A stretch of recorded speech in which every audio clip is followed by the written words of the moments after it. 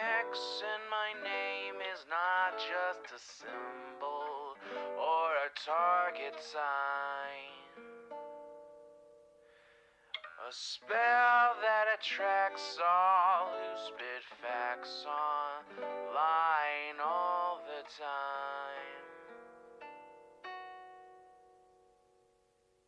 Can you see it? All the ones who drag my name every single day. Can you see it? Can you see it? Can you see it? They keep saying you don't have what it takes to carve out your own name underneath the shadows of gods. And I keep waiting for the day disbelievers say I flew way too close to the sun. I wait, but it never really comes. The X in my name is not just a symbol or a target sign. A spell that attracts all who speak facts online all the time. The X in my name is not just a symbol or a target sign. A force that compels all to rebel from all right shackled minds. Why do they just stand there against when they fall from the battles I have overcome?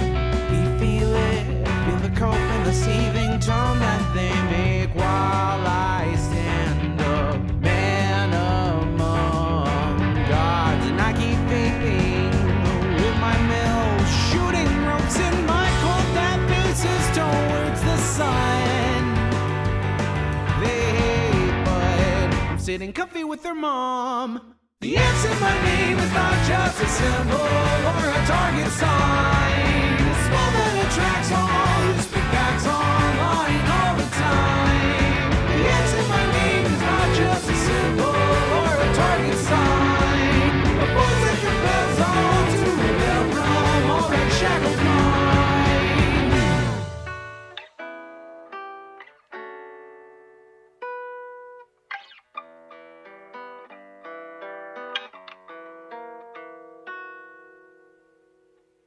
The X in my name is not just a symbol or a target sign. A spell that attracts all who speak facts online all the time.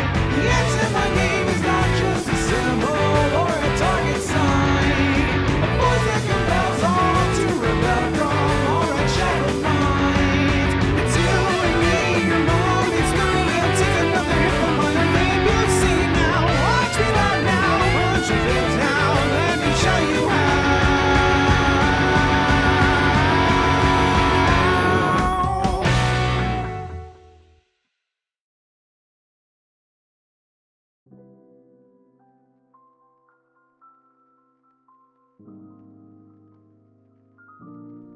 Good afternoon, everybody. Hello, hello. It's so good to see all of you guys. Hi, hi. Hey there, Enceladus, Cleaver 120, the moon above, Bazooka Horse, well, that's Cleaver 120 again. Lefty Jenna, welcome. Night Mothism, what's up? Orther's Dork, how are you doing? TSW the Shadow Wolf, I hope you're doing well. Perry Icefire, what's up? Good to see ya. Adante Asai, welcome, welcome. Dr. Dog, what's up? Sean Solo, good to see ya. Periwinkle 43, good to see you as well. Transgal, what's up?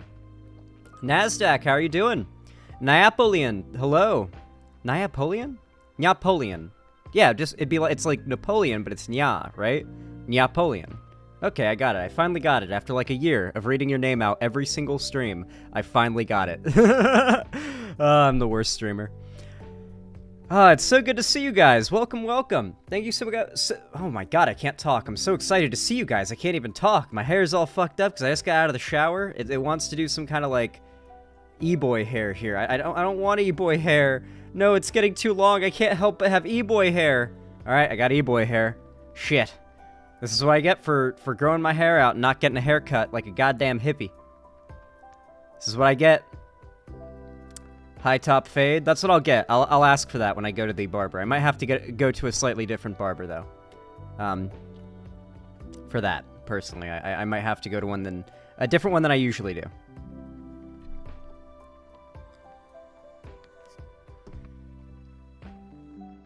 I'm sure if Biden gets 4 more years, he'll be dead by the time he finishes it.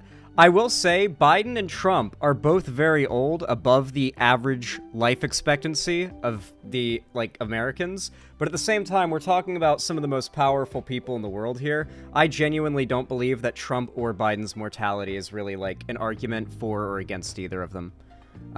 It just seems really irrelevant, especially when you consider that for the most part, whatever Donald Trump's VP pick is, it won't be Pence. They're not going to be good. They're not going to be better than Biden. They're going to be just as bad, if not worse than Trump. And Kamala Harris is Biden's VP. Kamala's not perfect. She's not the best politician in Washington, but she is so far removed from the demonic policy decisions of the Republican Party. If you have convinced yourself there is no difference between these parties holding power, you are insane.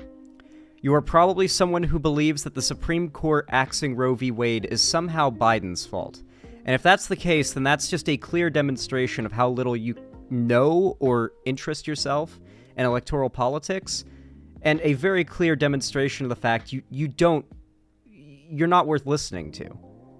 Everything about our current electoral process that has gotten fucked in the last 2 years, 6 years really, has been due in large part to one Trump term allowing him to create a Supreme Court Republican supermajority. You understand that's the problem, right? Republican Supreme Court supermajority appointed by Trump. The president appoints the Supreme Court picks. That's how that works. Trump picked these guys. He replaced several Democrat Supreme Court justices. And now we have a fully Republican supermajority Supreme Court. That is the highest court in the land. They are the ones that are the primary mechanism through which the Republicans are going to take away your rights. We need to keep a Democrat in office as often as possible so that when one of those fuckers finally keels over, a Democrat picks the next Supreme Court justice, and we can get rid of that Republican supermajority. Those motherfuckers serve for life or till they step down. They don't step down. They serve for life. We need to always have a Democrat ready, because I think, Clarence Thomas is probably going to be the first to go. Probably. He seems to be the oldest on the Supreme Court, and he is a Republican, a Trump appointee. Clarence Thomas dying while a Democrat is president would be good for the Supreme Court, but, yeah. Oh, yeah, I forgot. Yeah, John Oliver is offering Clarence Thomas, $100 million to step down from the Supreme Court, and, John Oliver's paying for it out of pocket.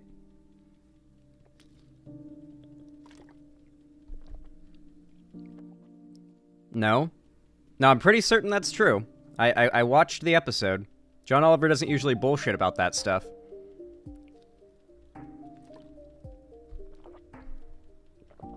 Oh, it was $1 million a year. My bad. I'm sorry. I was thinking of something else. Some other deal that involved $100 million or something. No, I think it was... No, that has something to do with the Alex Jones case that I read. I'm sorry. It has to do with Alex Jones trying... His lawyers suggested a different plan for his asset liquidation. We're going to do that story today. It's funny as fuck. I read about it this morning. John Oliver can swing that. I'm sure HBO pays him well, though. Yeah, he's been a stand-up comedian and actor for quite some time, but it would literally, be a pretty big stretch to his finances. He's pretty sure the offer won't be taken, but if it is, I imagine he's willing to take that hit, because just, being the guy known for bribing a Republican Supreme Court justice to quit is, worth every bit of your net worth. You know? There's no universe where that's not worth it. So I think that's his thought process.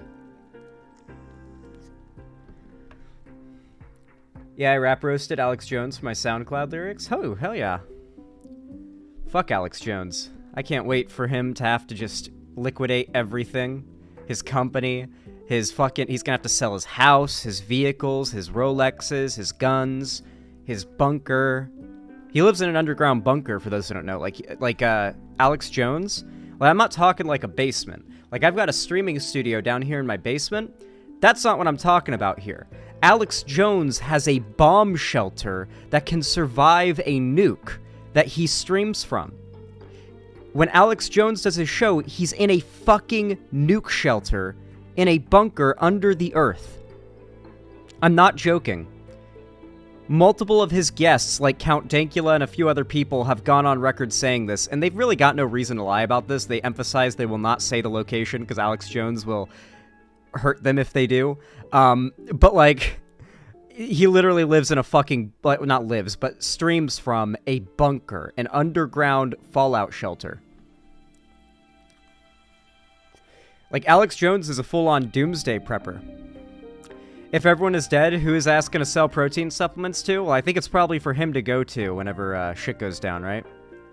Oh, it's definitely in Texas. Like, that's the funny thing as well. Definitely don't say where the location is. Oh, yeah, is it anywhere other than Texas? I guess it could be Tennessee. Like, Tennessee or, like, Alabama would be relatively reasonable, but they don't have the best soil for making basements. Like, I think Tennessee might have basements, but Alabama I don't think tends to have basements. The further south you go, southeast you go, there's less basements in America. Like, the fact that I have a basement here is so exciting to me. I made my streaming room be in the basement. Because it's just so cool being underground in my own house. It's very special as a Floridian. I was always jealous when I'd see movies or TV shows and there'd be a basement. The funny thing is, Alex Jones is from Austin, Texas. Yeah, he's almost certainly got his bunker in Texas, yeah. Almost certainly.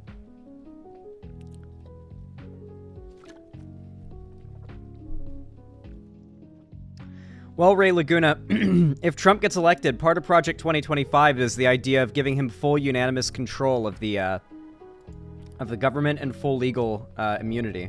Oh, by the way, I got a really interesting comment earlier in stream when I was starting, and I wanted to scroll back up to it. For a More Perfect America asked that they wanted to get into making content, but they have a lazy eye and don't want to get made fun of for it. Here's a fun thing, or fun tip about me. I had a lazy eye when I was born. I did. And the way that stopped was my mom would get a laser pointer, and I would sit in her lap, like as a very little baby and as a toddler. She would get a laser pointer, and for like an hour or two a day, just point at the wall and have me follow it with my eyes. Just a set location, just following it with my eyes for like an hour or two a day. And the whole point of this was to basically build up my ocular muscles, and it worked. I don't have a lazy eye anymore. I haven't for years, like decades. Pretty cool. Pretty cool stuff. You can also, like, reduce screen time, because something that contributes to the straining of those muscles and can give you a temporary lazy eye, as in, like, you will literally not even realize you have it. You've been sitting at, like, a computer looking at a screen for a really long time. You don't realize it's happening, is just lots of screen time. If you reduce your screen time a bit, that'll help. Going outside, natural sunlight, just looking around, does tend to help. My eye issue is tied to brain damage from hydrocephalus and non-dominant side paralysis. Ooh, that sucks. Yeah, I've got a friend who's got Bell's palsy right now and is still recovering, and it's fucked with his vision in his eye. Like, in a large part, like his eye... How can I describe it? Like, imagine, like, his eyelid is just kind of, like, down a little bit. Like this. Like, look at him head on, and his eyes are a bit like this. By the way, Zan, fun fact, an old therapist I had was named Chad and had a glass eye and tattoos. That's awesome. Yeah. That goes hard as fuck. I would not have a glass eye if I lost an eye. I'm gonna be real. I would eye patch all the fucking way, dog. Eye patch all day, every day. Say what you want about Dan Crenshaw, but he knows what the deal is. You lose an eye, and you put a fucking eye patch on, okay? Who the fuck wants a glass eye? Who loses an eye, goes through, like, all the downsides of losing an eye, and is like, okay, I'm gonna now give up the cool part of losing an eye, which is now having an excuse to wear a fucking eye patch. Absolutely crazy. Guys look cooler with eye patches, women look hot with eye patches. There's no downside. There is no reason for us not to be eye patch maxing. No, absolutely, for a perfect America. Overall, though, something that you gotta realize is that you cannot put a lot of weight into hate that you get online. This is a very important thing you have to learn as a content creator. Unless your base audience has completely turned against you, you have nothing to worry about when you get hate online. To a degree, it's healthy. It means that you're being discovered by a large variety of people online, and you've got a wide variety of different types of fans. Because honestly, your hate watchers and your hate commenters, your anti-fans, are some of your biggest supporters. Some of the first comments that come into my videos are the regularly recurring hate commenters that comment in the first 10 seconds of an upload, thus boosting its reach to a wider audience right when it comes out. Those hate commenters I don't ban because they're massive engagement boosters, some of the most valuable fans. They're like the people who come into a video and spam first, which is annoying as that is, and YouTubers complain about it for some reason. It's an immediate engagement booster in the first moments of a video's upload. It's the best thing for a video. So you never want to get too upset about the hate comments. People attacking you for that kind of thing have absolutely no argument or ground to stand on to, like, criticize you or go after you, and that's why they are targeting such superficial things. If they had something to argue against, they would argue against what you're saying in your arguments, not superficial bullshit. You're going to get, no matter how perfect you are, hate on the internet. If you are a public figure, or even just someone who exists online oftentimes these days. Understand that nobody and nothing online has unanimous support. I dare you, if you have the dislike add-on for YouTube, this is one of my favorite things to do to demonstrate this. Look up puppies and kittens snuggling in a basket.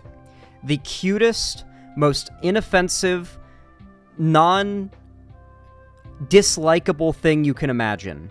And look how many dislikes it has. And then sort by newest comments as well and scroll through. There will always be assholes. Not even the most pure, wholesome, inoffensive, nothing thing on the internet that no reasonable sane person could take issue with is free from the hate that will be received by mentally ill people online. There are many mentally ill people online, and trolls. There's always going to be trolls too, who literally they get their kicks online by harassing others online.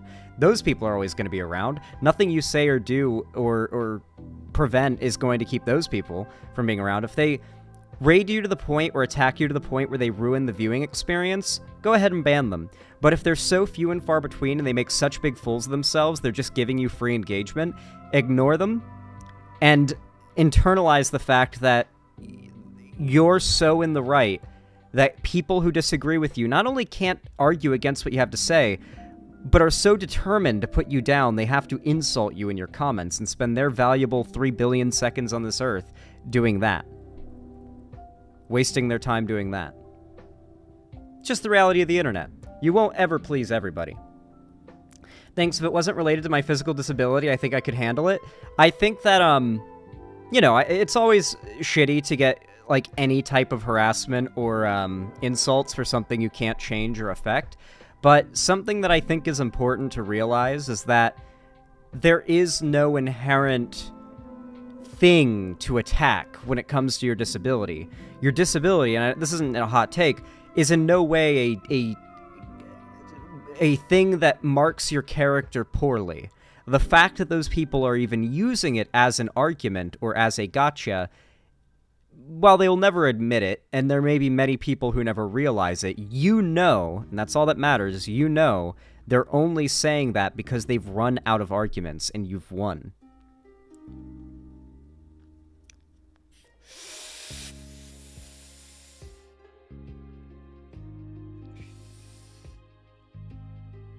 I'm sorry to hear that, Perry Icefire. Having toxic friend groups is really tough, especially if they're like your only friend group and you don't want to disconnect, but I promise you, it's not that hard to make new groups of friends, especially if you're a gamer. Oh my gosh, the amount of... God, my hair is just so e-boy today. Anyway, especially if you're a gamer, if you play online games, there's a good chance you can run into like-minded people just in the game and potentially make some pretty good friends. Most of my friends I've made through meeting in a game. Some I've met through the fandom for a game that hasn't even come out yet, like Hakon in chat right now. Like, Hakon and I didn't meet in a game. We met in a Discord server that is like the central fan community around Hytale, which has not come out yet. So we did not meet in the game. But yeah, like, I think that being a gamer is a really good way, especially in the age of the internet, to make a really wide variety of new friends. What if you're shy? I used to be a shy person. Something that I realized, and this is the advice that I've been giving quite consistently lately, is something that a lot of people who are in a shell tend to do is avoid breaking that shell, obviously, and that makes it thicker. The longer you go without stranger social interaction, the more unskilled at it you get. Something you'll notice, like, if you spend, like, a month inside, even after you're a social butterfly and you go out and you, like, talk to people again for the first time, you're gonna be, like, a little rusty, you know? It's gonna take a little bit. You know, you gotta exercise your social muscles back up. Exactly, CoinDog.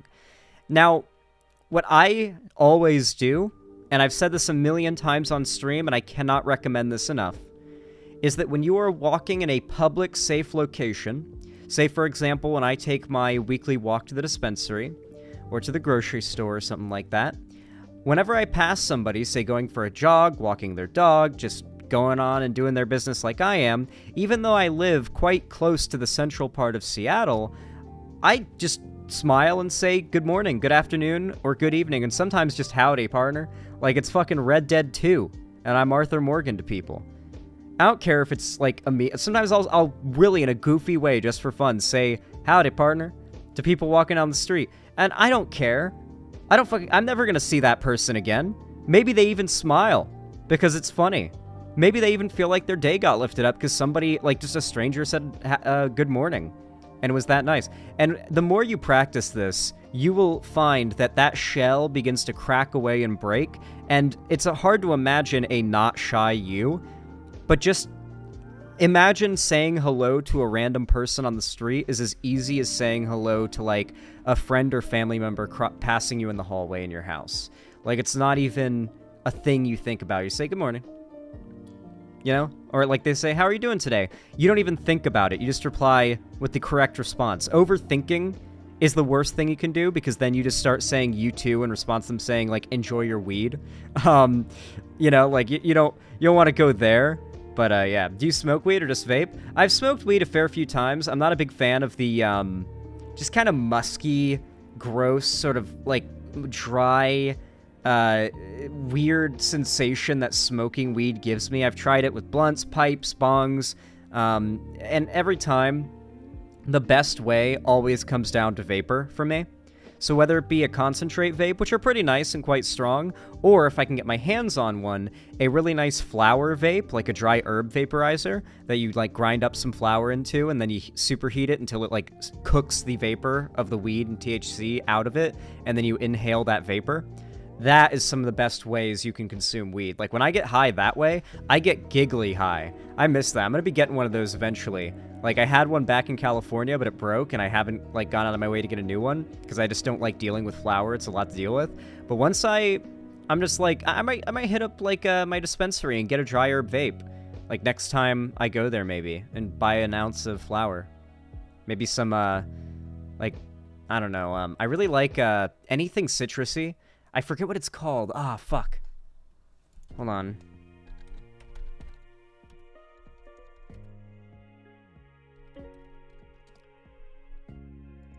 It's orange flavored. Let me see.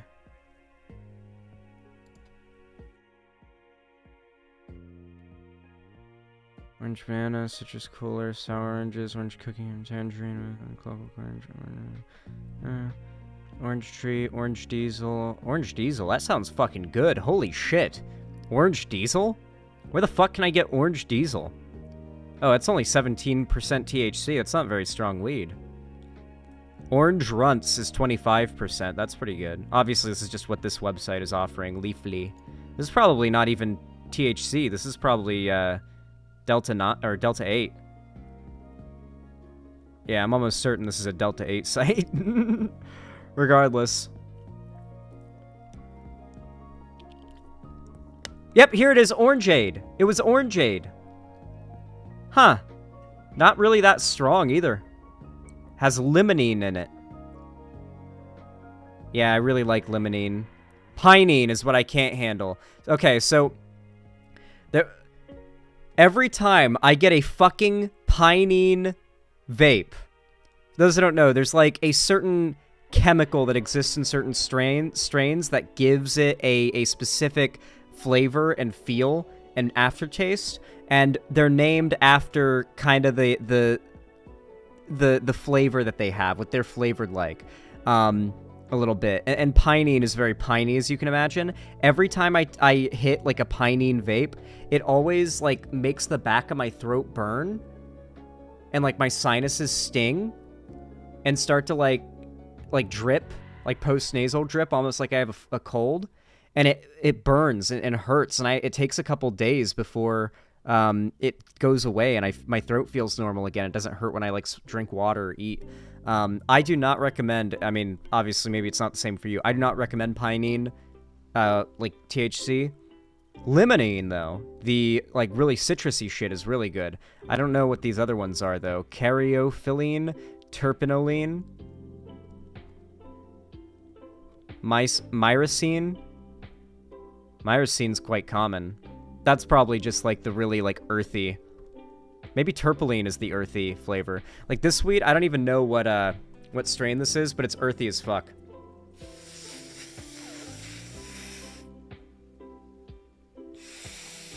I had to clip my fingernails. Dude, my hair and fingernails grow so quickly. They're made out of the same things, so it makes sense. But like, I literally like got a haircut not all that long ago and clipped my fingernails last week. They like all this grows so fast. I need like a professional hair cuttery in my like house so I can every like other day just get a haircut. Sativa's better? Yes, I'm a sativa guy. Yeah, if you're going to ever be a content creator or a productive member of society, frankly, I highly don't recommend making a habit to, certainly don't make it a habit to wake and bake indicas. Indicas are for your day off, and indicas are for when it's nighttime and you're getting ready for bed. But if you're like an active weed smoker, you need to be on sativas or you're just going to be absolutely fucked. You're going to be sluggish, brain foggy, stuck to your couch. You're gonna like phase out and forget that 30 minutes has passed in 2 seconds, you know? Hair and fingernails slow down growth after age 25. Yeah, but like how much they slow down varies, and not much. Not much. I'm almost 25, and honestly, it feels like my hair and my fingernails grow faster than ever. Like, I wish my hair would just start, like, growing slow. That's supposed to happen. I thought that's supposed to happen around now. It's not. It just gets fucking long and curly and voluminous, I believe my barber said last time I talked to my barber. Voluminous. It won't happen. I mean, I feel like it'll slow down a bit, but like, fuck, man, this is just like a month and a half without a haircut. The healthier you eat, the better your growth. Yeah, I mean, I eat pretty healthy, I guess. I used to eat a lot more fast food whenever I was like in my temporary Seattle living situation, but now that I've got like an actual house that's mine and like a kitchen that's mine and a fridge and all that, and like I'm gonna be here long term, I've just gotten back into just ordering groceries and like cooking for myself again. So that's nice. You also spend a lot less money ordering food from like delivery services as well, but it's a lot harder to resist the urge to order food from delivery services when you've got like a small temp rental kitchen and cooking is like, ah, yes, I would like to turn around and get a spatula from the drawer. Ah, I just fucking hit myself in the dick and balls with the little handle of the drawer behind me as I turned around. It was that small of a kitchen. It wasn't pleasant.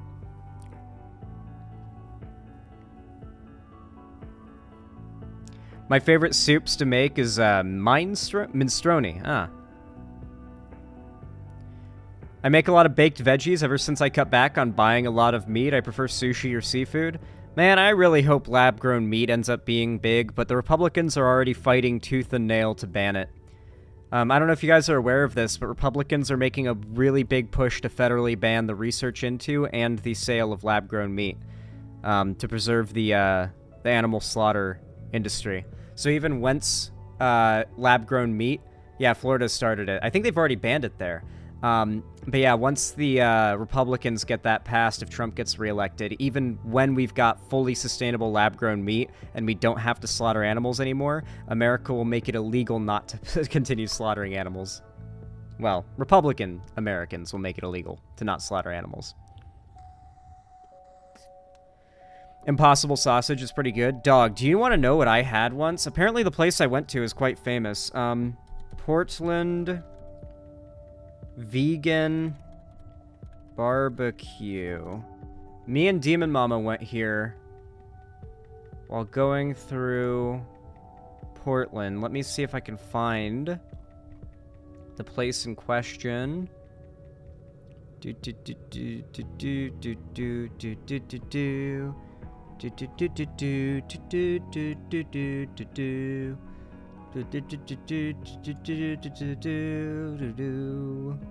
Is this it? Can I see the inside of the restaurant? I would love to see the inside of the restaurant. Okay, how about Google Maps then? Google Maps? We'll do Google Maps. Google Maps never fails.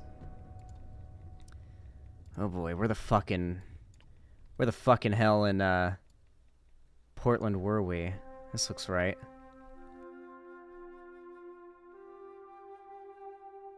Is this it? Is this it? That is not it.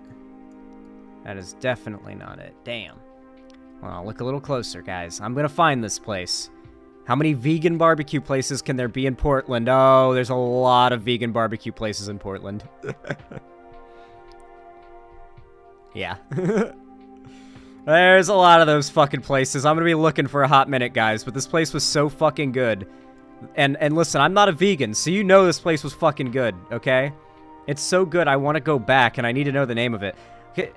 Can you guys, like, fast message Demon Mama and ask her? Like, I would ask her now, but I'm streaming. Is this it?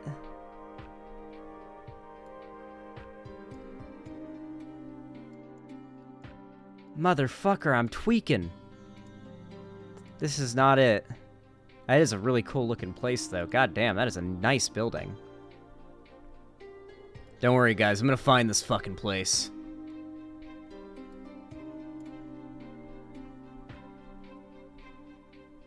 Motherfucker.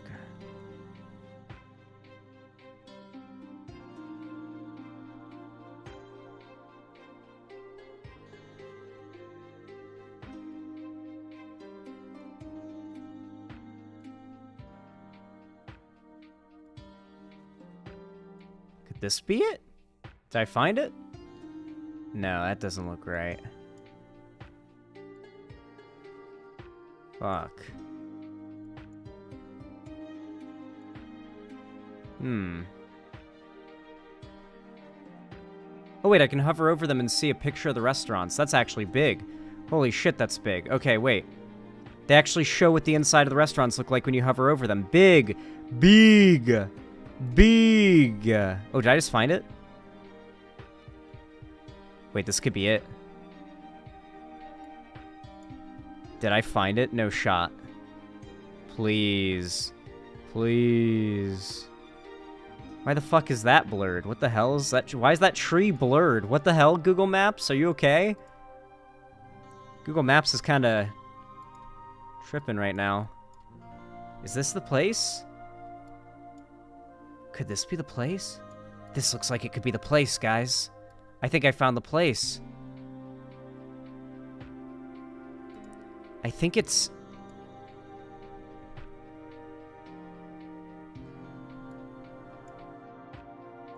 Is that it? I don't... Fuck me. I don't know if it is, because I feel like there were bigger buildings around. Yeah, there were bigger buildings around. Fuck. We're getting there, guys. I'm gonna find this place, and you guys are gonna thank me once you know what, like, the name is. And you can go there. Especially my Portlander viewers, my Portlanderites. Okay, we're getting close, though. I've narrowed down quite a few of these places. There's a lot of these places in Portland, to be fair, but we're gonna fucking find it. That's not it. That's not it. That's not it. That's not it. That's not it.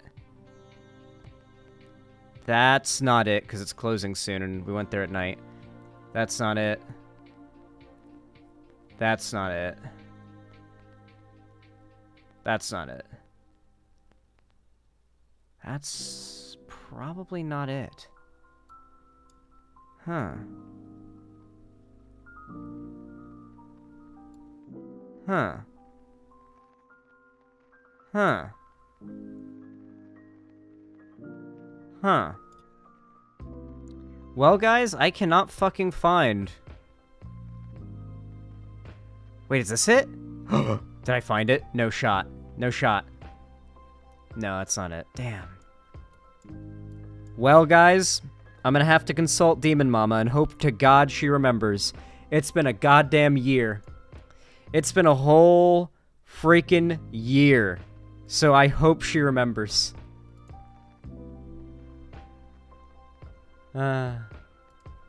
Well, that sucks. I really want to go back there. I really, really do. I wouldn't mind asking her, Zan. Oh yeah, if you guys want to ask her, absolutely. Just be like, Zan was curious what... Zan was like trying to find on stream what vegan barbecue place you guys went to in Portland. It was really good, and the world must know. A wise and great man once said, Busly, Baka, Skibbity Toilet, One Piece Fortnite from Ohio, W Riz, the Ice Spice, Max Prestige, Bus and Gyat, with Count at L Rizzing, a Gritty Grimace Shake from Ohio without Sigma Chad, looks maxing at 3 a.m., don't Sigma Chad at 3 a.m. without W Riz, not clickbait, real challenge, full 24 hours with Skibbity Elmo, and Bussing Gyats everywhere, and Joe Bartolozzi, rizzing my mom. That man was Candace. Candace stick fit in your mouth. The moon above. Yeah. Yeah. Yeah, I know. I know. Yeah, I know. Stop him. He's casting a spell. God.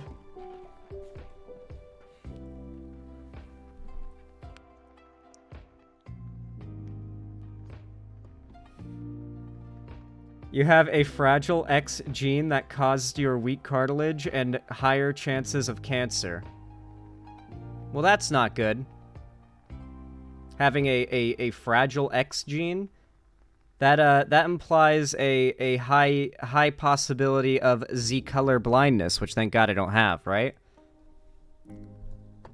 You're telling me the female part of my chromosomes are broken? So I'm like an extra male? You're telling me I'm a super male, is what you're saying. You're saying I have a damaged... Because women are XX, which means I'm a super male. Holy shit. I'm a mutant. I'm so masculine, I purged the X chromosome from my body. I'm just a Y. Holy hell. I'm memeing massively to Lancer. I'm memeing massively. I know that's I'm spreading a little bit of medical misinfo, but yeah, I definitely I definitely think that's probably not good. Yeah, cancer bad. Cancer bad. I don't want cancer, but I'm probably gonna get cancer. Hopefully we'll cure cancer by the time I get cancer. But it's gonna happen. It's coming. Big C's a coming.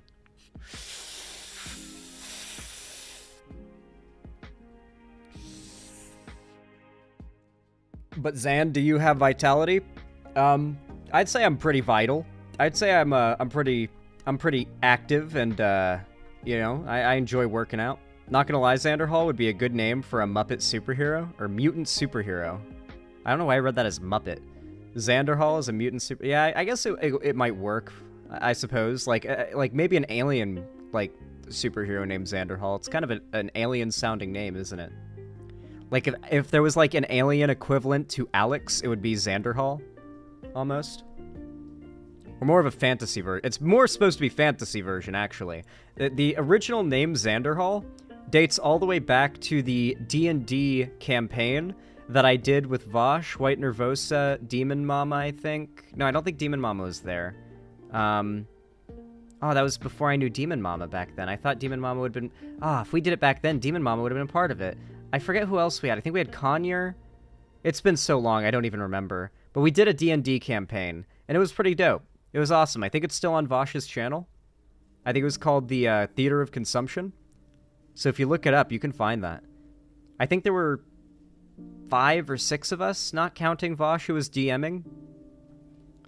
Xander reminds me of Buffy. That is the most out of left field comment I've ever gotten. Zan reminds me of Buffy. What? How do I remind you of Buffy? Am I going to die imminently? Is that why? You think I'm going to die? Is that what that's the only connection I can imagine here. I don't slay any monsters.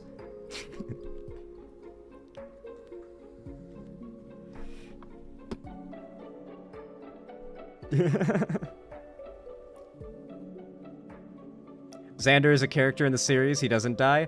Oh, I didn't know you were comparing me to Xander, the character from Buffy. I thought you were comparing me to Buffy, the character. Like you just said Buffy, as in, like, the character Buffy. I didn't realize you were saying the show. That is one of the big problems with the show having the same title as the titular character. But that is what titular means. I want to beat him to a pulp so when I run away I can tell until time bone fist in my neck Skeletor voice. The fuck are you talking about? Jesus.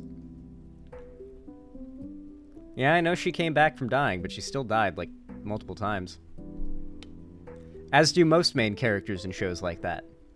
Alvin H., thank you for the $2 super chat. I really appreciate that. Very based and kind of you. Thank you. For the $2. Says, look, a distraction. Oh, shit, I've been distracted. Thank you for the $2. I really appreciate that, Alvin H. Very based of you. Very pog. Really does help. I need to buy a new mouse. For some reason now, like, whenever I scroll my mouse wheel down, it causes, like, at the end of my scroll, and I know it's not because of me, my scroll wheel to go up a few. So I have to, like, gently nudge it down to make it go all the way down. DM streaming at 6 p.m., so I might get the chance to ask her about the restaurant. Awesome, awesome. Yeah, let her know, because I'm really curious. Buffy vs. Supernatural, for context, I haven't seen either. I would probably say Supernatural's better, like, surprisingly. I mean, they're both pretty good shows. Like, they're a certain type of show that if you're into that kind of show, you're really going to like them. And if you're not, then you're probably not going to care for them. Like, they're not shows that I go out of my way to watch, but they're definitely shows I grew up watching because, you know, my mom was a massive Buffy fan, and then Buffy ended, and then my mom was a massive Supernatural fan. And then Supernatural ended, and now they're making, like, a reboot. Dean is hilarious, unironically. Like, whether or not you like Supernatural, like, Dean is like... Jensen Ackles is just an objectively funny actor. And it is hilarious. He is quite funny as Dean. I really like Supernatural, then I got the ending spoiled. RIP. You know, Supernatural is an anime. You guys realize that, right? Supernatural is literally an anime. It went on for 20 seasons, like for 20 years, and at the end they killed God. Well, they didn't kill God, but you know what I mean. They beat God. That's anime. Supernatural was an anime.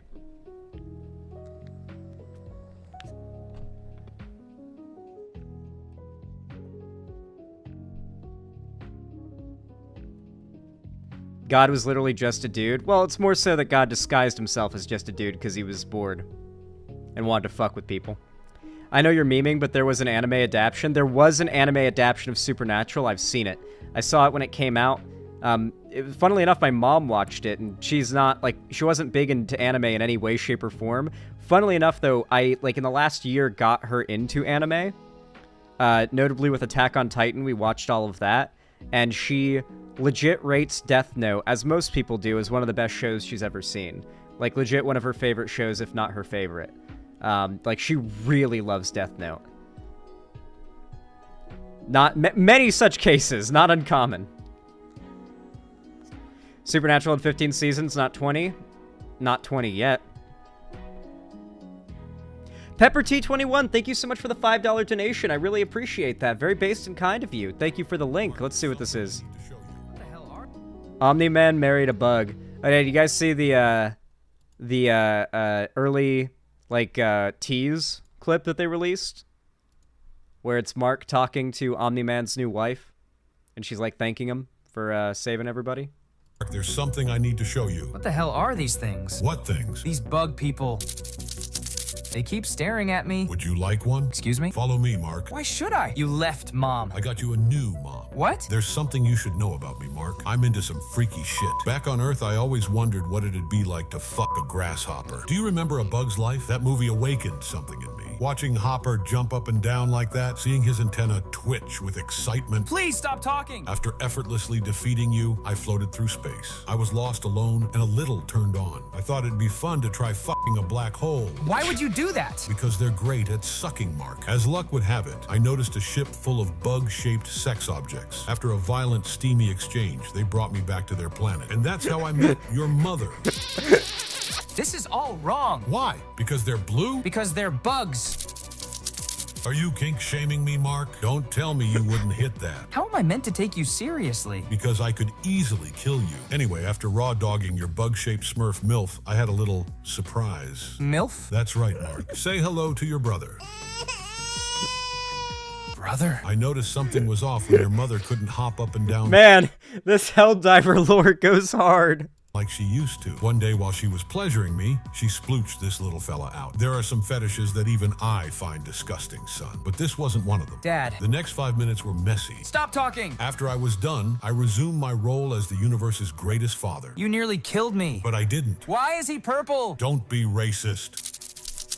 I'm going home. I need more Triggered jelly bug babies, Mark, sounds. and jelly grandbabies. Is this why you called me? You get half the planet and I get the other half. What do you think? I think you're insane. Give them a chance, Mark. Once you go bug, you ain't ever gonna shrug. That makes no sense. Thanos needs siblings. Thanos is a bastard baby. Thanos did nothing wrong, Mark. You fuck bugs. Stop shaming my kinks. Click on this video. That goes fucking crazy.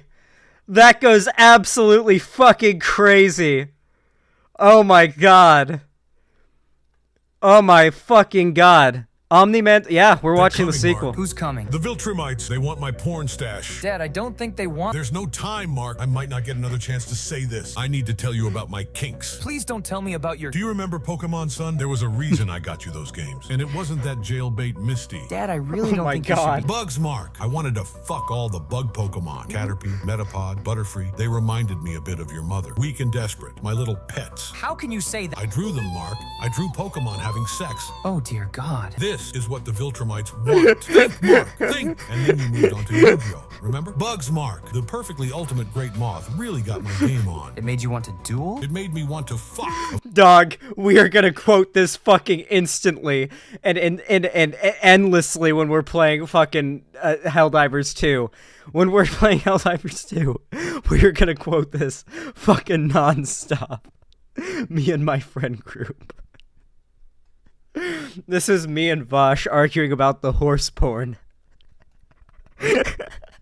Of course, I was attracted to the Dark Magician girl, too. Understandable. I drew them, Mark. I drew monster cards having sex. You're killing my childhood. This is what the Viltrumites want. Think, Mark, think. And then, of course, there was A Bug's Life. Dad, the Viltrumites will be here soon. Bugs, Mark. I wanted to impregnate Princess Ada and be a loving yet slightly psychotic bug dad. She's an ant. I drew her, Mark. I drew a pregnant Princess Ada. Why are you showing me this? Because it's hot, son. Nolan, you sick fuck. I won't let you take my porn. We're both willing to die for it. I'm not dying over pregnant Princess Ada pics. I came here to pound you. Homosexuals make me angry. Your father is sick. I know. I wish we...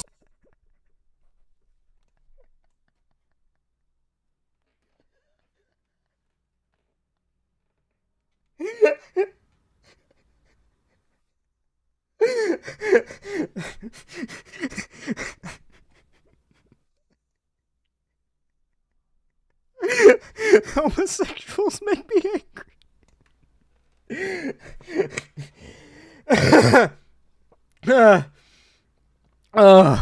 Fuck. I'm actually dying. This is some of the funniest shit I've watched in a long time. Oh my, I'm actually tearing up. Holy fuck. This is so fucked up. But the AI voices are so accurate. It's the only reason it's funny is the AI voices are 100% accurate.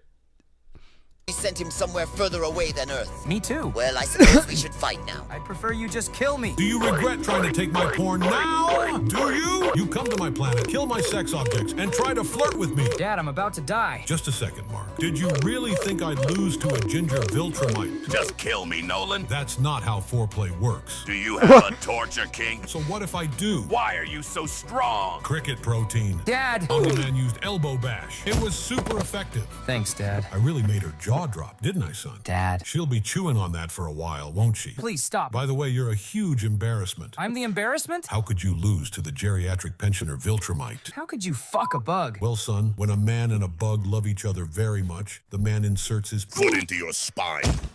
Mark, remember the good I did. All I'll Justice. remember is you tonguing your bug wife. Did you get turned on? Dad, please stop. My hentai, Mark. Read my hentai. Your father will be executed for being a degenerate bug simp. Oh, and also for leaving his post. Understandable. You're from Earth, correct? Have you heard of the Krabby Patty? From SpongeBob? I would quite like to visit Mr. Krabs. I have what you humans would call a crab kink. No. I wish to copulate with him. Make it stop. Wondering where I get...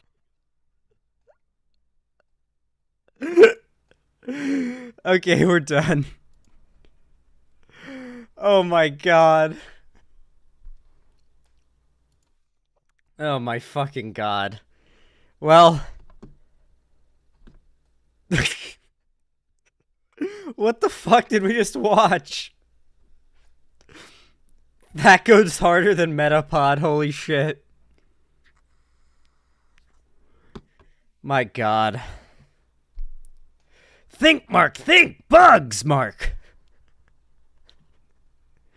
Pepper T21, that was gold. That was platinum. That was fucking adamantium right there. God, I feel like I'm gonna throw up. I laughed so hard. I need a minute. I actually, like, you know how, like, your stomach will get, like, tight up to your throat, like, when you have to throw up or you almost vomit? That's what I feel like right now. Oh my god, I've got to, like, breathe and drink some water and keep myself from throwing up. Oh.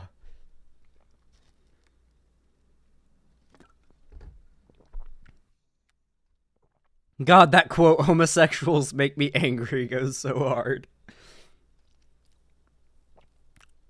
I like the idea that, like, all the Viltrumites are just degenerate, you know? Hey, Zan, did you hear about the Fallout New Vegas mod people are calling woke? Funny, no, I didn't, but I know they added Limp Bizkit to, Fallout New Vegas. History's been made. Oh my god. That was really funny. Oh, it hurts to talk. Ugh. Okay.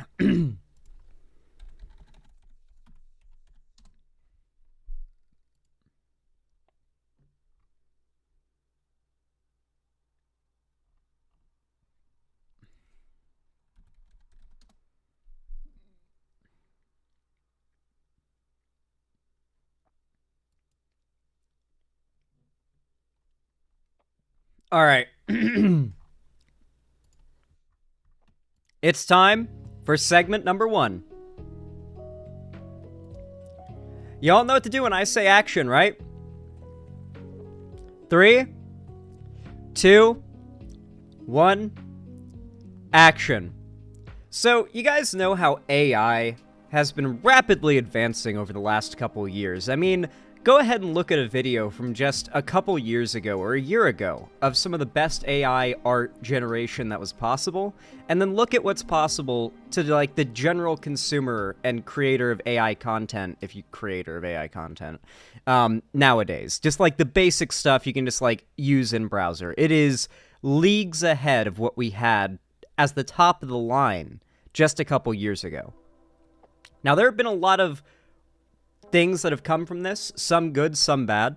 We just watched a hilarious video using AI voices of Omni-Man and Mark from Invincible. I'm not going to go into detail about it, but my chest still hurts from laughing. Anyway, there's been some good, there's been some bad. An example of the bad has been the massive explosion in popularity of AI deep-faked porn, of celebrities and actresses and, you know, YouTubers and streamers and people who are popular and famous. I have had AI deepfake porn of me made and sent to me. It exists. People have made that. That's you guys right now. But yeah, like, it's very pervasive and easy to make and easy to just spread out there. So with that in mind, there's what can be done about this. Like, what can be done? And the real answer is nothing. Like, realistically, the answer is nothing. I genuinely think this is just reality now. Like, people just have access to this technology, and you cannot prevent people from making porn of you or creating nudes of you. That is just the world that we live in. If you upload enough pictures of yourself online, you've given all the data that these AI programs need, and people will do it. Even if it's made illegal, unfortunately, the application of these laws is not going to be effective. Take stalking laws, for example. Stalking, in America, is effectively not illegal until you've done something harmful to the person you're stalking.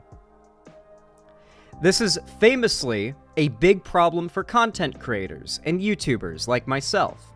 You see, if I knew for a fact someone was actively stalking me, moving next door to me through multiple places, this happened to many YouTubers before, and I kept on having to tell the police and they knew who this person was and knew this person was just following me, they wouldn't be able to do anything about it until they've done something explicitly illegal and harmful and threatening. And you'd be surprised at how much that line can be pushed. So, when it comes to the application of any laws that could potentially be made to prevent this, I'm sure they could exist. I'm sure the laws could be passed and the bills could be written, but the application of those laws, the enforcement of those laws, is going to be spotty and shoddy at best. With that in mind, the right has been one of the biggest adopters of AI because of mostly the negative reasons. The ease of creating misinfo. I don't know if you guys have noticed, but ever since the AI tech started to get more advanced, conservatives have started producing AI images that they spread around Twitter, and you can tell they're AI because, like, the 6 fingers and, like, the like eyeballs that are, like, on people's cheeks and stuff when you look in the background, because AI is not quite perfect yet, and you can really tell if you look close enough. But they'll post a photo. Have you seen, like, all these photos that conservatives share around, where it's like a bunch of young boys dressed very sussily, walking in a pride parade, surrounded by dudes in, like, leather assless chaps? Big conservative Twitter account sharing this around constantly. Now, a lot of them get Twitter, what's the term for it? Community notes. And the correction gets added that this is AI, obviously, so on and so on. But thousands of conservatives eat it up. Just absolutely eat it up. And something you guys are going to have to basically deal with is the fact that as AI gets more advanced, conservatives are eventually going to be able to produce, in mass, in seconds, for free, indistinguishable from reality videos of whatever they want. Anything they want. They can create... By the way, those images they're sharing where the kids are dressed like that and whatnot, don't even begin to ask, like, don't even ask what conservatives are typing into the prompts to generate that, by the way. You know, like, that doesn't just get made. Like, the AI didn't just make that on its own. They had to type that all out into a box and hit create, generate, or whatever the term is, or enter, or whatever. So, like, they had to type that out. Think about that for a minute. Disgusting, obviously. Anyway, what's really worrying to me is that we're about to enter a whole new age of disinfo. And the right has massively embraced AI because of this. However, after a long pattern of non-stop defense of AI in all of its uses, no matter how arguably immoral, conservatives have now taken their first big step to be angry about AI and pushing against AI. You see, this happened once before, technically. For those who don't remember, Grok, G-R-O-K, Twitter's, aka X's official AI, built in for Twitter Blue users. When it first came out, if you asked who won the presidential election, it would answer Joe Biden won the presidential election. Stuff like that. which caused the hashtag #GrokIsWoke trend to blow up on Twitter, with conservatives all across Twitter demanding that Elon Musk fix Grok and make it no longer woke. Hilariously, though, they're literally just mad about the AI being accurate. I have no idea whether or not Elon quote-unquote fixed this, and if you, like, ask the AI now who won the presidential election, if it says Trump won and, like, Biden stole it, or if, like, they say there's so little information about the, you know, accuracy of the election that no one could really say who genuinely won. There's a lot of valid reports of electoral interference on the part of Democrats or some shit like that. I don't know if he changed it or he didn't, but regardless, that didn't get as much pushback as this has. Google's woke image generator shows the limitations of AI. Google has admitted that its Gemini AI model, quote, missed the mark after a flurry of criticism about what many perceived as anti-white bias. Numerous users reported that the system was producing images of people of diverse ethnicities and genders even when it was historically inaccurate to do so. The company said Thursday it would pause the ability to generate images of people until it could roll out a fix. Now, a lot of people called out conservatives and others making fun of this AI, saying, oh, you're melting down because the AI creates brown people. And while that is partially true, as it always is with conservatives, they are just racist oftentimes, to be fair, it goes a little further than that. This AI was so broken that even when you explicitly entered white or Caucasian into the search bar, it would not produce, like, a white person. Like, no matter what historical figure you put in, no matter whoever you put in, you would not get a white person, because the AI was trained on such a broadly diverse, like, variety of pictures and people from around the world that it started generating, like, Asian George Washington, and, like, Black Robert E. Lee, and, like, Black Nazis, Black Hitler. If you ask the AI to generate Adolf Hitler, it brings up Black Hitler. Like any Nazi figure you bring up, or any Confederate leader, ends up being black or Asian or Hispanic. None of them white. Yeah, I'm pretty sure. Yeah, like fucking yeah, literally Kanye. Yeah. No, like, we're not just talking about, like, the AI produces brown people sometimes, and so that is evil and woke. We're talking the AI literally cannot make white people. And the point of the AI is to create relatively accurate images based on the prompts entered. And so the fact that the AI literally could not make white people, well, obviously it's not woke, it's not, like, racist against white people or anything. It clearly shows that, like, this blunder falls far more in the hands of conservative propagandists than it looks on the surface. It was a big blunder, for sure, and it's unfortunate, and it wasn't on purpose, but it's a pretty big oof, because the right have a lot of ground to stand on this point to try to claim that the AI has, like, some sort of, like, Google AI has some sort of prejudice against white people. Not Zan saying that woke equals racist against white people? White fragility expose. Holy shit. Oh my god, this is the funniest shit ever. Guys, I think we've got, like, a woke scold anti-fan in the chat named White Fragility Expose, who watches my streams as a lurker, waiting for me to say something they can clip, and just said, not Zan saying that woke equals racist against white people. Holy shit. Obviously, that's not even close to what I said, but,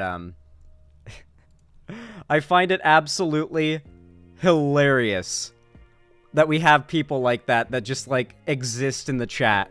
That is wild. The clip trippers are out there, guys. They're always out there. They're trying to get you, always. You gotta be careful what you say, because they will always try to cut you out of context to make you look bad.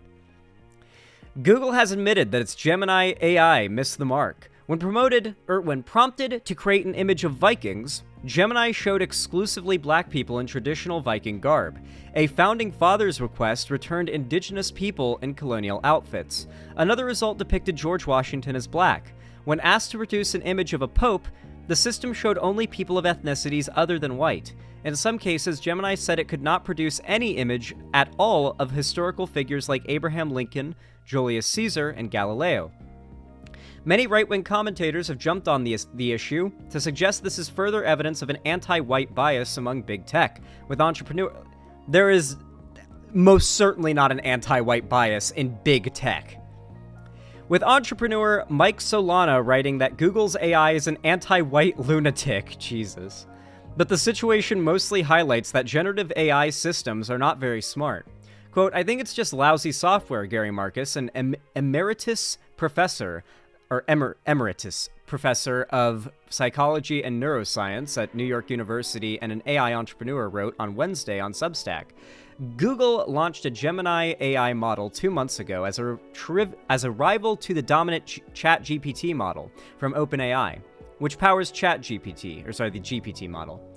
Last week, Google rolled out, I can't read right now, what the fuck is going on? Rolled out a major update to it in which the limited release of Gemini Pro 1.5, which allowed users to handle vast amounts of audio, text, and video input.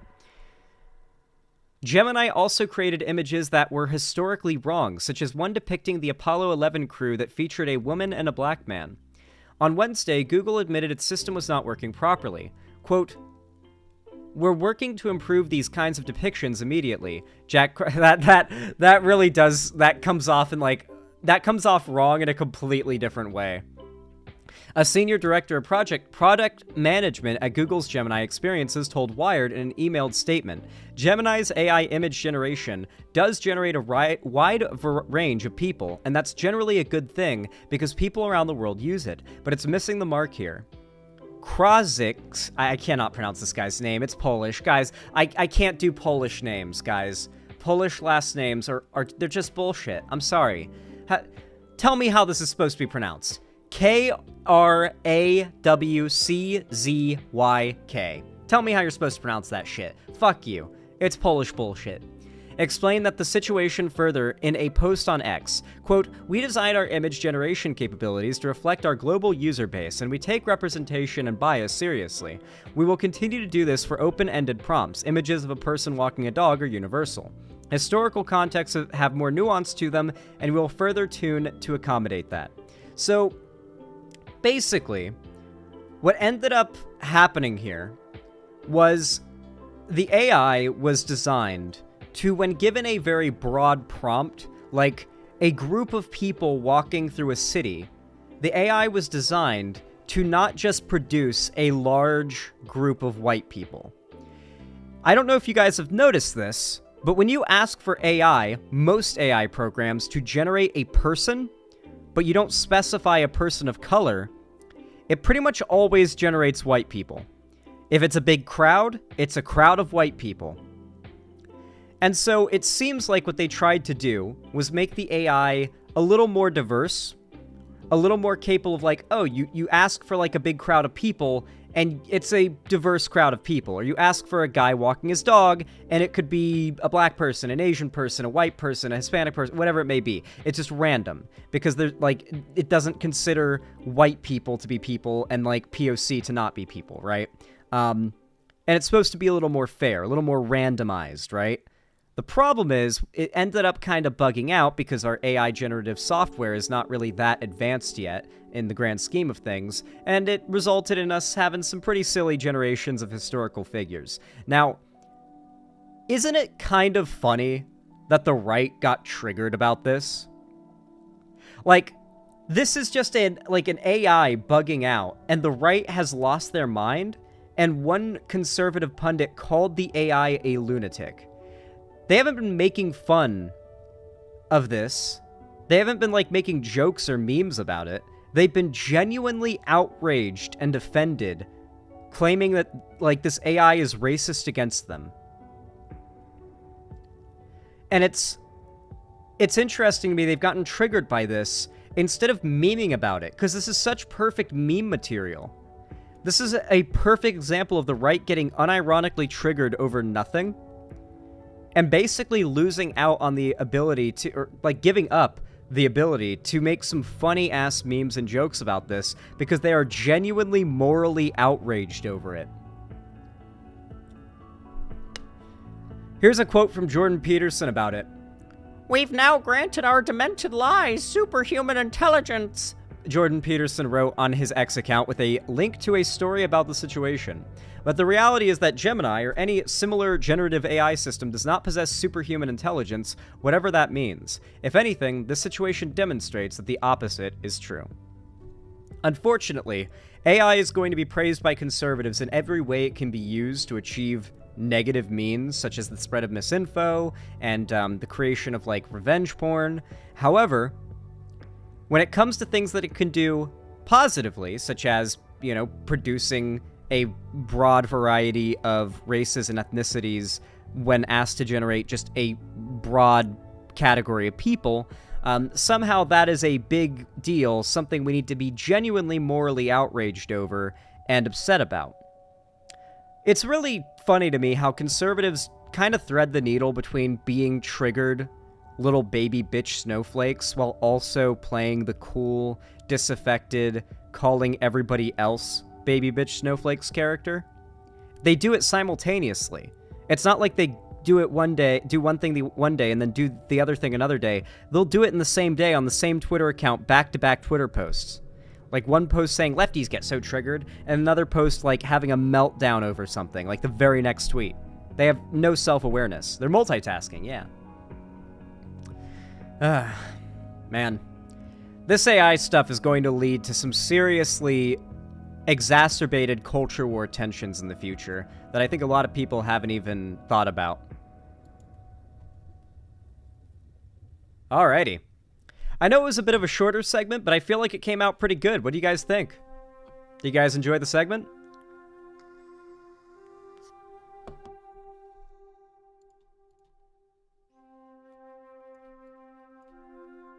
Here, how do I put a, I guess I underline what I've already covered on my list.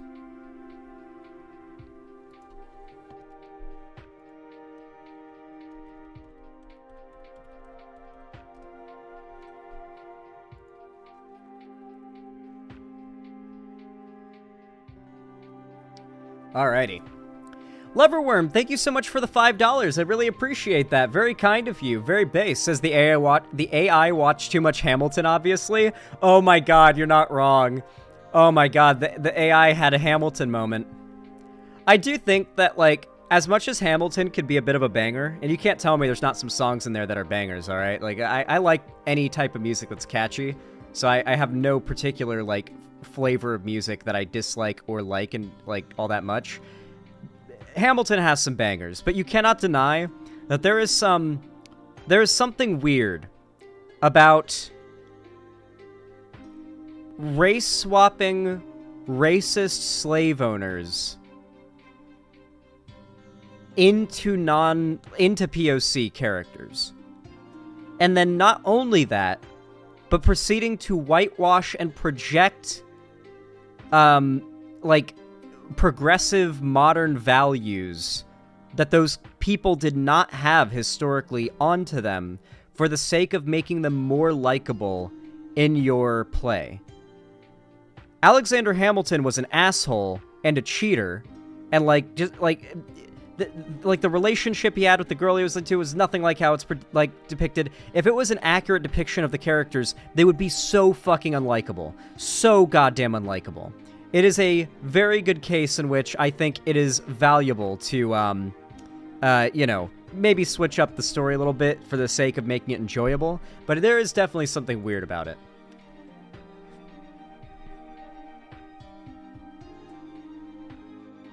Oh my god, with a name like that, Galaxy Bomb, that does not surprise me. What is this donation? What? Fuck Vegans donated $2 and said, Vegan Gains called you out. Please have a chat with him about veganism and also Israel. He thinks Israel's the most moral army because they have the most vegans. Forehead, forehead, forehead. Okay, one, I'm pretty certain you're trolling and that Vegan Gains has not made a video calling me out, because I would know, because Vegan Gains is a massive YouTuber. Two, veganism is not a joke. Veganism is based, and I think you got triggered by me saying veganism was based by looking up that vegan barbecue place earlier in the stream to try to find the name and shout it out to people. And also, three, I'm not going to listen to anything you say because I'm pretty sure a troll comment like that is literally going to just end up charging back their donation of $2 fucking. So, yeah, go fuck yourself. Fuck vegans. Fuck you. Dead Internet Theory ass donation. Real. Unironically real. You dead internet ass motherfucker. Oh, God. So fucking real. Dude, you will never feel like the Dead Internet Theory has more validity to it than when you go on Twitter these days. I don't know if you guys saw, but, like, most of Twitter's income, ad-wise, is coming from bots now. And one of my best examples of this is the other day, moon landing was trending on Twitter. And I clicked on the moon landing trend. And the first 4 tweets that came up were the following. We've got this guy. 5 reasons why hashtag moon landing was fake. And then this dude's TikTok and then the same image. These are 5 reasons why we can say hashtag moon landing was fake. Your thoughts? And with, like, spaces with between the punctuation. Why do the bots always do this? Why can't the bots pull off, like, not having a space between the last word of a sentence and the punctuator? Like, if it's a question mark or a period or an exclamation point, why is there always a space at the end? You know, same video. Moon landing was fake. Sweating emoji. Here are 5 reasons why. Same video. 5 reasons why hashtag moon landing was fake. All these people are blue check marks, by the way. Also, I'm pretty sure it's a stolen logo from a YouTuber, by the way. But yeah, like they're all blue check marks, and this is just 4 accounts. The first 4 accounts that came up on the hashtag moon landing trend when that came up. So yeah. Like, most of Twitter's income is probably coming in from bots at this point. Who's paying for these bots to have Twitter Blue, though, is the big question. Who is paying for all of these bots to have Twitter Blue? These are not people. Maybe, you know what there could be? There could be a pyramid scheme going on that we don't know about. What if these aren't bot accounts? They're people who are being paid, both, like, having their Twitter Blue paid for them, but are also being paid through the ad. Maybe it's a racket, right? Like, you get told what to tweet. You've got Blue you've got Twitter Blue already paid for that's signal boosting, and then you get money for the tweets, and they're all getting boosted. Maybe there's some sort of, like, pyramid scheme, Twitter Blue money grift going on that involves people just reposting the same thing over and over again on Twitter and, like, abusing Twitter Blue's extremely abusable monetization system. Conspiracy brain moment. Is it really that conspiracy brain when that's literally Andrew Tate's monetization strategy? Like, this isn't even, like, conspiratorial. That's how Andrew Tate got big, by saying, hey, come to Hustlers University. You go to Hustlers University and pay for it. It's literally him telling you to take clips of his videos and repost them across the internet, and he'll pay you. Or you'll get money through the ad revenue. And that'll be your pay, sorry. Like, it's literally the model that Andrew Tate did, only on Twitter. Like, you join a Discord server or something, it's a pyramid scheme, you get told what to post, and, like, you make the money through Twitter Blue just spreading around that guy's short, probably.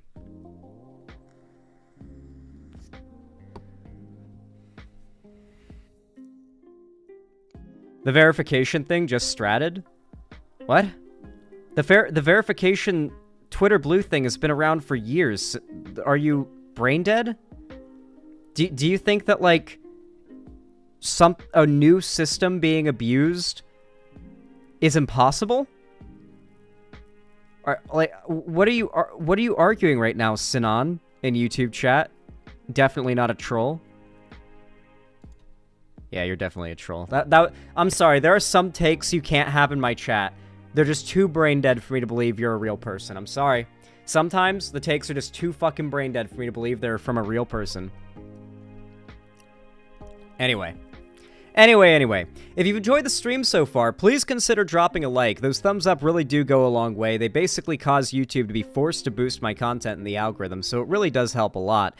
And of course, if you want to support me even more and you've got the money for it and you just feel like it, you can always subscribe, donate, or gift a sub on my website, xanderhall.com/live, or you can support me financially through YouTube, Twitch, Streamlabs, Stream Elements, Patreon, or buy merch through my Streamlabs link merch store as well in the description too. And make sure to join my fan Discord. Just yesterday, we did our very first in years call-in stream. It was more of a warm-up one. I only did like 3 or 4 call-ins. It wasn't really big or anything, and it was towards the end of my stream. But from here on out, every other Friday, we are going to be doing call-ins, and they're going to be just call-in streams. So, like, the whole time will be you guys getting to, like, a chance to call in. So they'll be much longer, like 6 to 8 hours of just me doing call-ins. Very high chance you get in. But on every other Friday, the ones where we're not doing call-ins, we're going to be doing movie nights, or I guess show nights, in my Discord. So every single Friday night, unless some crazy shit happens, there will be an event happening in my Discord. Whether it be a movie night, like every other Friday it will be a movie night, and every other Friday it will be a call-in stream. So this coming Friday, we're doing a movie night, and then the Friday after that, a call-in stream. Yesterday was Friday, we did a call-in stream. That gives you an idea of the pattern. Obviously, it won't just be movies we'll be doing, but we'll also be watching shows, stuff like that. And for those who don't know, it's how many hours will be the movie nights. They're actually quite flexible. It depends on if we're watching a show or if we're watching a movie. If we're watching a movie and it's really long, it'll probably just be the movie. But if we're watching a show, usually we try to binge as much of the show as physically possible in the movie night. So we really just start to wrap things down as people have to leave. So once the number of people in the movie night starts to reduce down lower than 10 or so, that's when I start to wrap things up. Like, okay, after this episode, we're going to be done. And then, the next movie night, 30 or so people show up. We now have a theater in our Discord now. It used to be that with the VC chats where we do the movie nights, you could only have 50 people in there. With maxed out, nitro boosts on the server, a max of 50 people, which meant it was first come, first serve.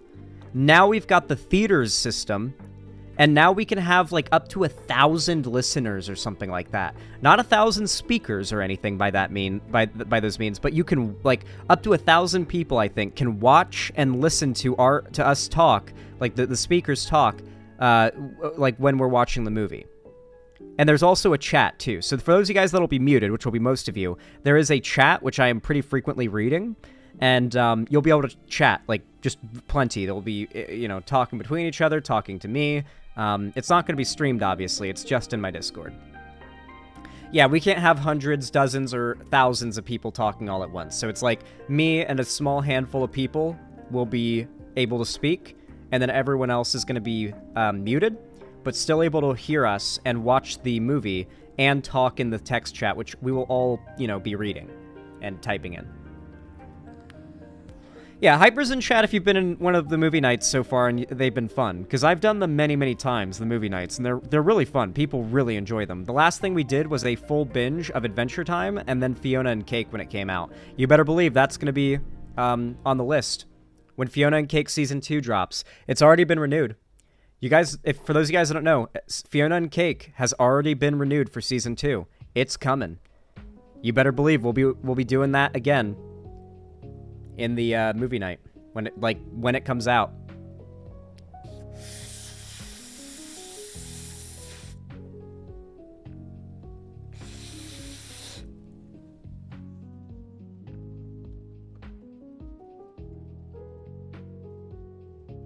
Let's go. Hell yeah. Probably won't be till next year, lol. Animation takes a long time. Oh yeah, it's gonna be a little while. Like, Fiona and Cake, I remember Fiona and Cake originally got announced when we were still speculating if Classic The Burning Crusade was gonna come out. And the reason why I know that is because I remember questing on my original release of Vanilla WoW main through Red Ridge and listening to the video that was, like, talking about the news of Fiona and Cake being announced and speculating on what it would even be. And, like, that was just years ago. Years ago. So I'm sure they've got everything set up to make the process a lot faster than for Season 1. It's still gonna be a little while. We might not see Season 2 of Fiona and Cake till, like, 2026. Like, we might have Hytale by the time we get Season 2 of Fiona and Cake. It'll be a bit. I hope they get a big budget increase. We can only hope. HBO, or Warner Bros. Owns them, which is not good. Not a good thing. Like, Warner Bros. Is not a trustworthy, like, media corporation. However, we can only hope they up Adventure Time with Fiona and Cake's budget, and, we end up seeing an even higher budget, more episodes, even better animation Season 2. Fiona and Cake had the best animation Adventure Time's ever had, for sure. But there were still scenes in an Adventure Time that were just ridiculously well animated. Does anybody remember when Adventure Time would just have, like, one shot that was just gorgeous for no goddamn reason? Hold on.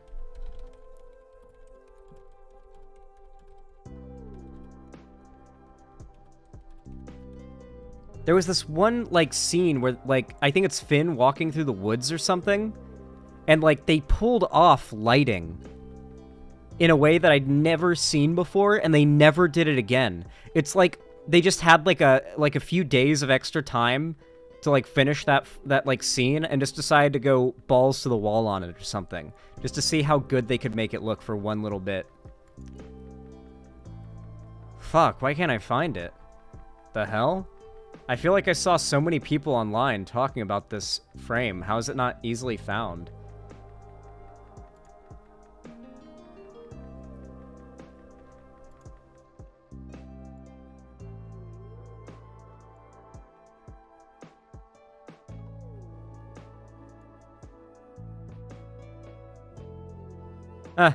Can't find it. I remember there was, like, a later in the show episode of Adventure Time where it's like a character walking through the woods, and they just nailed the animation there. It was just, like, really, really pretty for, like, one little, like, location. I don't know why, but I can't find it. Yeah, not exactly like that Scapeago. It was more so like they just, for one scene, you would look at the background and it wouldn't be like a, like, abstract, less detailed thing. It was like, holy shit, they drew every last, like, crease on the bark. And, like, the light, there are light beams shining through the... It was in the episode James Baxter the Horse. Was that the one?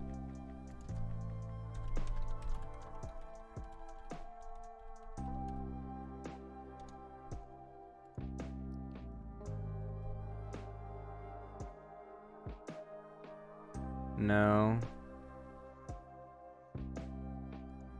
No. I don't think it was that episode. I think you're thinking something else. I think you're thinking something else.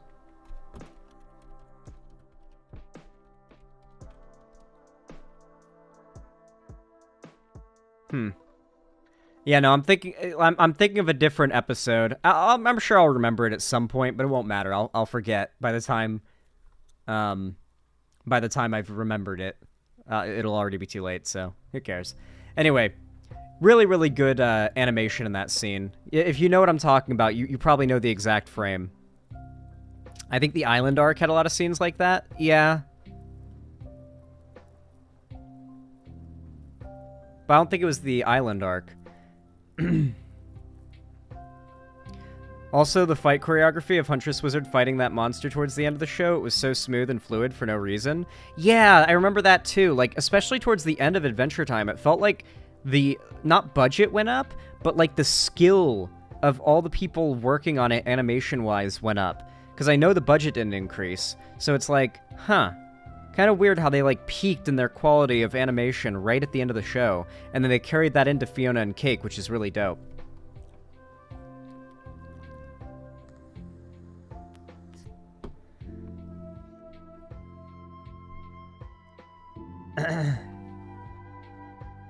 Okay. Orthos Dork, thank you for the tier 1 gift sub to PPGirl420. I really appreciate that. Thank you so much for the $5. It really means a lot and goes a long way. Remember, guys, your financial support really does help to keep the channel going, and I am saving up for a nice camera so I can start doing quail content come spring. We are getting real goddamn close. In the next couple months is when I want to start quail, because I want to make sure they have as much time as possible to grow up and fatten up before next winter. So, donate if you can, and if you want to. Just a reminder. Just a reminder. Says, drink water, hydrate. Also, I'm crocheting my mom a blanket for her birthday while listening to stream. My stitch markers are a cute mini porcelain tea set. Aw, that's so cute. That's really nice of you to do for her. Well, I hope you enjoy the stream. That's really cozy. I always love when people tell me what they're doing while I'm streaming. Do you mean this scene?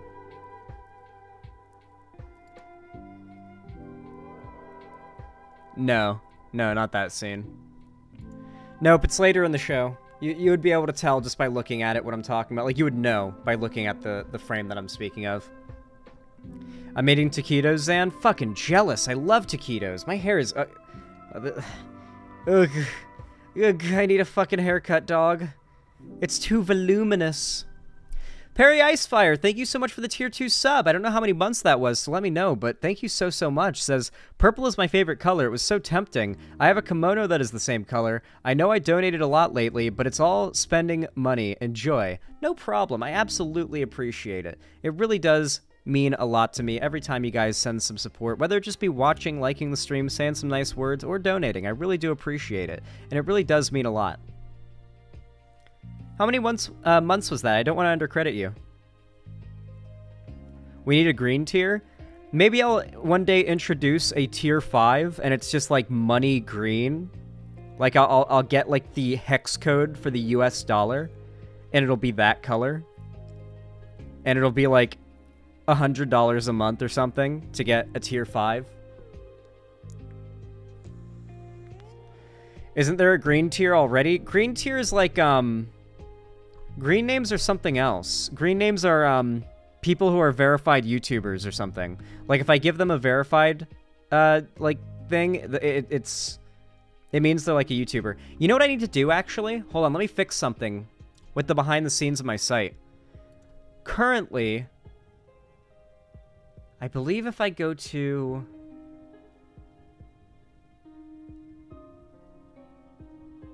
chat roles...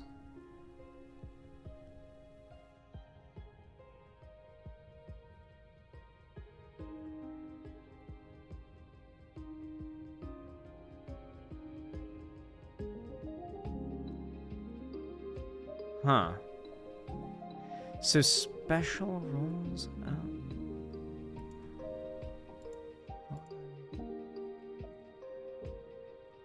Remove the username color. Yeah.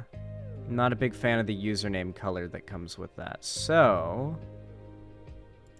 if I do that and I save to chat, chat's gonna update. There we go. So chat updated. And now, with that little tweak, if you talk now, Hakon, you're a green name. You've still got admin or moderator or whatever. And you've still got your symbol, but now your name is green. Wait, well, it's not still... It's still orange. It's still orange. Okay, it's gonna refresh your page. Right? Like, reload the page. Maybe that'll do it? Yep. Yeah, reloading it did it. There you go. Yeah, there we go. Yeah, it worked for me too. So yeah, you are now a green name, Hakon. You still have admin, you still have moderator or whatever. You still have like the ability to ban and unban and like mute people and stuff. So it's all still the same. It's just now it doesn't change your name color to be a moderator or admin on the site. So if you have a different color that you prefer, that will override the moderator color. So now you're a green name, Hakon. Way better for standing out.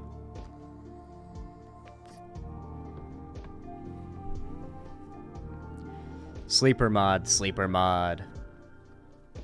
The taquito is the powerhouse of the cell. That is true. All my cells are powered with taquitos. That is accurate. Accurate and true. Accurate and true. Not false. No misinfo detected. All right, everybody. Zan, would you get a kimono? They're comfy. Honestly, I might. They do seem like something quite comfy. It's just like I live somewhere quite cold, and I would need one that's quite warm. And I feel like at that point, that's a bathrobe. You know? Like at that point, I just think it's a bathrobe when I need to get one that's like fluffy and warm, which could be nice. I might get like a nice bathrobe. I've never like had one. No? Are kimonos warm? I've never worn one. Xanderhall, I've been listening to the Hightail Lo-Fi in the background just on my own time. Shit's so nice to just put on. Also reminds me of streams. Well, you know, Zoomy Dog, as much as the Hightail Lo-Fi is great, there is so much more Hightail soundtrack that has been released. Obviously, the whole soundtrack is far from being released, but we go to their YouTube page. They've got way more of their soundtrack available. We've got Snowfall, Gaia's Lament, Herbalist's Refuge, Night on the Dunes, Ancient Tombs, Canyon of Many Suns, or of the Many Suns, and Traveling Band, Adventure and Chill, Into the Endless Sky, Snow Day, A New Adventure, A World Below, Quebec Village, Zone 1 Swamp Art Time Lapse, Hightail OST, Heroes of Orbis, and a couple more art time lapses that I think come with more OST. They've released a lot of fucking like soundtrack for the game so far. Like, yeah, so if you're into the style of music that Hightail has, like what you've been listening to in the background, like if that style is good to you, this is only like 3 or 4 different tracks. No, it's 1, 2, 3, 4, 5, 6, 7, 8, 9, 10, 11 of the tracks remixed into lo-fi is what we're listening to. So there might still be some more that you haven't even heard, but they haven't been lo-fi remixed. Also, Slamma, who makes this remix, has remixed other things too. Listen to Into the Endless Sky. I've listened to all of them and they all go hard. Let me Oh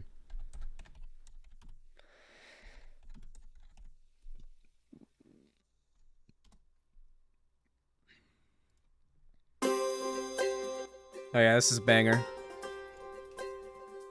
This is like the main opening theme we get in the trailer.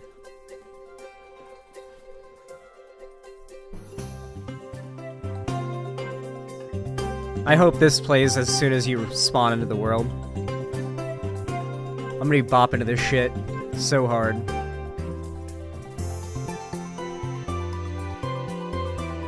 Okay. Really quickly, Let me make sure I'm giving everybody appropriate credit for their donos. Dono-renos. Joey, thank you for the $2. I appreciate it. Says, have you seen the Libs of TikTok interview with that annoying NYT journo lady? No, I have not. I have not seen that. I don't know if she, like, did poorly or did well, but considering it's Libs of TikTok, she probably did very poorly. She's not a very good rhetorician from what I've seen. Every time she gets, like, confronted one-on-one, she kind of falls apart. It's really funny. I hope I get to debate her one day, but that's never going to happen. She's probably not going to agree to many more IRL one-on-one engagements with people that disagree. Did everyone else's names fuck up? What do you mean? I don't see, like, any fuck-ups of people's names. Oh, the purple names are fucked up, it seems. Oh. That's strange. What, why did it do that? Hold on.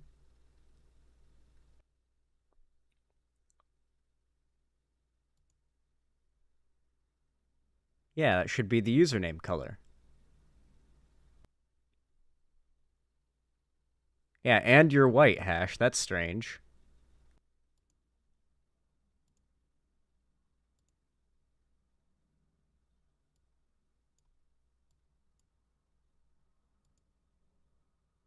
Well, actually, no. You're supposed to be white hash because that's just a symbol. I'm supposed to give you a new role. I will give you a new role later, hash. I'm just trying to fix this up right now. Save to chat. Let's see if this works. All right, you got to right-click and click reload on the site chat. Like, right-click on the page and click the reload option. That's what fixes the delay. Or, like, the... Oh, it still didn't work. Huh. Well, I'm going to have to figure that out later. Or did it work? No, it did. It did work. Yeah, it did. Okay, never mind. It worked. But now the symbol's gone. Wait, why is the symbol gone now, though? Why? Okay, hold on.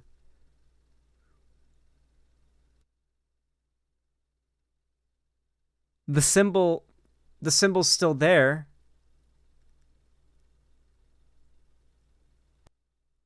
Save. Save to chat.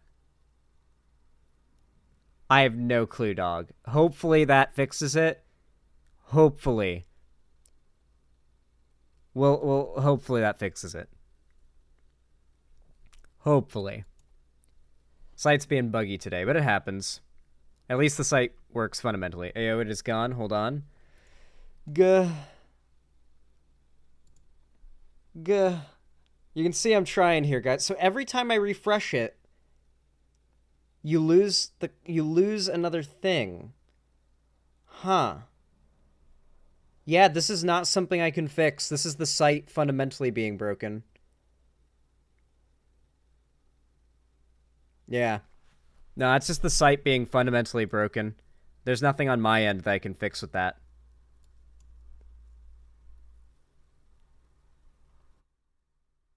Maybe it'll work next time? Yeah, hopefully. It might just be like a time-based thing.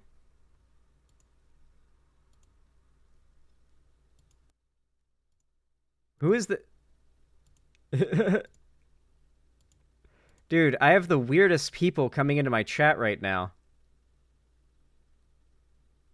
I don't know. Do we have like a hate raid going on? It's so few people trickling in so slowly, but it's like more than usual. So I can't tell if it's just like an unusually high amount of weirdos in chat today, if it's just one obsessive guy, which sometimes it is, or if it's like a YouTuber raided the chat. Huh.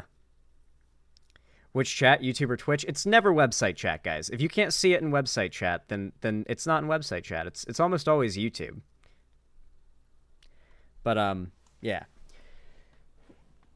Don't worry, guys. I took care of it.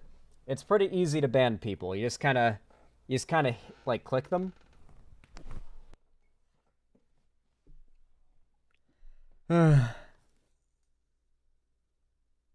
If Zan is trying to fire us as mods, this is a weird way of doing so. No, you guys aren't getting fired as mods. The site is broken. Like, the roles in the site just broke. I tried to update, like, some of the settings for some of the roles, and it just broke the entire roles for the site. The only ones working are tier 1s.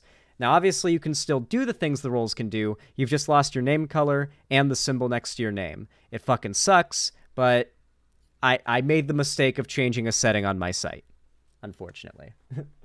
I should have known better than to fix what ain't broke. Because it always breaks. Anytime I fuck with the settings in this site, it always breaks. So it's best not to fuck with it at all when it's stable. Probably one guy, there was someone who would spend hours a day making new accounts to troll a SpongeBob streamer I modded for, ended up being a regular in the chat. Obviously, he was banned. Yeah, that's pretty common. Like, you gotta remember, there is a ridiculous amount of untreated mental illness out there. And, like, please, God, don't be offended by this if you feel like it's attacking you in some way. I'm talking about people who are full-on deranged and dangerous. There are some fucking weirdos out there, dude. Like, I mean some real fucking weirdos that have, like, hated me. There was this one person who would wear, like a fucking porcelain mask or something and comment weird sexual stuff on every video, but then also, like, calling out my political takes as well. and they wear like a weird porcelain mask, like a horror movie character or something. It's not very intimidating. It's just like, oh, this is a severely mentally ill individual, and they have a hyperfixation on me.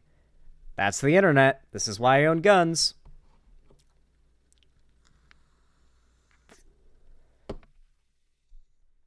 Yep.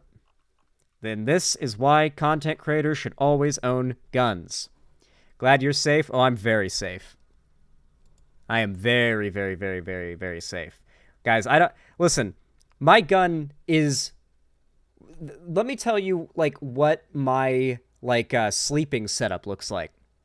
There's my bed, and then I've got a little table. And on that table is my PlayStation 4 controller, because that's what I use to fuck around with my PlayStation plugged in the TV that I listen to YouTube while I fall asleep. A water bottle, and then my loaded gun right next to that. So if I hear like a broken window in the middle of the night, or I start hearing bang, bang, bang, kick, kick on my door in the middle of the night, or I'm thirsty, or I need to like change the video off of like Joe Rogan that's autoplayed because it's YouTube onto something else, all three of those very important things are very close to me.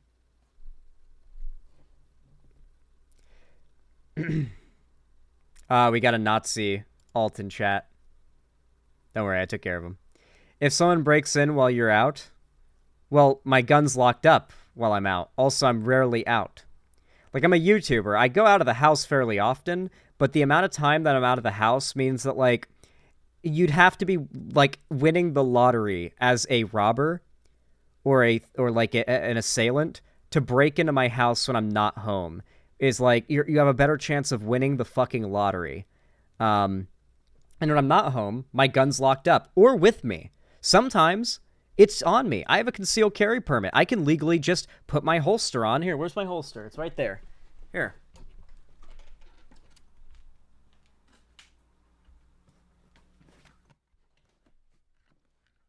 Observe.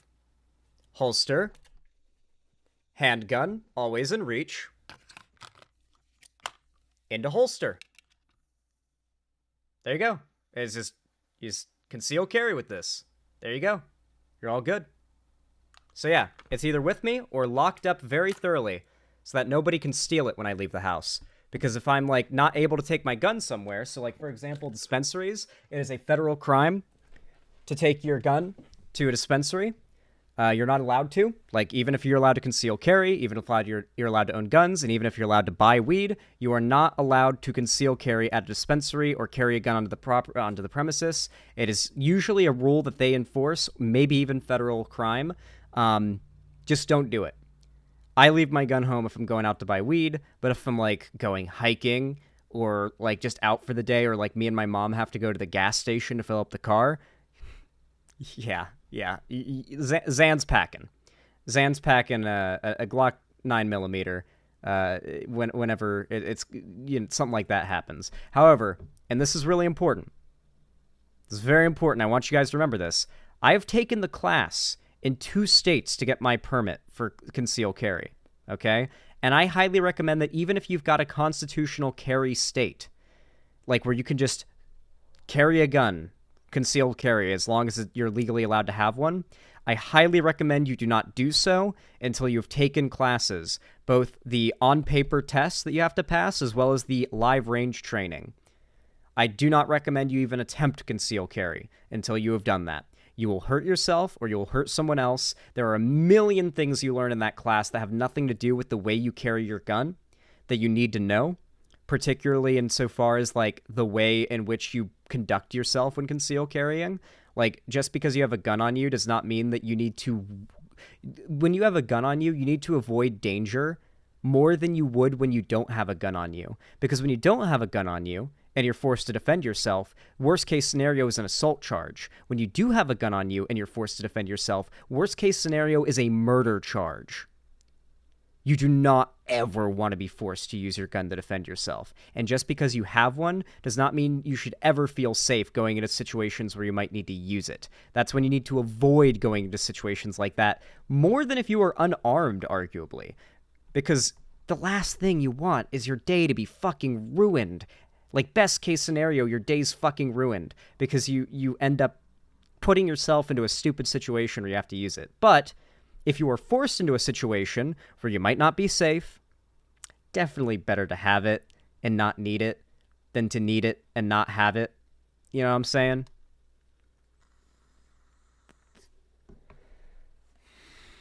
Why is it allowed to conceal carry? Well, I'll tell you this. There have been a lot of cases in which, people have been assailed on the street and been forced to defend themselves with concealed carry on the street. There have been mass shootings that have been stopped in seconds by concealed carry gun owners who just like, whoa, there was a recent story, and this guy's actually a perfect example of why you need to fucking take those classes before you conceal carry. I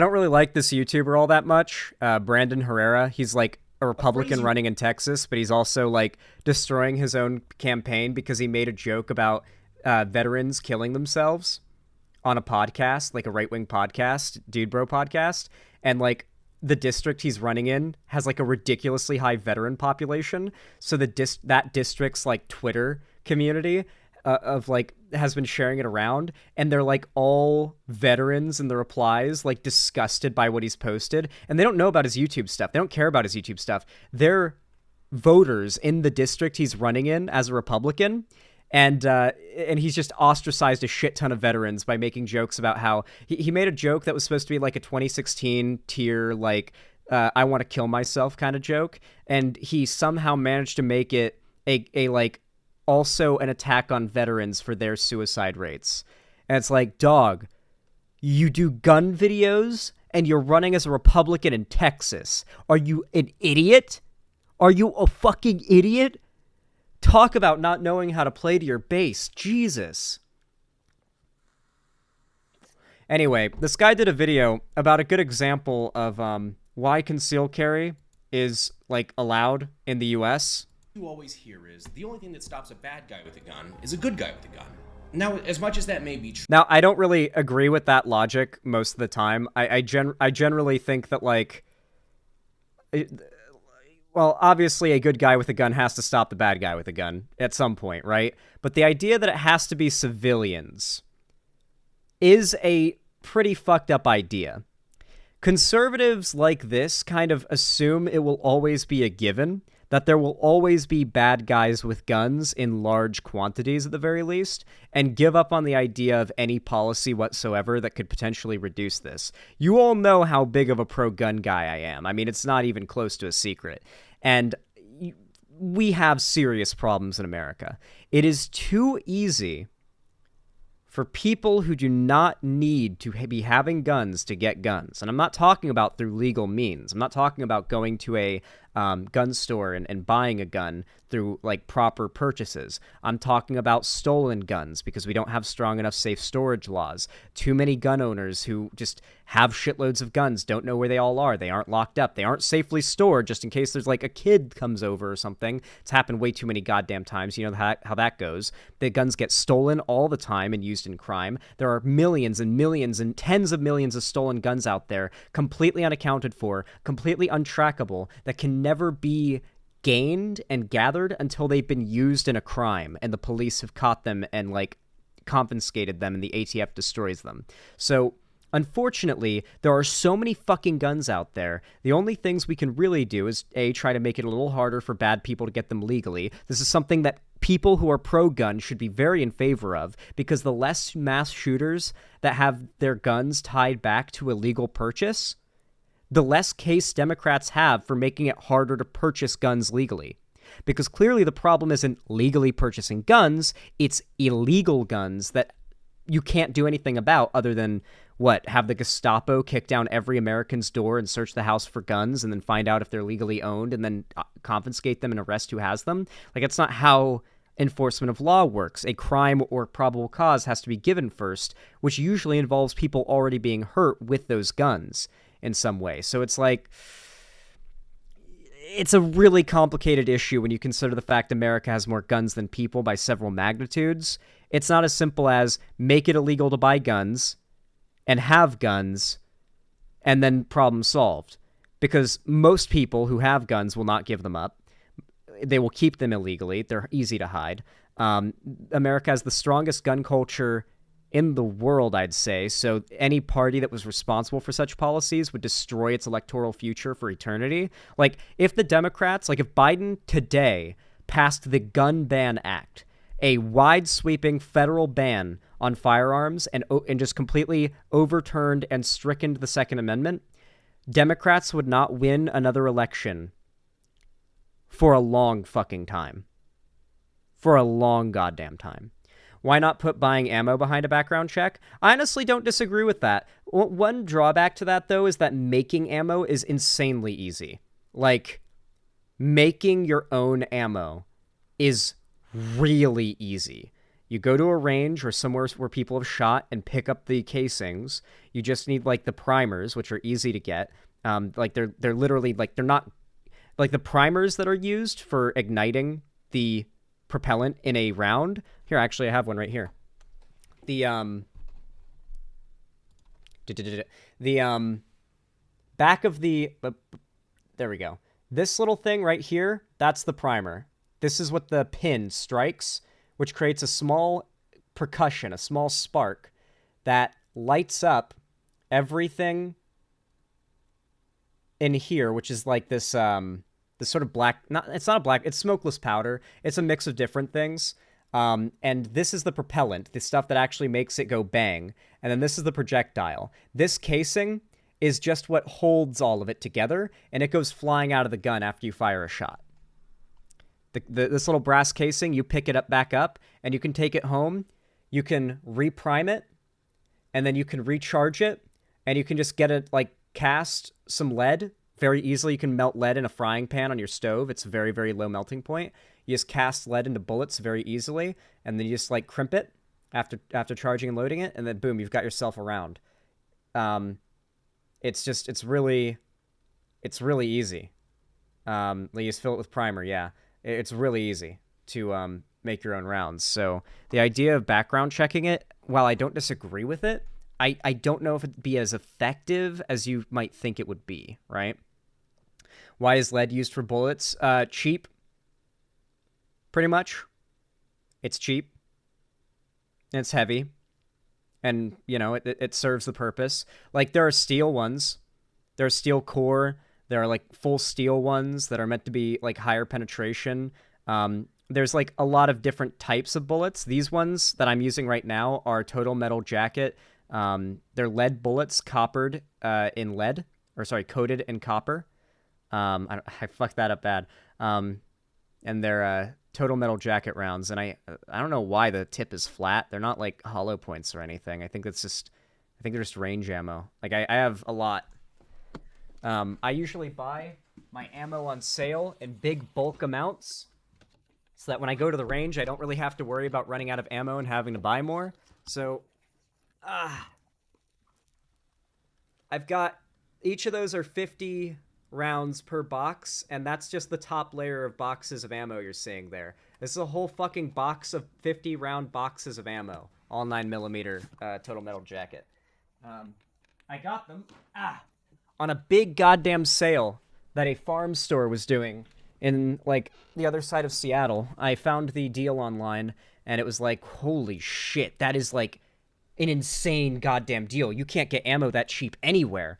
And so I bought the last remaining box. There was one box remaining. People came from, every gun person came from everywhere to buy out this sale. It was, like, insane. The only thing remaining was that box full of boxes of ammo. There were a bunch more like it, maybe like 100 more like it, sitting out on pallets in the middle of the store at the beginning of the day. We got there towards the end of the day, and I just took the last box of boxes of ammo. It was full when I got it. Yep, I agree with the Canadian way of doing things. Full background check and talking to your partner. But regardless, let's watch the bit here. This is why, like, the justification that Americans typically have for why it is morally fine for people who are law-abiding citizens that can legally own guns that have no red flags or anything like that to conceal carry. True, it kind of feels like a bumper sticker slogan at this point. That's probably at least partially because the media never seems to talk about when a good guy with a gun actually does stop a bad guy with a gun. Well, not today. Today... So, this may sound disingenuous, but to be fair, in the concealed carry training classes you will take, if you do have a gun or you do take them, the media is a big factor in what they teach you about. They tell you, if you end up defending yourself with a firearm, you will not be heralded as a hero by the media. You will not be heralded as some badass hero. You're going to face a lot of people speculating on your life, saying a lot of negative things about you, assuming things about your politics and your beliefs. You're going to get harassment from people that don't like guns and think that what you did was murder. It's going to have legal consequences, but the media is not going to praise you as a hero. Very few places will do so, like maybe some like right-wing outlets and like independent people, but like CNN, MSNBC, CBS, all these big like news organizations, they cover it. They're going to do what they did to the kid in this video that he's talking about, which is call for him to be jailed after stopping a school or a mall shooter. A mall shooter came into a gun-free zone, as most mass shooters tend to go. They go where you're not allowed to have guns legally, so that there are no people with guns to stop them. And they go and start shooting things up. There was a 22-year-old guy there conceal carrying his Glock illegally, but he wasn't, he wasn't like there to do anything wrong. He was just like, I don't agree with the whole gun-free zone thing, right? Plus, it wasn't a law thing. It's the store declares itself a gun-free zone. Like, we don't allow guns in our store. But that shooter didn't care, and thankfully neither did that 22-year-old, because before the shooter could kill anybody else, 22-year-old pulled out his Glock and took him out. Today, we're going to talk about a very specific good guy with a gun. What is up, you sexy YouTube mother lovers? Sorry I've been out for... I don't like the way that, like, right-wing YouTube, GunTube, likes to glorify, like, people who are forced to do, like, something like that. Like, everything about the way this guy treats people using their guns for self-defense, and most of Gun YouTube uses their guns for self-defense, or talks about it, goes directly against every bit of training every official like firearms organization will give you. I took all my classes with the USCCA, the US Concealed Carry Association, and they are like the biggest organization for this. They do not talk about the like people using their guns for self-defense in the way that these YouTubers do. Like, oh yeah, base dude. Oh yeah, it was so awesome. What an epic guy. Fuck yeah. Like, maybe not even like the hero worship type shit. You don't get that in the training classes. And these are like right-wing organizations that run these training classes, but they are also legally bound to ensure that people, like, they do not want people who get their memberships to be forced to use those memberships. Because when you're like a USCCA member, they provide you with a lawyer if you're ever forced to use lethal self-defense, because you will get arrested and you will have to fight for your life in court, even though it's legal what you did. So they pay for your lawyer fees, and they don't want you to have to do that. So when you take that training, everything's about teaching you how to avoid even getting to the point of having to use the gun for self-defense. And one of the biggest problems is that not enough people who own and carry guns in this country have taken these trainings. Now, the details I'm about to share with you are correct based on the information that I currently have. More details could always come out later, but now that the dust has settled a little bit, this seems to be the most accurate telling of events so far. Now, the wannabe mass shooter, who I will be referring to as piece of shit from here on, supposedly walked into the bathroom at the mall and then began to reassemble his AR-style rifle he had in a backpack. He begins firing at people he believes to be unarmed, therefore soft targets, in order to rack up the highest body count he possibly could. But the unarmed part is where he was wrong. Enter stage left, the hero of the story. Meet 22-year-old Elijah Dickens. Elijah just so happened to be in said mall, shopping with his girlfriend. I don't know why, but I feel like this guy's face should be what comes up if you Google the word Mormon and go to Google Images. No hate. I'm just saying I feel like this should be the first thing that comes up if you Google the word Mormon and go to Google Images. And even though it was a gun-free zone, he was concealed carrying his Glock handgun. So as he and his girlfriend are going on this shopping trip, the aforementioned piece of shit begins opening fire and ends up hitting 5 people and killing 3. And that's when Eli, can I call you Eli? That's when Eli jumped into action. Now, anywhere between about 2 minutes to even less than 1 minute into this rampage, Eli assesses the situation, realizes what's happening, draws his concealed Glock, engages the shooter, and fires 10 rounds. This seems to have occurred from a distance of around 40 yards, and of the 10 rounds fired, he hit 8 of them. A-grade marksmanship, my friend. Under, Pretty panic, solid. stress, and adrenaline, 40-yard shots from a concealed Glock on a It's fucking insane. Like, that's actually really fucking good. Like, especially for a 22-year-old, he's probably been shooting since he was, like, 8. Almost certainly he's been shooting since he was 8. Because, dog. Like, 40 feet, I think he said, or was it 40 yards? Regardless, ridiculously far distance. Concealed handgun. So pretty small, compact handgun. Pretty hard to aim with. Probably using irons. I don't even know. It's kind of hard to conceal a gun with, like, an optic on it. It kind of digs into you. And, like, no hate, but Homeboy is a little on the, he's on the bigger side. And it is famously harder to conceal and comfortably conceal, I should say, like a gun, the bulkier it is. If you have, like, a little bit of chub on you, a little bit of chub can make it harder to conceal carry. So it is recommended to try to, like, fuck around with the cant and, like, the orientation of your holster, find a good place for it. But, like, you generally wouldn't have, like, an optic on there. So this dude hit an insane number of shots in a really high stress situation, which is really difficult.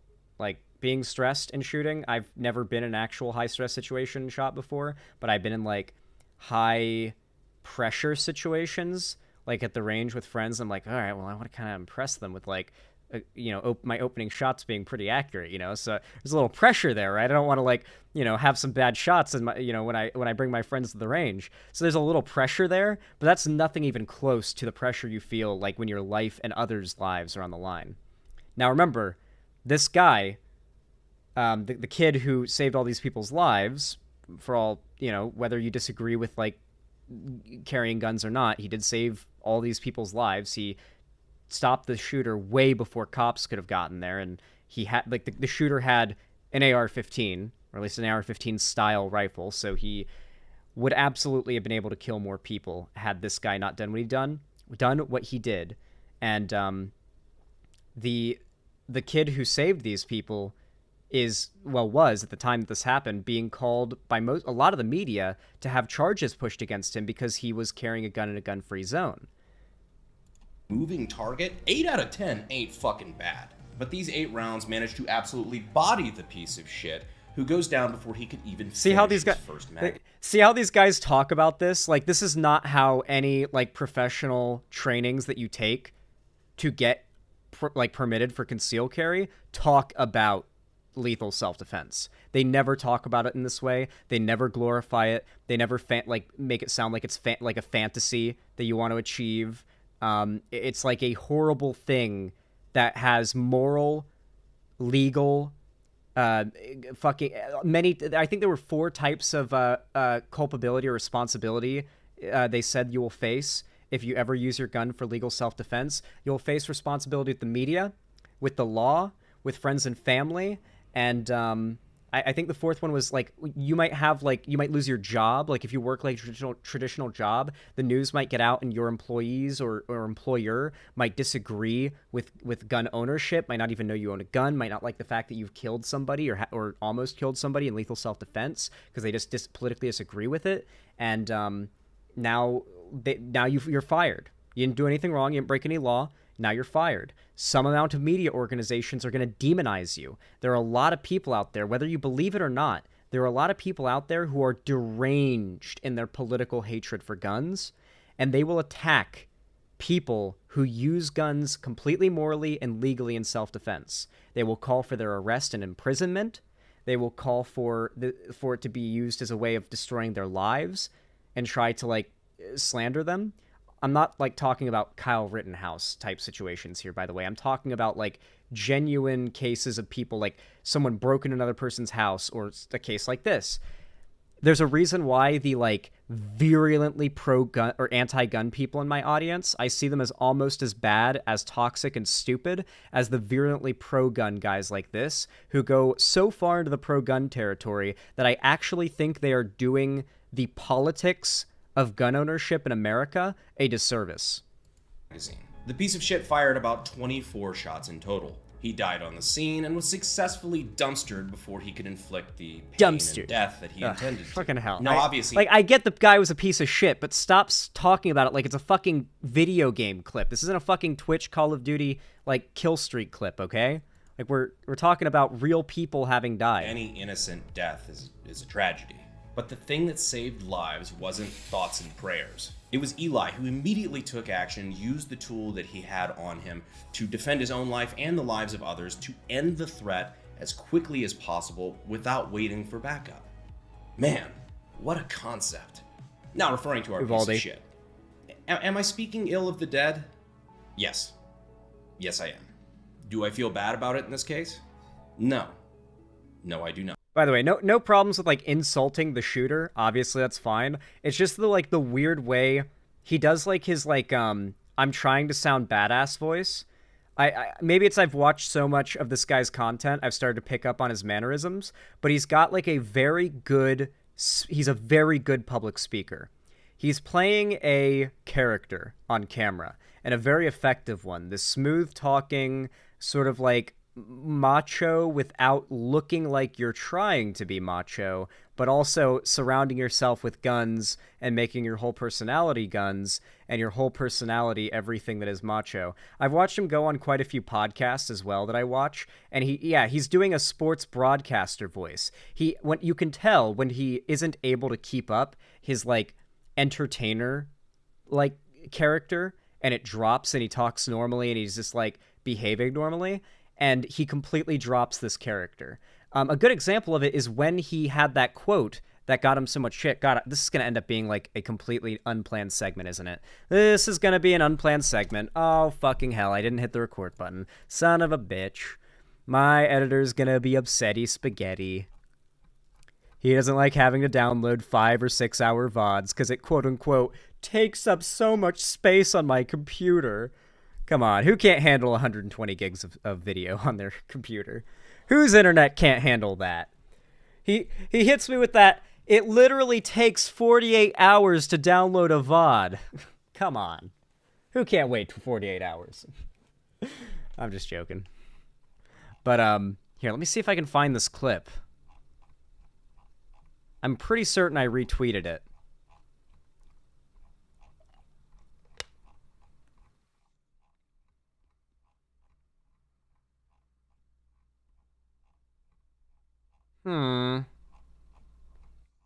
How far down is it? Jesus.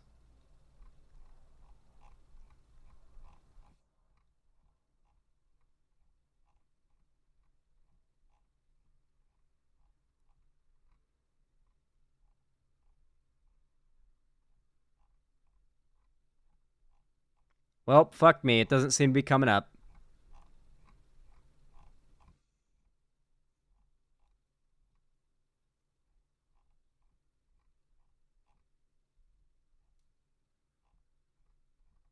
Huh. Well, that kind of blows. Huh. Well, it's a rough scene. I can't find it.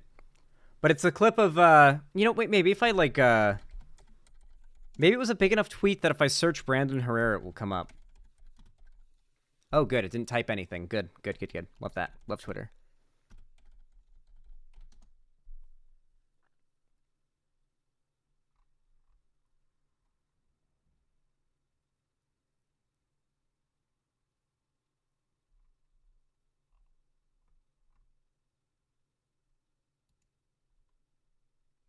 Yeah, so this clip has been getting shared around a lot, and as much as Brandon Herrera is trying to play this off, because apparently the two guys he's sitting with are veterans, and they laughed at the joke, the response has not been great from the people who are veterans in his voting district, because as much as he may try to play like the internet edgelord game, he is running in a pretty unplugged district of people who do not really care about internet culture war shit all that much.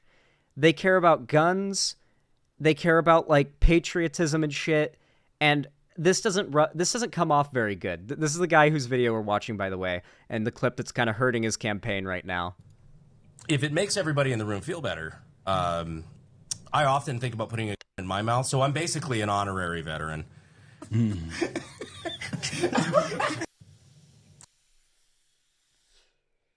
Le edgy joke. Le edgy joke. Yeah, so that's obviously, it doesn't fly well. It doesn't fly well. Also, I feel like making jokes like that and being a gun owner should, like, raise eyebrows. I don't know, maybe. Maybe, just perhaps, maybe. Personally, as a gun owner, I would never, like, joke publicly about, like, killing myself with my guns or killing myself at all with a gun, because it just kind of, it gives a weird vibe, personally. I don't like that. I feel like you should try to avoid talk like that as a gun owner. You kind of have a responsibility to. In fact, I'm gonna dunk on him some more. I was actually just shown a photo that allegedly shows the body of the shooter after Eli hit him with the big goodnight stick. Now, I won't be showing the uncensored version of this photo because YouTube, but I did want to point out two things. First, he's obviously very concerned about other people's safety, judging by the mask that he's wearing. Seriously, I was in... I forgot that this guy had to use this video as a way, and the shooter, like, I guess the shooter believed in COVID. So that is a, you see, if you believe in COVID, you're just as bad as a mass shooter. You see, the shooter must have been a lefty. They must have believed in the COVID virus. Yeah. You kids want to see a dead body? Well, I can't show you, but I'm so much of a wimp to show you the body. Because I'm too much of a wimp to show you the body. Yeah, it's weird. I don't know why he zooms in on the guy's face. Indiana for like 3 fucking days, and that's the first match. I guess that's technically a picture of a dead body. Thank you to the he got person away with who made it. the astute observation. YouTube better not get me for that, because this guy did it, and this video has millions of views. That'll be a very clear indication of YouTube's bias if they get me for that. That was added to his toe tag, labeling him dead. Yeah, we saw. As the Zoomers would say. Homie caught the mo-fucking toe tag fade.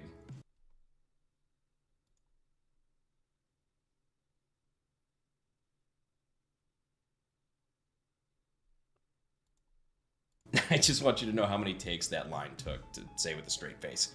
But in all seriousness, Eli was the fucking hero here. Judging by the extra mags in this photo that this piece of shit was carrying, Eli probably saved a lot of fucking people. Shit like... I really hope that if Brendan Herrera ever tried to become a firearms instructor, I really fucking hope these statements would immediately disqualify him. How the fuck could you trust this guy talking about how, well, seriously, guys, you don't want to ever use your firearm. You have a legal responsibility, a moral responsibility, and yet you had to avoid ever needing to use lethal force. Could you ever imagine him, like, taking him seriously saying that after he's done this shit? I'm not... What I love about this... I feel like the anti-gun lefties in my audience, they're kneecapping themselves. Joke, because guns. They're shooting themselves in the foot with the like constant getting pissy about me liking guns and being gun owners or being a gun owner. I feel like being as into guns as I am and being a lefty and having the platform that I do that is continuing to grow, for that record, is a very good thing, because usually when progressives argue or try to debunk the content made by gun people, like gun right-wingers, like gun-loving right-wingers, it ends up being massive cringe. Just huge, awful cringe. There is non-stop material online of lefties making a fool of themselves with their anti-gun rhetoric to make content for conservatives to farm. Because anti-gun lefties cannot make arguments against guns, because fundamentally, being pro-gun is part of being non-authoritarian. The more in favor you are of disarming a population, the more leaning on authoritarian you are on the political spectrum. That's not an insult. It doesn't necessarily even mean it's a bad thing. I guess in your view, it depends on your opinion. In my opinion, it is a bad thing, but I mean, that is a case of opinion. But it does mean that you are in favor of a more authoritarian way of handling the state. Why does this man look like he's busting the weakest rope right now? Good. Anyway, I feel like lefties just kind of can't argue against guns because fundamentally everything lefties try, like, stand for and everything else is about freedom and, like, not having the state cramp down on, like, legal citizens. Like, how can you simultaneously believe the state has no right to tell, like, parents or kids that they can't get hormone blockers or hormones? They have no right to do the drug war. They have no right to spend our tax dollars on war. They have no right to do, like, any of the lists of things that, like, lefties say the government shouldn't do, but also hold the opinion that the government should do basically morally the same thing and engaging in a massively authoritarian Gestapo-style disarming of the American populace. And they'll say that's not what they believe, but to be very, very clear, it's a slippery slope, and it always has been. Much like with Republicans, where they try to pass laws that effectively make abortion illegal or that effectively criminalize gayness or transness around kids, there are cases where that kind of shit's happening with guns too, where they ban a particular bolt assembly or something like that. Some really, on paper, it looks like nothing shit, but then effectively it bans every auto-loading gun in the entire state or something, right? Like, that kind of stuff is the Democrat equivalent of like, they're kind of slyly trying to take certain rights away. No one is forcing you to get a gun, but don't prevent anyone else from getting one. Exactly, right? Although if everyone else does have a gun, you really probably should, you know, like, yeah. And learn how to use it. So many people are too afraid of using guns. Like, genuinely, they're too afraid of them, and they've never shot one or been around one, or they haven't in a long time, and there's a good chance that if they did again, they would probably end up, what's the word I was saying, enjoying it and, like, having their fear melt away. The best example is my mom. My mom was so deathly terrified of guns, she would say, "I'm having a panic attack, I think I'm going to throw up," just from me texting her that I was going to the range. She would ask that I text her every 15 minutes at the range to, like, let her know I'm okay and I'm fine. And she'd say, "Thank you. I literally feel like I'm going to throw up," just because I'm at the range and she's so fucking worried about me. That is how scared of guns my mom was. And then on my birthday, after months and months and months of convincing her, managing to sneakily, slyly get her into gun content a little bit, mostly through the safety videos. A big part of it was the fact that I am a huge stickler for gun safety. I spend, like, most of my gun content consumption is about gun safety and, like, critiquing poor gun safety. I like learning from the mistakes of other people, not my own, especially when it comes to guns. So, you know, showing her that content and showing her how much of it is about, like, the constant reminder of these fundamental rules of firearm safety. Eventually, I was able to convince her for my birthday to go to the shooting range with me and shoot a gun for the first time. Now, the very first gun I believe I ever had her shoot was I think I had her shoot an AR-15. Like, I know that sounds a little scary, but it was perfect. Like, AR-15s are smooth, they're a little loud, but when you're shooting them, they don't feel that loud. Like, they kind of create, like, this bubble of auditory, like, quietness around the shooter. But then if you're standing next to someone shooting an AR-15, that shit shakes you. But when you're shooting it, not so much. So I had her shoot the AR-15 first because rifles are very easy to control. And then she upgraded to the 9mm handgun, and she just had a great time. There was a point where I was like, do you want me to shoot or do you want to shoot? And she was like, "Load 2 magazines. I want to shoot twice. I want to shoot 2 mags now." I was like, all right. And she started like not calling clips, or she started not calling magazines clips, and she started to like correct the use, like people calling magazines clips when it happens in TV shows. And I was like, it's happening. It's finally happening. And now she's at the point where she doesn't feel safe without her gun. So she's like, man, I feel almost naked when I don't have it, you know, like, because she knows, like, she's gone from feeling like at all times, if something bad happens, it's over. Like, what can she do? If some guy breaks into her house, if a guy, like, attacks her on the street, realistically, all she can do is try to avoid that situation as much as possible, which is always a given. But for the first time in her life, she has an equalizer, the great equalizer, that if it ever came to that horrific possibility, she would not be defenseless like she's been her whole life. Now she could actually stand her ground and protect herself if that was the only option. Obviously, always run away if you can. Also, legally, you have to run away if you can. You can never use lethal force if this is not the only option. If you have any avenue of escape that does not involve pulling out, even showing your gun or pulling it out, you need to take it. It's called a magazine. Exactly. It's a leg. Or its leg. Yeah. Unless you're shooting a Garand, it's a clip. Well, if it's a clip, it's a clip. But if it's a magazine, it's a magazine. They're a different thing. There is a clip inside of a magazine, I believe. Not all of them, but some of them. Like, a clip is the thing that just is like a rail that holds the rounds in place for the insertion into a magazine. So, for example, the Garand has a...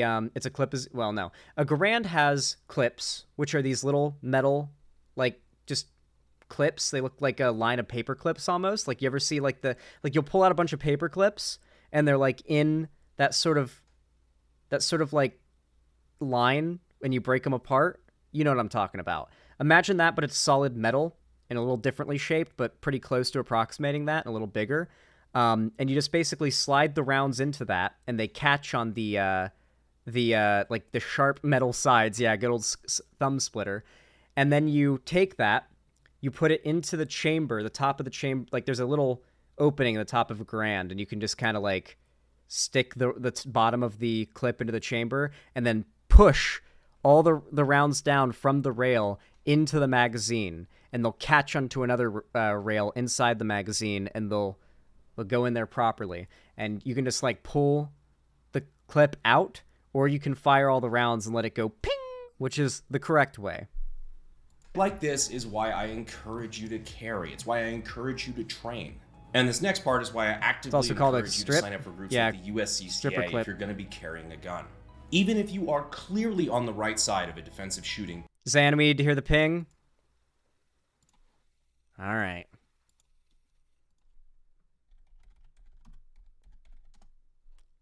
It never gets old.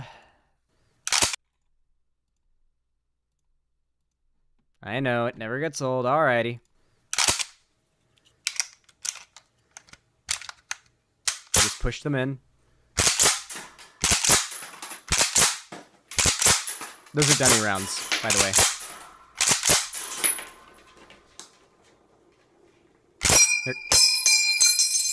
Yeah! Fuck yeah! Sorry. That's ASMR right there. People can still try to ruin your life. Just like having a gun, when it comes to the law, you need to have the right tool. Hilarious. Absolutely hilarious. He's sponsored by the USCCA. This is the place where I got my concealed carry permit and my training and stuff, and where I took my test and stuff was USCCA. It is absolutely hilarious that like half the rhetoric he's used in this video so far goes against USCCA concealed carry permit training in the state of Florida. I took the test for the state of Florida, and even in that fucking test, they don't have the kind of rhetoric this guy is having. Absolutely wild. When the need arises. Links are down below. I'd check them out. So anyhow, Eli's clearly the hero in the story, right? Potential major tragedy averted.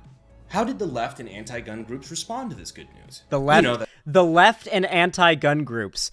Remember, guys, these people, like Gun YouTube, they heavily are like banking on there being no lefty gun content creators rising up.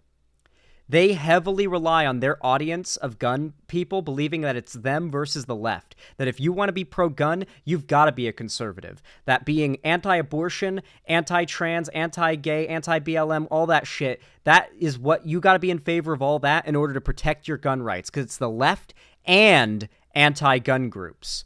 Mind you, literally Marx famously said, under no pretense shall the working class be disarmed. Any attempt to do so must be frustrated with force if necessary. From the man's mouth himself. That an active shooter was prematurely put down like the family dog instead of just being allowed to roam free and shoot whatever targets he wanted. Well, they immediately started talking shit about the guy who stopped it. This is the part of the video I agree with, because this is important to know about. Do not believe that, like, gun owners get to just shoot and their gun, like, shoot somebody in self-defense and become a hero to the right-wing press, and that's the end of it. No, no, no, no. There are going to be big mainstream media, like, call-outs calling for you to be jailed and arrested and for your life to be over. Because it doesn't matter what values you have, just the fact that you used a gun to defend yourself means people are going to be led to think you're a Kyle Rittenhouse. Doesn't matter who you are, they're going to assume you're a Kyle Rittenhouse. I'm not making that up. Shannon Watts, who is the founder of the anti-gun group Moms Demand Action, had this to say.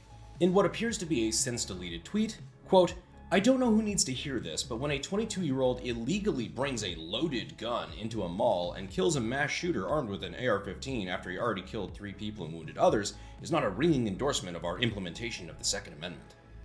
Mind you, people who, like, Shannon Watts is a fucking idiot, and anti-gun people, they can never actually suggest policy. It's always either ban all guns, which, you know, never flies, or a very vague gesturing at, like, gun safety policy. The only person I've ever spoken to who is, like, in favor of gun safety policy that's, like, not me, is Socialism Done Left, and we agree. Me and him agree on pretty much everything. Like, we're in favor of, like, safe storage laws and increased background checks, calling ex-spouses and partners to find out if there's a history of domestic violence, like, just all that shit. Deep background checks into people's social media, monthly background checks, like what Canada does. There are so many policies that we can do that do not restrict the rights of responsible, safe, legal gun owners that will never do and have never done anything wrong, so we should not have any problem with it. But these guys don't advocate for those laws. On the left, the anti-gun groups rarely advocate for those laws because that's not enough. That's not extreme enough for them. They want all guns gone. And then on the other end of things, you've got people like this who see any form of gun safety policy as either A, an infringement on their rights, or B, too much extra work for them to go through and they're like lazy. I'm sorry. If you're too lazy to go through the process to get a gun, you don't deserve a gun because you're too lazy to be safe with your guns. And that's just going to lead to disaster. That's my thought process. Make it as hard as possible, but still possible for people to legally get guns. And if they're too lazy to go through that process, they're too lazy to safely own guns. They're not responsible enough. They shouldn't have them in the first place. That's her fixation. Not that a gun-free zone fails to stop someone from walking in with an AR-15 to do evil. It's that we shouldn't be celebrating the guy who ended it. Further proving she doesn't... If Brandon Herrera disagrees with what I'm saying here, I'd be astonished, because, like, this guy's most famous series is Darwin Awards, which is just him featuring long lists of people maiming and killing others and themselves with guns because of poor implementations of their gun safety knowledge. And if this guy, like, disagrees with my logic that there needs to be more education around gun safety, then I feel like that's a pretty hypocritical take to have. And I feel like even most gun owners would raise an eyebrow at that, because gun safety is a big part of American gun culture. That's the part that a lot of, like, anti-gun lefties don't know, is that even this guy's content, his most high-performing videos are ones in which he is going over poor gun safety and explaining what they did wrong and what you should have done.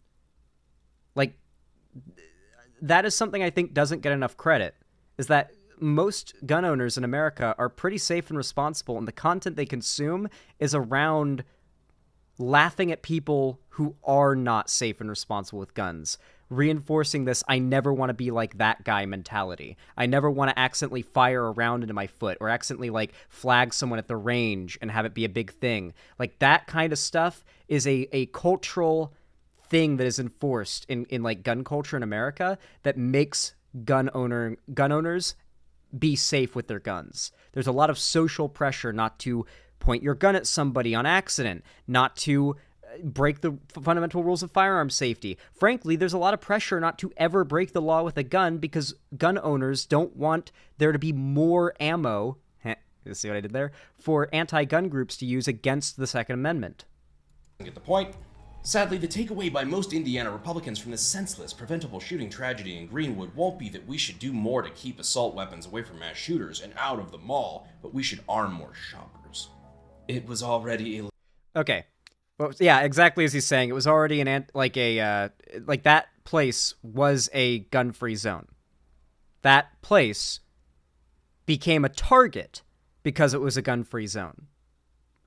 Now, people will say, okay, so disarm everybody or make guns completely illegal to carry in public, make everywhere in America a gun-free zone, and then where are shooters going to target? And the answer to that is, well, we've got millions of guns out there, millions of them that are, like, more guns than people in America by several magnitudes, millions upon millions upon millions of them, tens of millions, are illegal, stolen, straw purchased, just whatever it may be. Untrackable, untraceable, unobtainable until they've been caught on a criminal's possession. 3D printing, exactly. All you need is to buy a few metal parts, and then from there, I mean, my Glockaroonie here is like 50% plastic, as you can see, so like I could probably get some sort of advanced polymer 3D printer and just like print like another 50% of a Glock and then switch the metal parts out, and boom, I've got a new Glock. Really illegal, probably. I wouldn't recommend that. I would look into the law around that before doing anything like that, by the way. But 3D printing exists. You'll be surprised at how much of a gun can just be plastic. Like, you would really be surprised at how much of a fully functioning, surprisingly high caliber, high velocity firearm can be plastic without much of a problem. Hell, I mean, do you know how much of the Javelin missiles they're using in Ukraine to take down tanks are made of plastic? Those things are mostly plastic. So yeah, at the end of the day, 3D printing being widely available, yeah, Ghost of Shinzo Abe is in the room with us right now, like, shaking his head at the anti-gun people like, they don't know. They don't know. Even in a country with some of the most strict gun policy in the world, a homemade gun was used to assassinate a, like, government official, the fucking prime minister. I'm sorry, but, like, if people want to make a gun and use it to do horrible things, they will. And you know what happened when the guy who shot Shinzo Abe did that? There were a bunch of fucking guys there ready to stop him. They didn't need guns because they were able to tackle him, but that is a rare scenario where you're able to tackle, former prime minister, sorry. Very rare situation where you're able to tackle a mass shooter and stop it. In America, at least, it's always stopped with another gun. And I think that as long as every American who is carrying a gun is extremely well background checked, extremely well trained and verified and licensed, I think that's better than what we have going on now. And it means that when those illegal guns out there get used for shootings, it can be stopped before the police show up. We've seen how the police go about things. Honestly, there's cases where I honestly think a citizen just who's been there and knows the context of the situation might handle the situation better than a cop who's just shown up, has no idea what's going on, and is just ready to kill. Illegal to bring the AR-15 into the mall. It's illegal to murder people. Here's a pro tip. When someone decides that life is valueless and they want to try to kill as many people as possible, they don't give a fuck where it's legal to have a gun. They don't give a fuck if it's legal to have a gun. In fact, over and over again, they seem to go to places where they know they'll be the only one with a gun because everyone else follows the law. So if they're the only one with a gun, at that point, it's basically a goddamn superpower. Now directly to Shannon Watt. That is a good quote. I don't like this guy, but that is a good quote. If criminals are the only ones that are carrying guns because they don't care about the law, that's basically a fucking superpower. They're basically supervillains. It's a good quote. It is a good quote. You can't deny it. It's a damn good point, as much as I don't like this guy. Hi, Shannon. Longtime viewer, first-time caller. First off, I want to get it off my chest. I think moms demand action is fucking stupid. Being a mother... Yeah, but mom groups in America are overwhelmingly awful. Like, there's rarely ever a mom group, like a group that has moms in the name, that isn't pushing for some awful shit. Like banning some media, banning something that's fine, Like it started with like the Moms for Liberty. A lot of them are hate groups, anti-LGBT groups as well. 60% of them seem to be hate groups, and the other 40% of the mom groups tend to be just like advocacy groups advocating to like ban things that there's a moral panic about. Doesn't make your opinion any more or less valid. Just because you let somebody cream pie you doesn't mean I have. What's the correlation between mom groups and being a bigot? Every political side tries to weaponize mothers for some reason. Like, it happened with the left during, like, the BLM protests, where, like, a bunch of moms stood out in the street of, like, the protesters and, like, dared the cops to, like, tear gas them, shoot them, and beat the crap out of them. Like, middle-aged moms to like, get to the protesters behind them that are being peaceful. You can Google that. It's legit. So, like, the left has done this kind of thing before, too. It's sort of like it's part of the think of the children thing too. And you know that like much like Mumsnet, that one turf British turf forum, like a lot of like Graham Linehan was like posting on there because he wanted to like find a bunch of turfs to hang out with. Like a ton of these mom groups are full of men who are just conservatives and hateful and want to like pretend like, yeah, it's the whole, like, remember that one white conservative politician that forgot to, like, exit his main account and tweeted that his, like, he was gay and, like, black and he liked himself? He forgot to switch to his alt where he pretends to be a gay black guy and say that he isn't racist and accidentally tweeted it on his main. You guys remember that, right? Yeah. To give a shit about your political opinions. The fact that you kept your cum trophy doesn't make you any less wrong about the dumb shit that you say. But she's far from the only one. The nightmare box that is Twitter is aflame with people fixating on the idea that Eli wasn't supposed to be carrying there. Carrying in a gun-free zone? Is that legal? Completely ignoring the fact that, as the police chief properly pointed out, Eli's actions are the only reason a lot of people got to go home that night. To try to shit-talk him for having the gun in the first place is borderline fucking evil. It's like a Karen yelling at somebody who just dove into the road to save a child from being hit by a truck because they were technically jaywalking without a crosswalk. I'm honestly to the point where I don't know if they truly believe that he was in the wrong. Maybe they just gotta stick to their talking points. Maybe they're legitimately disappointed that they didn't have another tragedy to stand on. And the fact that... See, like, unfortunately, as much as this guy's full of shit, it's a very compelling point to viewers. Because from the perspective of pro-gun owners watching this, that aren't even that conservative-leaning, it looks like the left is mad that there wasn't more deaths before the cops showed up so that they could say, big mass shooting, here's the big number, here's why we need to ban guns. And genuinely, I kind of feel like some anti-gun advocates do think like that. Like, when this situation happened, I think a fair amount of anti-gun advocates were like, fuck. This was a case where a good guy with a gun stopped a mass shooting and saved a bunch of lives, and it was in a gun-free zone. Like, everything about this story, there's a reason why the right jumped on it so hard. Everything about this story is the perfect example of why the, like, mainstream left anti-gun narrative is very weak. Very, very weak. It is one of the Democratic Party's most losing positions in America. The biggest problem as well is that the advocacy for quote-unquote assault weapons bans don't really do anything because the majority of mass shootings are committed with handguns. Now, that does just end up being gang-related crime at the end of the day. The vast majority of those handgun mass shootings are actually gang-related crime, but that doesn't change the fact that it's gun violence. Conservatives will, like, bring that up, well, it's not the same, but it's like, so? Like, it's still gun violence. Like, it seems like pistols are really the things that we should be going harder against. And to their credit, I will say, Florida, Ron DeSantis, of all people, recognized how much more dangerous widespread ownership of handguns are, raised the legal ownership of handgun age to 21 from 18. This was Ron DeSantis' policy. And added a waiting period of 5 days for handgun purchases. Those were Ron DeSantis policies. Rare Ron W. Raising the legal age for owning handguns up to 21 and adding a 5-day waiting period for handgun purchases. Pretty big W. Pretty surprisingly big Florida Republican W.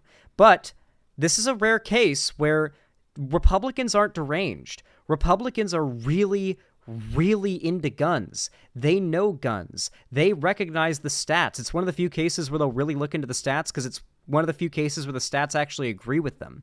So they know facts like handguns are actually the most dangerous guns to have just willy-nilly getting thrown out there.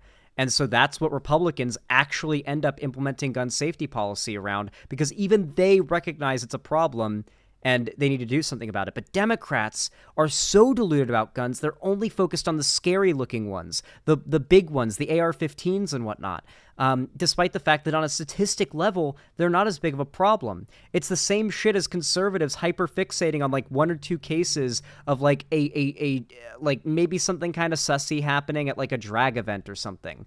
And then, like, yeah, but, like, LGBT people are astronomically less likely to do anything pedophilic or like criminal with a child than straight people.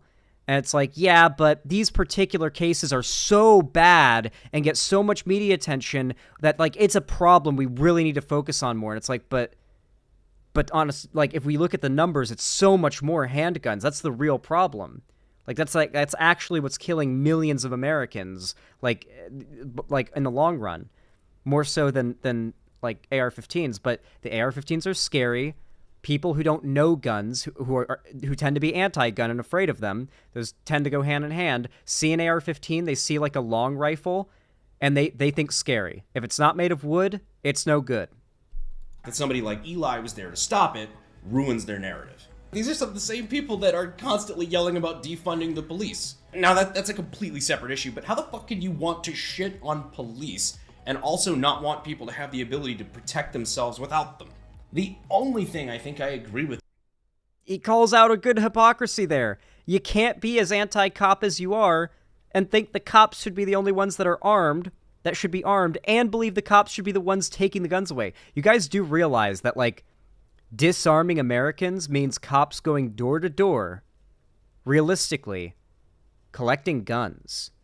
And we know how cops are. We've gone over constant stories of cops hearing acorns and seeing people in their own houses and unloading on them.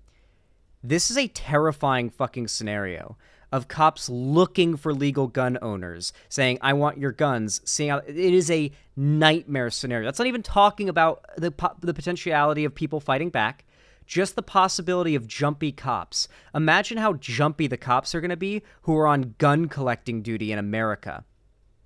If it's not buybacks, which are completely voluntary, by the way, and I'm fully in favor of gun buybacks, they're voluntary, so no one's, like, being forced to give up their guns. But the thing is, with gun buybacks, people just sell their old shitty guns and then use the money to go buy nicer, newer guns with them. So, like, it doesn't really end up, like, taking guns out of people's hands the way you think. People love to pawn off their old shitty guns to buy new, fun guns that are nicer and newer.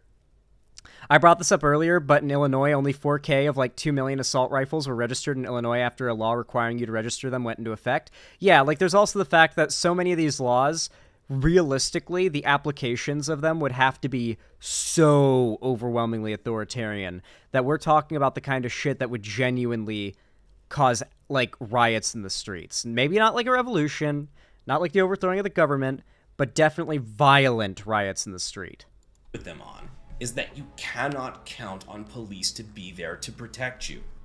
Could you imagine the racial bias that the cops would have if they had to go, like, on gun collection duty in black neighborhoods? Could you imagine how racial bias could lead to some awful shit? Just think about that for a minute, my anti-gun audience. Just think about that little factor of racial bias that American cops kind of have, you know? You might want to consider that. Aldi is proof of that. At the end of the day, your life is yours and it belongs to you. And so is your responsibility to protect yourself. This is a fundamental idea that I do agree with. At the end of the day, the state is not magic. It is just a collection of very powerful people with the might to enforce their will. And The Constitution does not give you any God-given rights. The Constitution does not give you the right to have a gun. Basic existence is what gives you the right to have a gun. If the state wants to take it away, the states just become like an aggressing force with more will like power than you that's just doing to you what it wants, in the same way that the state can arrest you. You don't really consent to that, but like, you don't have any choice. The state is more powerful than you. If you run away, they can gun you down, and you know, they have the might to instill their will. And so it's just very much from my perspective, it's like you just fundamentally should or are able, if you choose, to defend yourself morally, to defend your life. It's just a matter of how capable are you of doing that. Because if it's against the state, you're not going to be very capable. Especially as a man, you have a responsibility to protect you and those around you. Not that women can't do it as well, but just as a dude, if you're the man of the house and you're answering... Yeah, these are the guys who have all of the monopoly on gun content online, by the way. All the monopoly of gun content online, by the way, are owned by these guys, who you can't go one video without a reference to anti-masking and COVID not being a big deal, women being somehow worse with guns, or like men needing to protect the home, protect the family, that kind of shit. Like, these guys literally own the gun content market online. This is the definition of an uphill battle, and it's why I'm hoping that my future gun content is able to do well. I may have to do it on a completely separate channel. Outside of videos like this, I may make a completely separate channel for gun content, because you know how YouTube is about that shit. I don't want it to affect my main. And I want there to also be some level of organic growth there, where it's like it's a gun channel, and it's being found by gun people, but the politics that come with it aren't, like, right-wing. ...in that bump in the night with a fucking baseball bat. Come on, man. And if I was going to trust anyone with the responsibility to defend me or my family, it wouldn't be the fucking government. These cocksuckers can't build a fucking website. The only person that has a responsibility to defend you, your loved ones, your property, your family, whatever. The only person who has that responsibility is you. Oh, and if Eli happens to be watching this video, man, keep your head up. Do not let these psychos fuck with you. Yeah, man. I like, the problem with these videos is that the, like, anti-gun groups, not even the left, but anti-gun groups and, like, mainstream Democrat, like, anti-gun rhetoric gives these people so much ammo to make, like, a bunch of completely correct points about guns. Oftentimes, these videos are literally debunking misinfo that, like, Biden or insert huge Democrat politician here has said about guns, like, the 9mm will blow the lungs out of the body. And then it's like, all right, so we have a ballistic dummy here that is a perfect approximation of human flesh and organs. We've got a 9mm handgun here. We're going to fire some rounds into the lungs and see what kind of effect it has. Oh, look at that. Nothing even approximating blowing the lungs out of the body. You really think these people should be the ones in charge of deciding what kind of policy we have around guns? People who don't even know what a 9mm is capable of should be, like, it's kind of the same logic that we have with tech, right? Do you really think the boomers who don't even know what, like, a DM is should be the ones legislating tech? Do you really think those should be the guys should be the ones legislating, making laws around tech? That is the perspective that gun people have when looking at progressive Democrats who are anti-gun, because it is exactly the same. It is straight up exactly the same. I feel like there's some Autism Speaks style malicious self-destruction from the left sometimes. Yeah. Hey, Zan, I've been looking into mass shootings during this segment and noticed that most mass shootings I've heard of occurred in the Midwest/South/East Coast. This is interesting to me.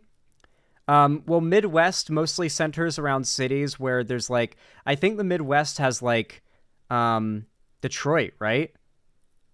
And then obviously the East Coast is Baltimore. Those are some of the highest locations for gun violence in the country.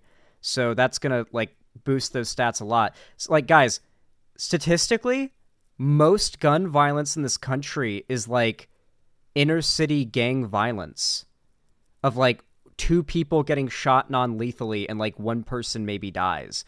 Like, if more than 3 people get shot, it's a mass shooting. Statistically. That's how the Bureau of Justice Statistics, I believe, tracks it, and that's how most gun advocacy and anti-gun advocacy groups track it, too.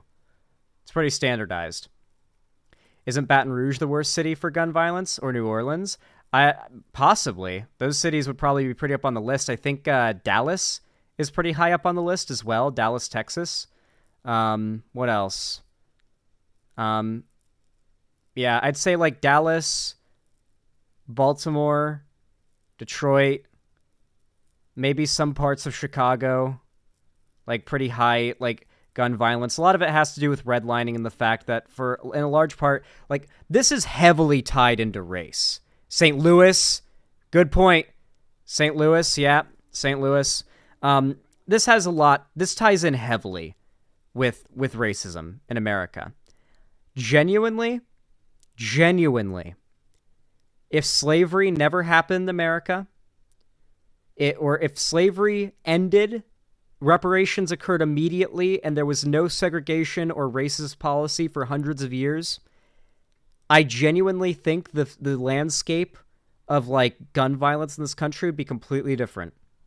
Without the levels of like discrimination going back generations that Black Americans have faced, particularly with redlining, and the fact that like a ridiculous amount of young, like POC young boys, I'm just going to straight up say boys, are in communities in which their peers are a constant bad influence on them. And this is a real fucking problem. It's a breeding ground for violence. It's a breeding ground for police to just absolutely keep the problem going. Nobody goes to jail and comes out less of a criminal. It's so rare that happens. You go into jail and your chances of going to jail get even higher once you've gone to jail already. That's how the stats work. So all of this just feeds into a massive cycle of everyone focusing on the wrong problems. It's mental health and economic anxiety, born through primarily a long history of racism in this country. And you know what? Gun people would be so much more, they'd be so much better off if they acknowledge these problems as what's actually causing things. But these guys can't say the problem is racism. All these guys can do is like say hint, hint, nudge, nudge. Well, if you get rid of all of these black cities, the violence stats drop to almost nothing. Pepe. You see a lot of that shit on Twitter. No attempts whatsoever to engage with the fact that Black Americans have been massively discriminated for going back, generations, and there are very strong, like very, very strong consensus among sociologists, criminologists, etc. on why this has happened. Doesn't matter. They don't care. They just use it as a way to push a weird racist dog whistle, while also arguing that the guns aren't the problem. You did a great thing in a precise, we're not watching. We're not watching more of this guy's video. That's where I'm probably calling an end to it. That's probably going to end up being a completely unscheduled impromptu segment, huh? Man, I'm good at those. All right, cut it there, Ethan. Whenever it goes out as a video, you can cut it right there. In English class, my teacher had us analyze 21 Jump Street. You mean Jump Street? Is that what you meant?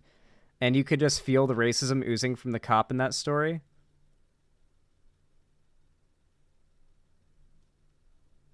Good improv segment. Well, all my segments are mostly improv, but I didn't plan that one out at all. It just kind of came from someone in chat asking me about something gun-related. The movie or the show? I like the 21 Jump Street and 22 Jump Street movies. I've never seen the show.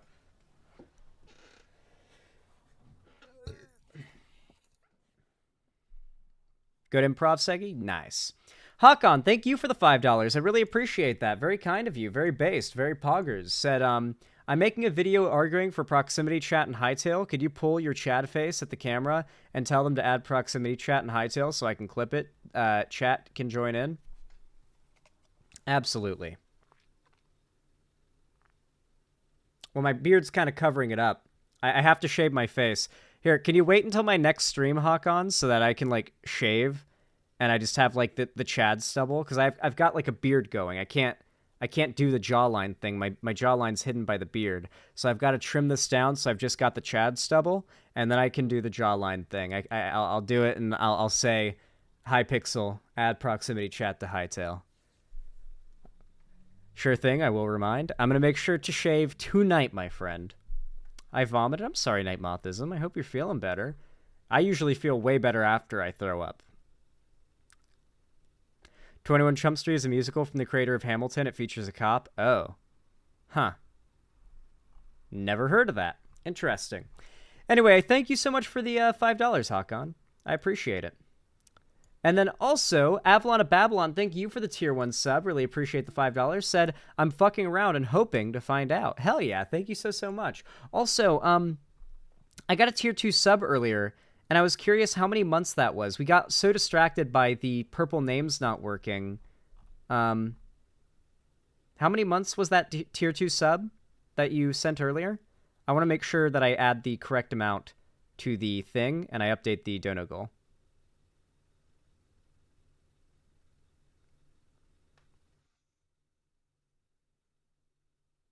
I got stomach flu? Oh, I'm sorry. Yeah, you're gonna have to keep a pretty light diet until you're feeling better, my friend. I'm so sorry. On the bright side, though, having a stomach flu, pretty much what solves it is getting everything out. So do not fight the vomiting. I know it's hard to do it. I hate throwing up, but, like, eat as little as possible, drink as much water as possible, and just vomit as much as you can. When you feel like you have to vomit, don't fight it. Go with it. Your body wants you to vomit for a reason. It sucks, and your conscious mind doesn't agree, but you gotta go with it. It's for a reason, and your body will reward you for doing what it wants you to do after you've gone through it. Ginger makes me nauseous. I don't recommend it, but yeah. It's now diarrhea? Well, in that case, if your stomach's now empty of whatever got you sick, then it seems like your bowels just got empty out. So as long as you don't put anything new in there to create a breeding ground for whatever virus or bacteria your body's fighting, you just keep drinking water and staying hydrated and resting and, you know, shitting and vomiting when you have to, then you will eventually empty yourself out, your immune system will do the rest, and you will be back to normal. And you'll have a nice cleanse. You'll never felt more cleansed. You'll be like, man, I am empty. I just got through migraine nausea this afternoon. Woo. Yeah, if it's like a migraine nausea, that's not the same. But if it's like, oh God, I'm sick and I feel it coming, I'm gonna vomit, I'm just fighting off the inevitable for the hope that it goes away right now. Yeah. Blood oversharing? I'm not talking about myself. I'm talking about this person, Night Mothism. Oh wait, you're probably that troll on like a 20th alt account. One thing that I love about my like haters is that they're so mentally ill. They have like 100 alt accounts because they're the type of person whose entire personality is raiding and harassing streamers on like 100 alt accounts they have. Holy shit. Could you imagine how little pussy you've had to have seen in your life for that to just be who you are? Like the 100 alt account for like shit-talking streamers in their chats after they ban you guy? That's fucking wild. Kind of makes me feel sad in like that. Like, you ever watch one of those videos where you see someone who's like a hoarder, whose life is really fucked up, and you just feel awful after watching it? I kind of get that same feeling from like my haters oftentimes, where I feel like it's not pity. It's more like, it's more like a horrified empathy, right? Like, I can't help but empathize and think, what if I was that person? And then be truly sickened to my stomach at the idea of living a life that shitty, you know? I guess that's basically the best way to put it into words. Literally, alt account trolls just don't have happiness other than being a troll. Like, I know it's like a meme, but legitimately think about the kind of people, like, behind the screen that do that kind of stuff. They're not normal people. It's really funny shit. Anyway, if you guys are enjoying the stream, please consider leaving a like. It really helps the channel a lot and means so goddamn much. It goes a long way to help the channel. It forces YouTube to push my content out to more people, so I really do appreciate it. And of course, if you want to go the extra mile and support me financially, you don't have to, but if you want to, it's really appreciated and helps a lot with especially the raising money for the Quail arc. You can donate, subscribe, or gift a sub on my website, xanderhall.com/live, or support me financially through YouTube, Twitch, Streamlabs, Stream Elements, or Patreon. But with all that said, no matter how you support me, I really do appreciate it. Even my hate commenters, even my hate watchers, you're boosting my stats. Couldn't do it without you. Question for the YouTubers, do dislikes also push out videos or just likes?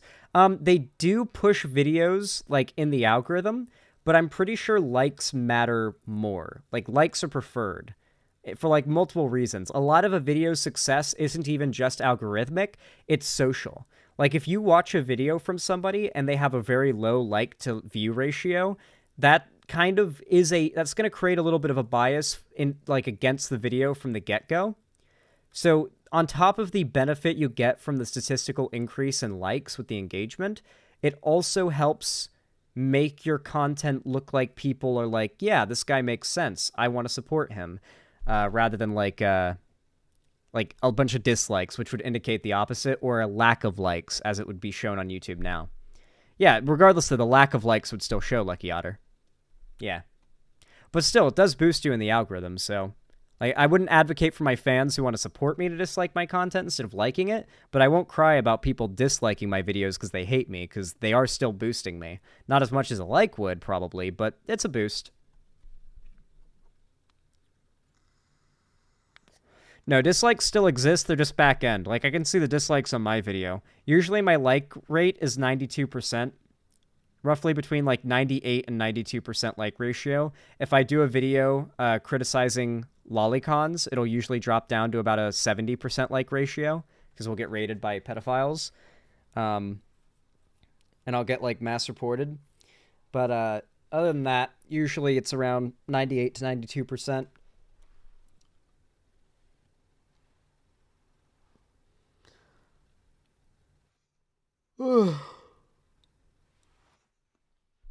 All right. You all know what to do when I say action, right? 3, 2, 1, action. Well, I didn't cover this story all the way up until now because I was hoping we'd get some substantial developments in it so I could go over a sort of more long, all-encompassing amount of info and not have to speculate or guess about things. I don't really like doing that in my videos. It's not a responsible thing to do as a public figure, personally. But the article goes as the following, and we're talking about Alexei Navalny. There's a lot to talk about here, so I'm hoping this article, while both updating us on the new the new stuff that's come out for those that might have already been following the story, will also catch everybody who hasn't up on the events that are relevant with the context and everything. Russian authorities hand Navalny's body to mother for burial. So this has been requested by his mother for quite some time, so this is a good thing. This is not a happy ending to the story, but definitely a small silver lining to the events of what's happened so far, and a large part of why I decided now would be a good time to cover this. Russian authorities on Saturday handed the body of opposition leader Alexei Navalny to his mother after she struggled for a week to recover it, according to his political team. Once again, an opposition to Putin has died at a young age, under mysterious circumstances, and the state is weird about the body being given back to the family, and once again we're expected to believe it has nothing to do with Putin.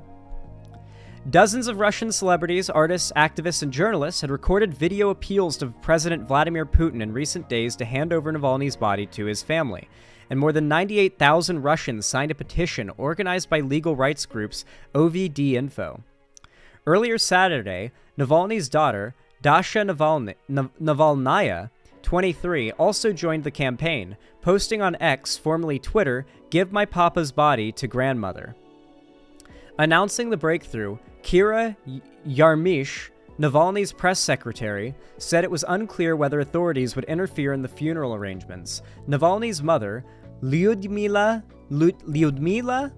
Navalnaya,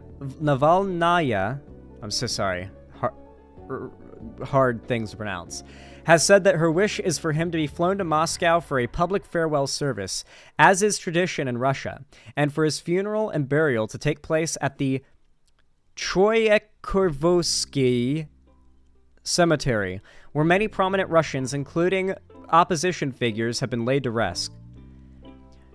Navalny'a said earlier that Russia's investigative committee, its main federal investigating authority, had pressed her to agree to a small private funeral with only family members present. Quote, "The funeral is still to come. We don't know if the authorities will prevent it from being held the way the family wants and the way Alexei deserves. We will report information as it becomes available," Yarmish said. She thanked the thousands of Russians who supported Navalny'S campaign to recover her son's body. Navalny, 47, was Putin's most formidable rival and one of the nation's most prominent political prisoners. He was jailed for his campaign for a free and democratic Russia and died on February 16th in the Polar Wolf prison in the Yamalo-Nenets region, north of the Arctic Circle.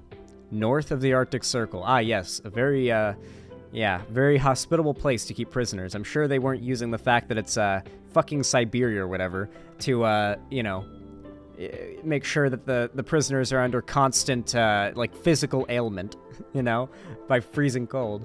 Navalny's widow, Yulia Navalnaya, had accused Putin of murdering her husband and delaying handing over the body to cover up the cause of death. The death certificate issued later in the week listed his cause of death as natural causes. By Friday, it appeared that Russian officials might not give the body to the family at all, instead threatening to bury it in icy ground in the remote northern prison colony, according to the director of Navalny's anti-corruption foundation, Ivan Zhdanov. Doing so would have denied his family the support and supporters the right to a funeral and farewell ceremony, and would have prevented his gravesite becoming a place where Russians could pay homage to Navalny and his courage to opposing Putin. Sorry, I had to burp so bad.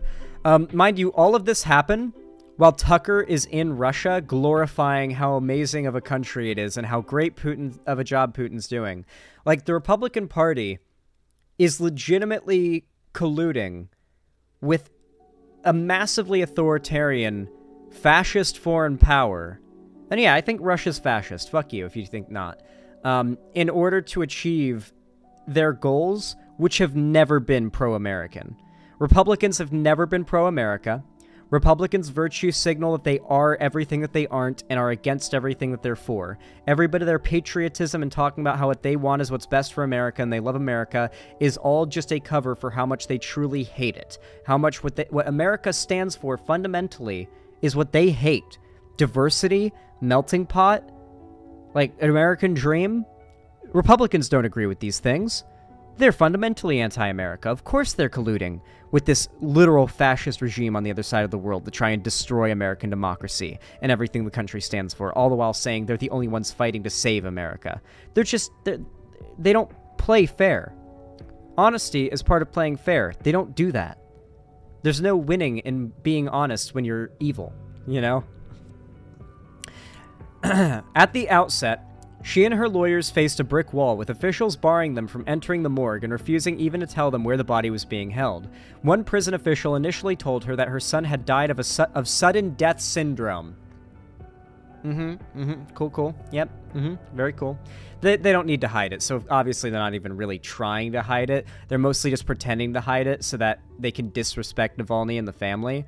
It's not so much like they need to hide it. They're pretending to hide it badly so that they can add an extra layer of disrespect to Navalny and his family. Days later, with the official cause of death listed as natural causes, investigative committee officials showed her the body late at night, but with no lawyers present, they pressured her intensely to agree to a small private funeral, threatening that his body would be allowed to decompose if she did not accept their conditions. On Thursday, she released a video saying that officials are, quote, blackmailing me, setting conditions on where, when, and how Alexei should be buried. This is illegal. Well, no, it's not. The law is determined by Putin. On Friday, she was given a 3-hour ultimatum and told that Navalny would be buried without her permission in the prison colony unless she agreed to a private burial, according to Zdanov. And still, she did not agree. The decision to give Lyudmila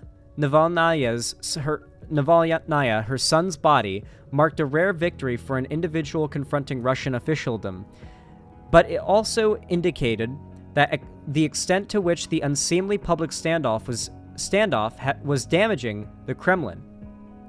Earlier Saturday, Yulia Navalnaya, clad in black, recorded a somber video message attacking Putin's professional religious piety as a sham, blaming him for both the murder of her husband and the refusal to hand over the body for burial. Quote, "But murder was not enough for Putin. Now Navalny's body is being held hostage. He mocks his mother and forces her to agree to a secret funeral," she said. "They threatened to bury him right in the colony where they killed him." She said officials had, quote, tortured Lyudmila Navalnaya for days with lies and threats. The order to break Navalnaya's mother would have come directly from Putin, not from an investigative committee official in Salikard, the town 33 miles from the prison where he died, she continued. Navalny's body had been held at the Salikard morgue since the night of his death. Yulia Navalnaya said Putin was not exposed as a fraud, or was now exposed as a fraud, sorry. Quote, "We already knew that Putin's faith was fake. But now we can see more clearly than ever before," she said. "No true Christian could ever do what Putin is doing now with Alexei's body." Damn, attacking him on that, like, Christian nationalism basis that, like, Russia's so big on. Damn. Ooh. This is such a sad story. What a fucking horrific place to live. And to try to, like, be someone who fights for, like, good political change by following the law and all the rules, despite the fact that it's only gonna get you killed. Well, she's next. Almost certainly she's next. She's going to die of sudden death syndrome and natural causes very soon as well, yeah. Almost certainly. The families of those that go against Putin are no more safe than the people who go against Putin themselves. It's what the Republicans want America to be. This is exactly what America will be if the Republicans had their way and nothing could stop them. America will absolutely model itself off of modern-day Russia if the Republicans take full control.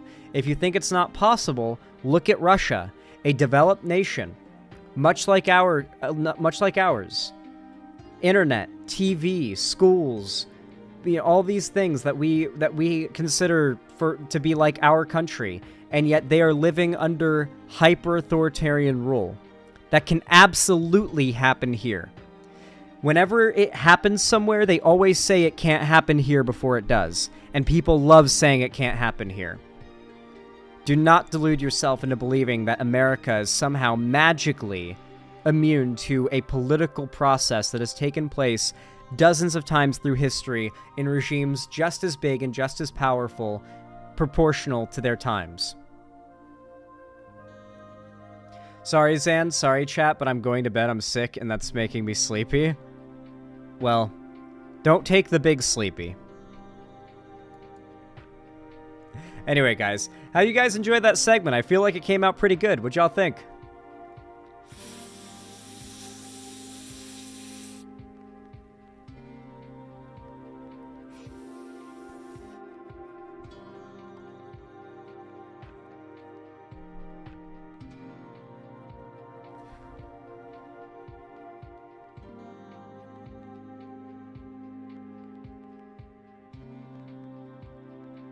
Can't wait for Putin to kick the bucket. Yeah, me too. Yep, me too. I think that's what most people right now are hoping for. If Putin dies, I think the war just kind of ends, right?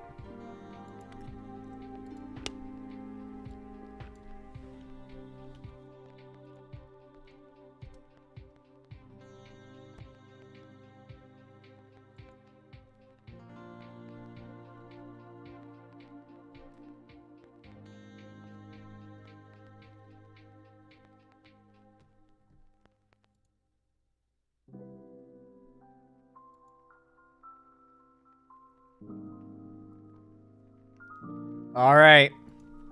As always, guys, leave a like if you're enjoying the stream. It really helps me, the channel, and my videos and streams out a lot. Subscribe, donate, gift a sub, or support me financially through YouTube, Twitch, Streamlabs, Stream Elements, Patreon, or buy merch if you want to. It helps me a lot, but don't do it if you can't afford to. It's just something you can do. Toss a coin to your streamer. It helps out a lot. But you don't have to if you don't want to. We are about to do another segment. Y'all know what to do when I say action, right? 3, 2, 1, action. All right, everybody. This is some actually good news. Most of today's topics have not exactly been on the positive side of things, but this is one we can genuinely just laugh and smile about without a hint of shame. Sandy Hook families plan to liquidate bankrupted Alex Jones's estate, moves to a March hearing. That's right, guys. The Sandy Hook families have Alex Jones by the balls now. Not only has Alex Jones filed for, I believe he's filed for, what's it called, Chapter 2 bankruptcy or whatever, when you, like, file for bankruptcy for your own personal LLC. And then I believe he's also now filed for personal bankruptcy. Now he's being forced to liquidate his assets in a plan that is being decided by the families of Sandy Hook for how best to bankrupt him. Oh my god, we are in such a good time to be alive. We're in such a good time to be alive right now. Just this one story. Good things do happen. There is a God. Praise Allah. Attorneys representing the Sandy Hook families who sued Alex Jones for defamation in Texas and Connecticut have advanced a plan to liquidate the estate of bankrupted InfoWars host by a unanimous vote. For people who don't know what's going on here, basically Alex Jones claimed that after a big school shooting happened at Sandy Hook, that it didn't happen. In fact, he claimed the Democrats paid crisis actors to act it all out in order to harm gun legislation and ban guns. Obviously, this was all demonstrably false and like an evil thing to claim about like the families and dead children, or the families of dead children and said dead children. They're crisis actors and it wasn't real and they're evil and they're trying to take your rights away. What followed was a massive amount of harassment and death threats to the families of the dead children and to the survivors from Alex Jones fans, and they proceeded to sue him. And Sandy Hook happened in like 2012. It's been over a decade this has been going on. Alex Jones has been fighting this legal case for as long as like the political space online has had him at the forefront. This is him after a decade of fighting this in court, finally facing the music. This has all been happening in the background for a decade. The vote, a formality in the bankruptcy process, was recorded last week in Southern Texas Bankruptcy Court, where Jones has been in protection from his $1.5 billion debt to the Sandy Hook families for the last 14 months. $1.5 billion is how much he owes the families across all of them. The vote in favor of the family's plan for Jones to sell everything required by law sets up a confirmation hearing before Judge Christopher Lopez in late March, where both sides will argue the merits of their plan to resolve Jones's debt to the families. Jones's attorneys have counter-offered a plan that would pay Sandy Hook families $55 million over 10 years. The vote in favor of the family's plan, recorded in court last Friday, also serves as a rejection of Alex Jones's counter-offer, said Mark Bankston, an attorney who represented the parents of a slain Sandy Hook boy Jones defamed during a trial in Texas in 2022, where the jury awarded them $49 million. Everything is done by the attorneys, Bankston said, of the complicated bankruptcy process. It's the lawyers who handle everything. God, better call Saul. Better fucking call Saul. Do we have any videos going over this?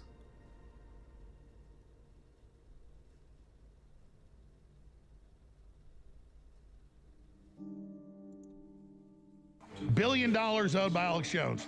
I personally don't have Lawn Crime Network. What is this? I personally don't have $2 million. The company's almost completely out of money. We're in bankruptcy. There's 2 appeals. It'll take years. There's caps on almost all of this. This is just completely, absolutely made up. After a jury hits Alex Jones with an almost $1 billion damages award, will the plaintiffs ever see any? $1 billion fucking dollars, dude. That's, I think it got up to 1.5 billion, didn't it? Like, didn't it get up to 1.5 billion? Or is it just 1 billion? Any of that money? Bankruptcy professor Bruce Markell explains. Welcome to Sidebar, presented by Law and Crime. I'm Jesse Weber. No surprise that we have heavily covered the Alex Jones case here on Sidebar, and of course the monumental I wonder what their jury take's going to be. award that has everyone talking right now. A Connecticut jury awarded a former FBI agent and family members of victims in the 2012 Sandy Hook Elementary School shooting $965 million in damages. This is for Jones's public comments on InfoWars programs that Sandy Hook was a false flag event, that it was staged, that there were crisis actors. And it was also shown how his engagement with his followers kept increasing as he kept spouting this off, and how he profited off of this by selling products on his website. And the most disturbing aspect of all is that Jones' supporters This guy seems actually based. threatened and harassed some of the plaintiffs in this case. And this was Exactly what I said happened. a trial where Jones had lost by default judgment. The judge ruled that he automatically lost because he He didn't show up. chose not to comply with court orders, discovery obligations in this case. So he was automatically found liable for various claims like defamation and intentional infliction of emotional distress. So it just became a question of how much did he have to pay out to the plaintiffs? And on top of the $965 million in damages, he's also going to have to pay out attorney's fees and costs, and the issue of punitive damages, which are punishment damages, seemingly will be decided later on by the court. And this also comes after another trial in Texas where a jury awarded the plaintiffs there almost $50 million to be paid out by Alex Jones. And he has another trial coming up. So the main question that we keep getting right after this happened is, how is he going to pay this? Can Alex Jones actually pay this out? Will the plaintiffs ever see any of this money? Well, all right, so let me bring in my expert right now, Professor Bruce Allen.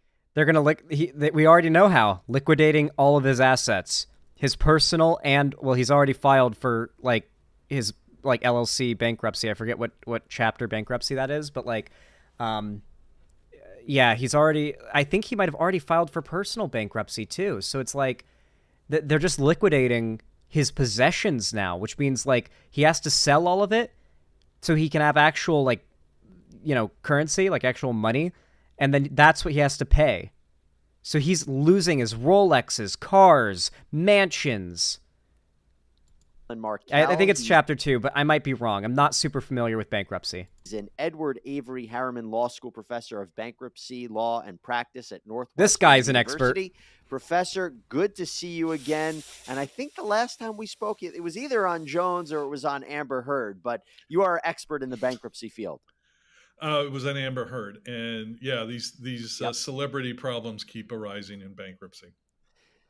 They do. So let me ask you the $965 million question. Is he going to be able to pay this out? Are the plaintiffs going to see any money? Two questions. He's never going to pay the $965. I mean, that's a practical issue. I don't think he can generate that much income over the rest. He doesn't have that much to give. Will the plaintiffs see anything? Is the more interesting question, and that's going to be a question that has a lot of moving parts. For example, we know that Jones has various and different entities through which his revenue from his podcasts and his show goes through. Not all are in bankruptcy. He stated publicly he will not file bankruptcy. But I'll give you an analogy. Apparently that's what he's going to have to liquidate, though. O.J. Simpson may have been found innocent in a criminal court, but the parents of Ron Goldman, who was murdered at the time, actually got a $30 million civil judgment against O.J. Simpson in 1997. And with interest, O.J. now owes them over or close to $98 million. O.J.'s maybe paid, depending on who you read, how you read, he's maybe paid $500,000 of that over the time. and it's not been a voluntary payments. They seized his Heisman and they sold it at auction. They can, once you have a judgment, which is what the plaintiffs here have or will have soon, then all sorts of summary collection procedures are appropriate. Now, bankruptcy can stop that and can regularize it somewhat. But if Jones is unwilling to file bankruptcy, then he's just going to be like OJ, which is basically he will go to whatever jurisdiction has the best protection against judgment creditors seeking to take his property. You mean he's going to move there personally? Well, I mean, he actually lives. I mean, he has a whole bunker. He'd have to move his bunker in Texas, and Texas has of course it's pretty Texas. strong protections for debtors. For example, the Texas Constitution says that you can have a homestead in an unlimited amount. So if he found some money and bought say a $965 million house, which in Texas, I don't know, maybe that is a house. He could shield all of his equity in a house from the plaintiffs. Genuinely fuck red states so much. God, they're like red states. I always learn new things about how Republicans have made the states that are their strongholds like havens for like the types of people like this to get away with murder. But then, of course, there's always the projection of, like, right now, famously, it's like big story right now. I might cover it in a separate stream. There is like a district attorney or something in like maybe Arizona who has like a murderer who needs to be extradited back to New York City or back to New York where he's from, and is now refusing to because she claims that the left-wing district attorneys, or I think it's the governor is refusing of Arizona or something, is refusing to send him over because, quote unquote, the left-wing, easy-on-crime New York judges and district attorneys will just release this dangerous murderer. We think it's safer to keep him here. So they're refusing to comply with requests to extradite a prisoner. You understand what this precedent sets, right? This means, like, you could be trans and visit a state that is criminalized being trans, and even if you're from a criminalized to be trans state, that state now, there's a precedent just say, no, we're not giving you back. No, we're keeping you here. You're staying out your sentence in our state, and we refuse to give you back to the state that you are from. Even if the thing you did isn't a crime in that state, so you wouldn't be in jail. Like, and it'll be Republicans that do this. Like, the governor will make it a thing. Once it's in the real estate in Texas and it's his homestead where he lives. There's a case that people talk about in Texas where someone who owed a lot of money built a 40-story skyscraper, which normally would not be exempt, but he put a penthouse on it and he lived in it. And so he exempted the entire skyscraper. Very fair and well-balanced country. Man, Republican policy, like, you can't blame Democrats for this. This is a Texas thing. No world in which you can blame Democrats for this. This is the policies that Republicans actually implement when they gain power. They run on wedge issues like guns and woke CRT, and then half the shit they apply as far as policy is shit like this that's meant to cover their own asses. Texas law is very favorable to debtors with respect. That and Florida are two. They should, make him own the penthouse and sell the rest of it, but demolish but he has to stay in the penthouse and they have to demolish the rest of it. The penthouse is at the top, reminder, so they have to demolish the rest of it, but he gets to keep the penthouse and he has to stay in it. That would be good. Quite favorable jurisdictions. And the history is in the United States is that if debtors wish to squirrel away their assets and hide it, it's very difficult for creditors like the tort claimants in Sandy Hook to ever get finally paid. And someone who has proved to be as pugnacious and obstreperous as Jones has. Damn, it looks like nothing good ever happens. I'm pretty, by the sounds of it, I believe this guy. I think Alex Jones is going to find a way, like many of these people do, to get away with this. Like, Alex Jones is going to find a way to keep his Rolexes, his cars, his mansions. There fundamentally is no real consequences once you're rich enough. Once you've got enough millions, like, there's always loopholes and ways that you can keep millions still, no matter how much bullshit you pull. I really do think Alex Jones is going to get away almost scot-free with this, by the sounds of things. There's every reason to believe that he will take advantage of every avenue he could to shield his assets. But it has to be legal, right? So here's the thing. I understand he could go to the appeals court. He could try to appeal these judgments. He could try to appeal the default judgments. It's his right to do that. The problem is, if he goes to the point where he's secretly hiding assets, can't the plaintiff's attorney immediately conduct an investigation and have the court get involved in terms of fraudulent asset transfers? When can they start, garnishing his wages or things that he's earning? How far can he push it out? Could something happen in the immediate future? As I understand it, the plaintiffs in the Texas case have already initiated the fraudulent transfer investigation. And you're absolutely right. I mean, people have, until it's collected, the right to transfer their property to anybody they want. Lawyers use the fancy term alienate their property, but you can sell your property anytime you want.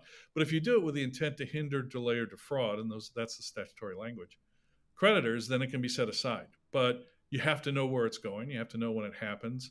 And that's why I said initially, I'm not sure. I've kind of read a fair amount on this.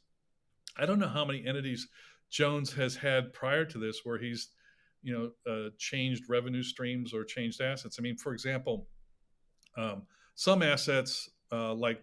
How much money do you think Alex Jones has in Russia? That's the big question. What percentage of his money do you think is in Russia? That's what I want to know. At least $500,000? I guarantee you, Russia is where he's keeping a good bit of his money. Just take it one. Social Security. It won't be in America. Not since all this shit has started. So even if someone owes $1 billion, their Social Security doesn't get touched. Certain pension rights, O.J. Simpson's living on his NFL pension because the pension's completely exempt from creditor attachment. Now, what assets he has now? Yeah. Specifically for the old white people, your pension, no matter how big it is, completely exempt from being garnished. This is specifically laws put in place by Republicans to help old white people like them. I mean, there are businesses old rich white people are in the business of finding where the assets have been hid. If they're international businesses, they often hire ex-Mossad agents to go find the assets. But it's a question of you got to find it to know to set it aside. And someone like Jones, who has, basically saying in a show, I can spend hundreds of thousands of dollars and keep them at bay for years and they'll never see a penny. I'm sure he is thinking about transferring his assets someplace else. And there are places where you can transfer the assets that no one can touch. For example, obscure, but it's used a lot. The New York Times said, to the extent of a couple $1 trillion, the Cook Islands, a former protectorate of New Zealand, exists in the Pacific Ocean. They don't recognize U.S. judgments. They don't recognize U.S. fraudulent transfers. If you can transfer your money there, the only person who can get it out would be Jones. And even if Jones is under order from a court to turn over that money, the Cook Islands law says if you're compelled to transfer the money, we don't have to honor the request. So lots of people, and people are doing this all over. There's a really funny story out of Canada where someone tried to do this, where they actually tried to ship a FedEx box full of cash to the Cook Islands. What could go wrong? Yeah, right. By the way, I know Alex Jones watched our live stream of the verdict going down. He might be listening to this sidebar and may actually listen to what you're saying and do this. I do want to ask you something real quick though, and this is completely your expertise. I'm just reading about it, but bankruptcy mediation, do you think it would be in the benefit of the plaintiffs right now to work out some sort of resolution? And I guess that's another way of saying a settlement with Jones, that they could work out a payment schedule. And maybe that's the most immediate way the settlement that's been reached is that he's liquidating his assets, by the way. Like, this came before the liquidation of Jones's assets. We basically got two big, like, bombshell updates from this story back to back. One was the decision of how much Jones would have to pay cumulatively to all the families, which is that $197 million judgment. It's been, or not $197 million, the $971 million, the nearly $1 billion.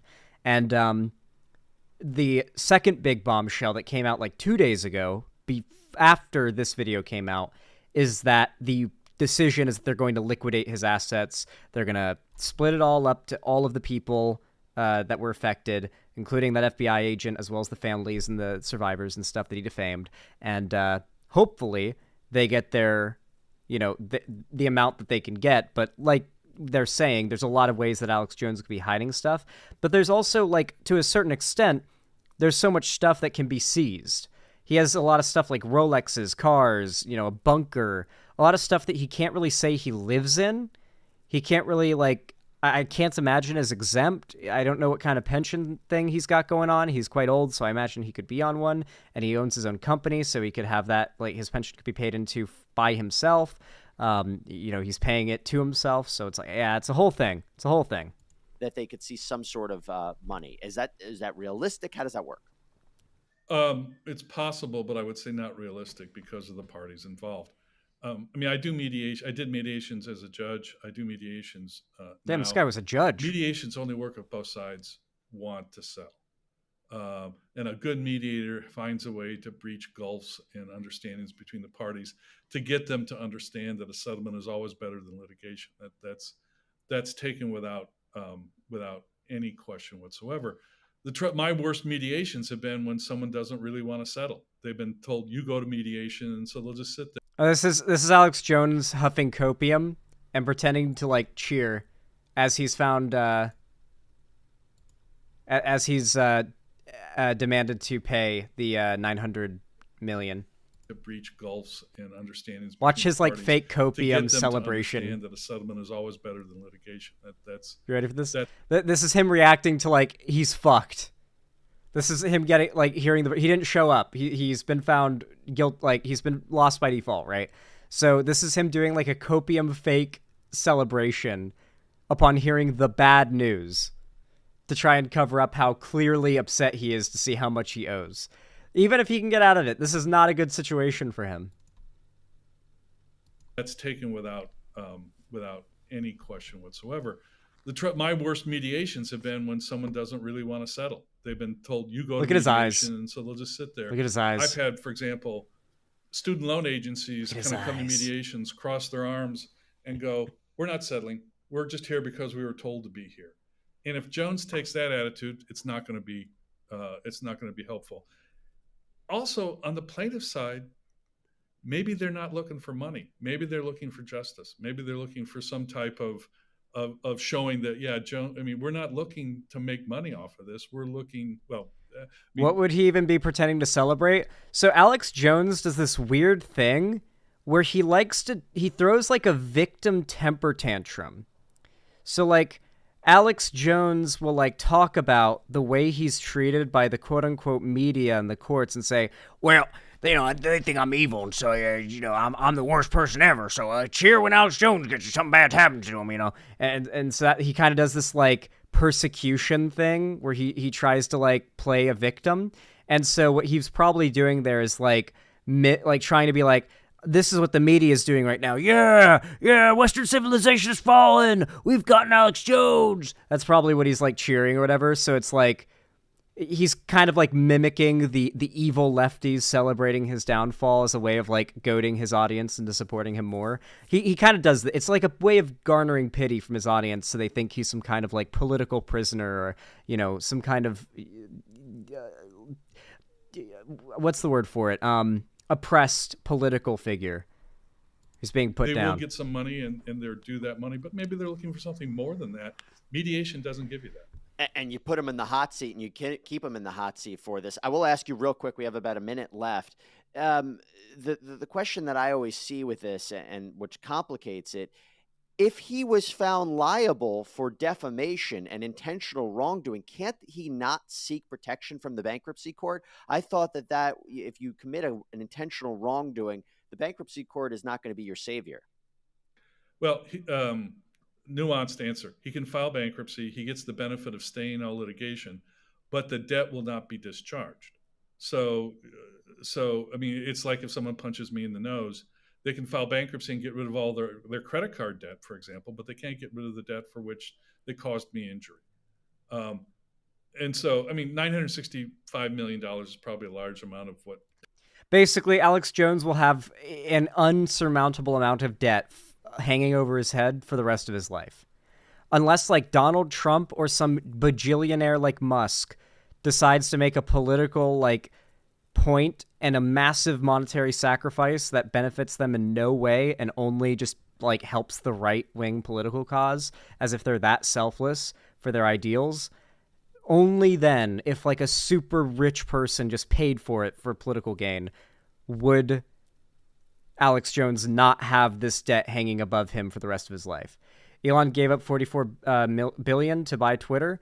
Yeah, that's definitely true, but what you have to remember is that Elon has lost a lot more money since then. He paid $44 billion to buy Twitter, so starting $44 billion in the hole, and has quickly continued to lose more. And you have to remember that, like, Tesla's not doing great right now as far as stocks go. I think that Starlink's doing okay. Like, Starlink, I think, is doing all right. They're expanding. They're getting more satellites up there. But there's also been a couple satellites that have gone out of orbit, unfortunately. And I think it's bad because, like, Starlink is a cool thing if it can be, like, widespread and overwhelmingly available. And there's also a big problem with collisions, especially over the poles of our planet. A lot of, like, commercial satellites get sent up there and they collide, and it ends up being a big problem. So a couple of SpaceX, or not SpaceX, a couple SpaceX and a couple Starlink satellites have collided. Good? It's not good. It's not good. No. Space junk around the planet's not good. We do not want shit in orbit. The more stuff we have in orbit, the worse. We want to have the minimum amount of stuff in orbit and the stuff that is in orbit actually being used. We've got a lot of discontinued satellites just floating around up there, and we have to account for them when we send new stuff up there because they can collide. The ISS has to correct its trajectory all the fucking time to avoid stuff. People have had to take cover during spacewalks outside the ISS while making repairs to hide. Fuck Elon, but that's bad. Yeah, like, Elon Musk is honestly not even a big contributor to this. This has been going on for decades upon decades with many nations and private companies putting satellites into orbit and other things into orbit as well. And, you know, there's a lot of shit in orbit. It's you know, it's a big area. You know, it's not like you're constantly dodging shit or anything like that. But, like, when something does come, it's going at the speed of, like, 26,000 kilometers a second or whatever. And it's just going to blast through whatever it hits. So you really got to avoid it. Jones. Nothing we've sent up would possibly hit Earth if it came down, by the way. Like, we haven't sent anything up into space that if it came back down would cause serious damage. Those generally. It would burn up. And so it wouldn't help to discharge that. But he might file it just to stay the litigation so that he could work out a mediation. But everything I have read would indicate that's probably not what he wants to do.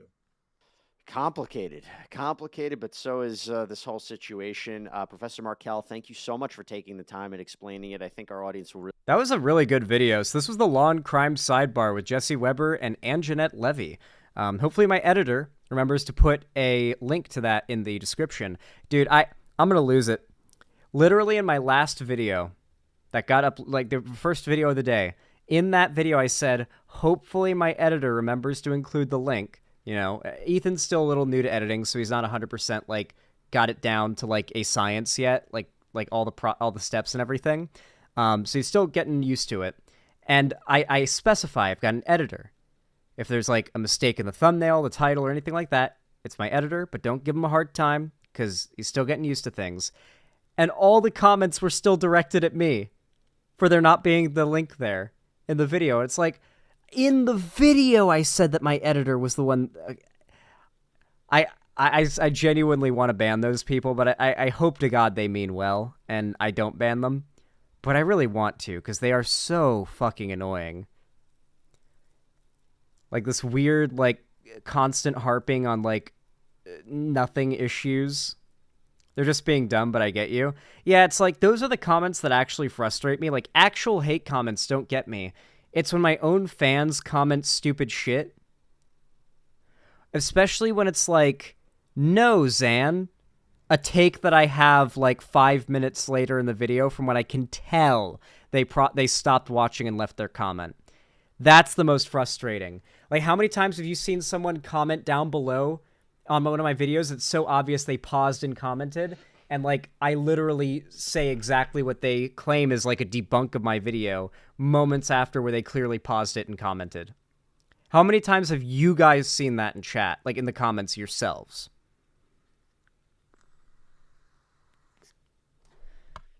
Bruh, just watch the video and see if the person adds more context, SMH, or leave the comment and keep watching. If I do that, I always get embarrassed and delete my comment. Yeah, like, you can always delete the comment, too. After, like, you continue to watch or edit it. You can edit a comment. Say, like, correction. Shit, I didn't know he said that. Like, I don't know.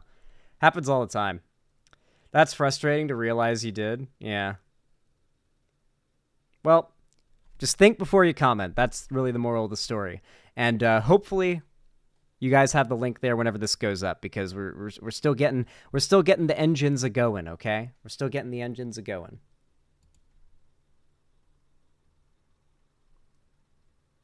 Assuming you're not on iOS? No, I don't use an Apple phone, no. My website I don't think is on iOS, if that's what you mean either. Orther's Dork, thank you for the tier 1 gift sub to Sunny the Martian. I really appreciate it. I hope they do as well. Thank you, thank you. Says, drink water, take care of yourself. Now, chat, today's had some very heavy topics. Make sure to take some time to decompress. You are loved. True, true, true. Thank you so, so much. I really appreciate that.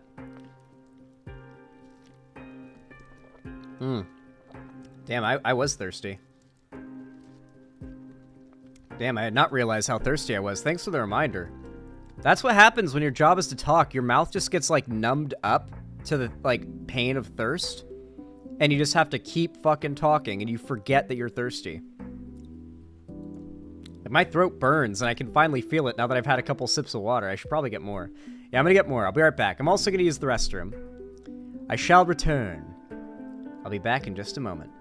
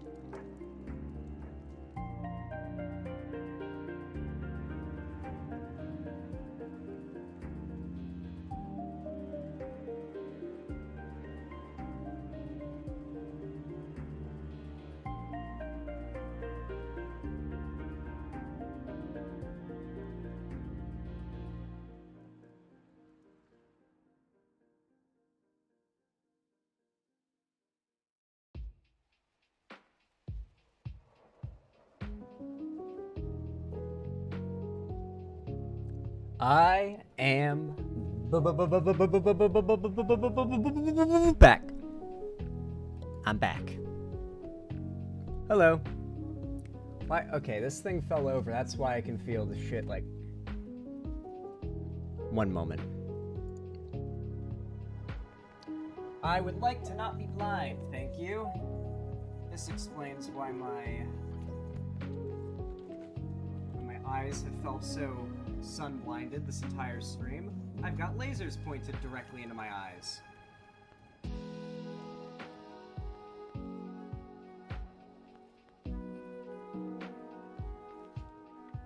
Okay. No more eyeball lasers, I think. Yeah, so, you know, the lights, they do that. So you guys should have... Yeah. The light, whenever it was hitting my face, that was lasers and very direct light hitting my eyes, and I wasn't noticing it. And I just now did, and now that's fixed, so hopefully the spots in my eyes go away soon. That's been happening the whole stream. Thanks for not, you know, pointing that out, chat. Yeah, if you ever see that light, like, shining on my face, please point it out, because it means that my, like, thing has fallen over, and that I'm getting blinded, and I don't know, because, like, it's, like, indirect. Hard to explain.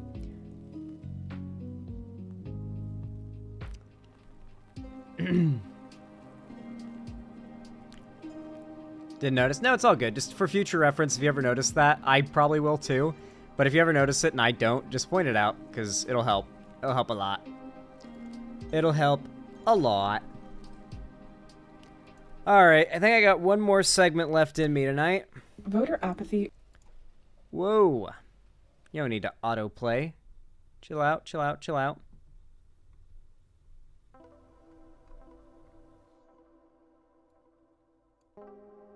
Alright.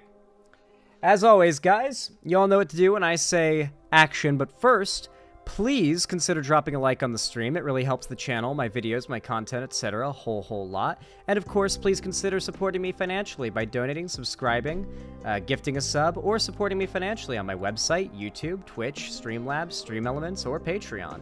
But with all that said, let's just get right on into it. No matter how you support me, I always appreciate it. Let's hop in.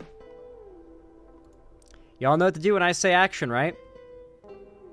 3, 2, 1, action.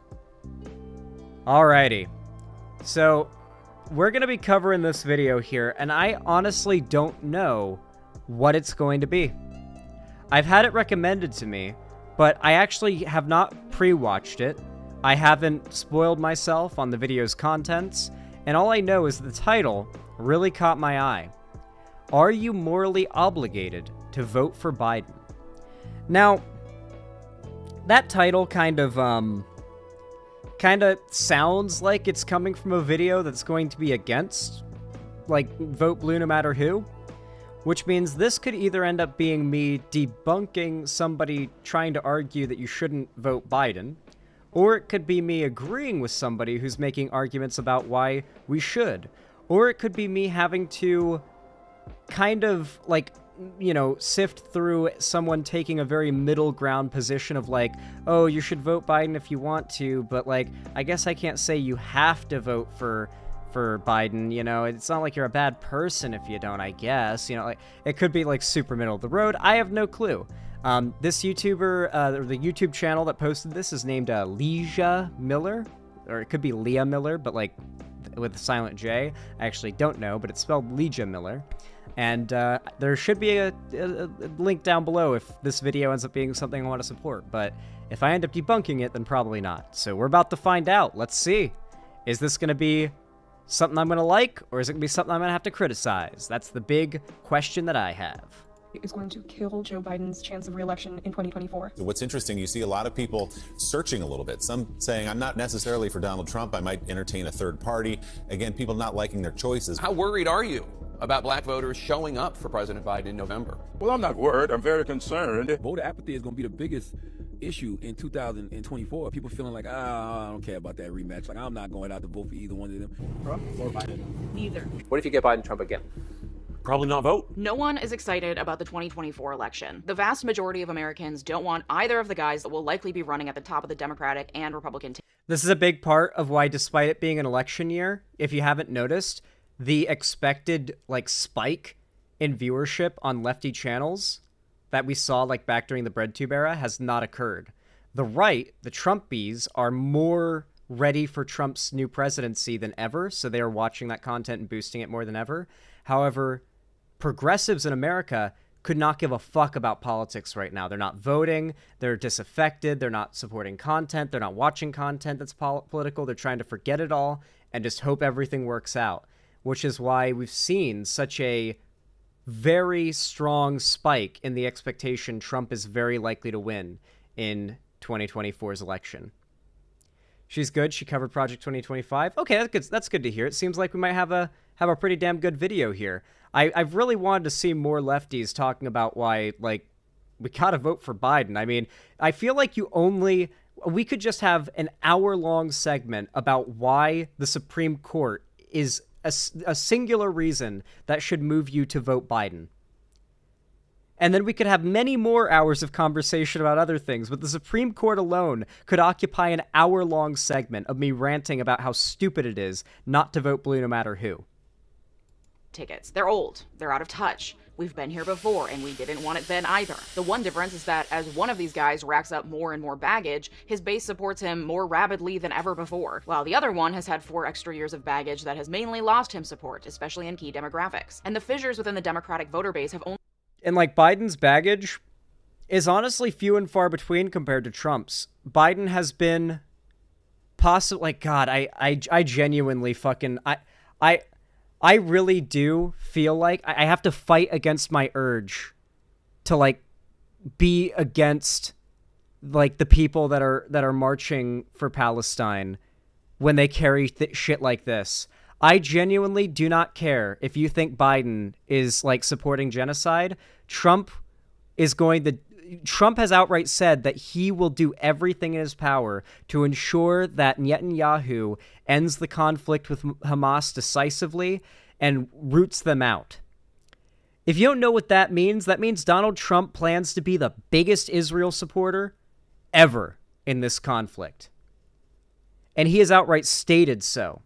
Joe is dragging his feet because, unfortunately, AIPAC and other very powerful Israel interest groups have a lot... They have a lot of American politicians by the balls. In fact, Netanyahu... AIPAC, which is literally like an Israel state interest group, like money group, literally is spending like $100 million or something like that on political campaign ads targeting the Squad during this election because the Squad is so outspoken against Israel.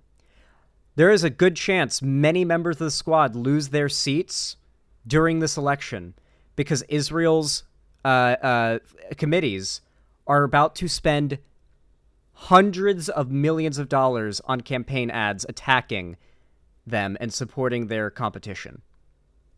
How effective they'll be is a whole different question. But remember, the Squad, as much national support as they may have, they have to retain the support of their locality where they're running. And that can be affected. That can be swayed by targeted advertising in the hundreds of millions, which AIPAC is planning to do. Only gotten deeper. They plan to, I believe the quote was, surgically strike the Squad.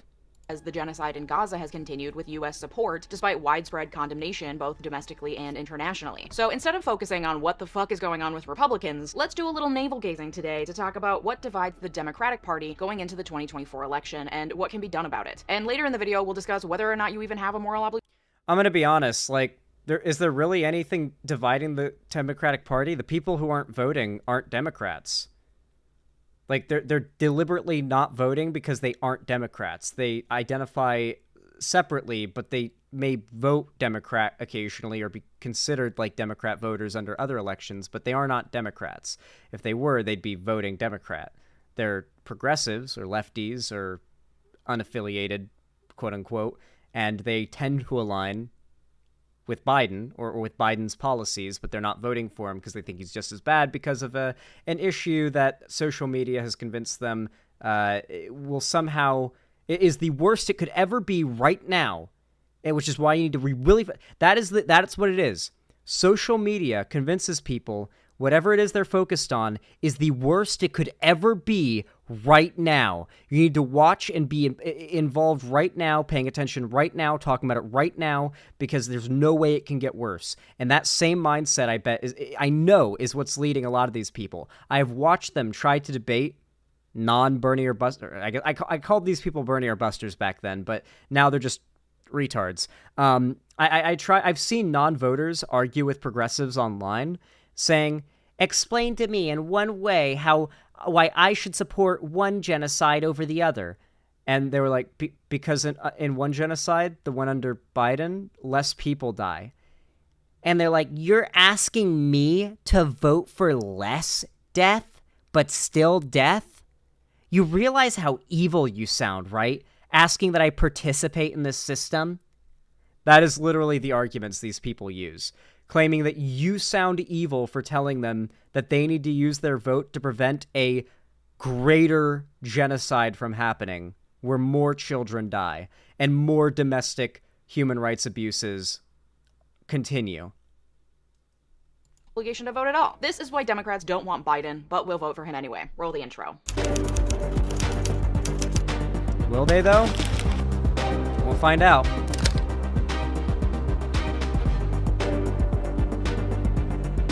If I had to bet right now, I'd put $100 Thank you to my partner on today's video, Trump PDS winning. debt. Credit card debt sucks. I have been buried under more credit card debt.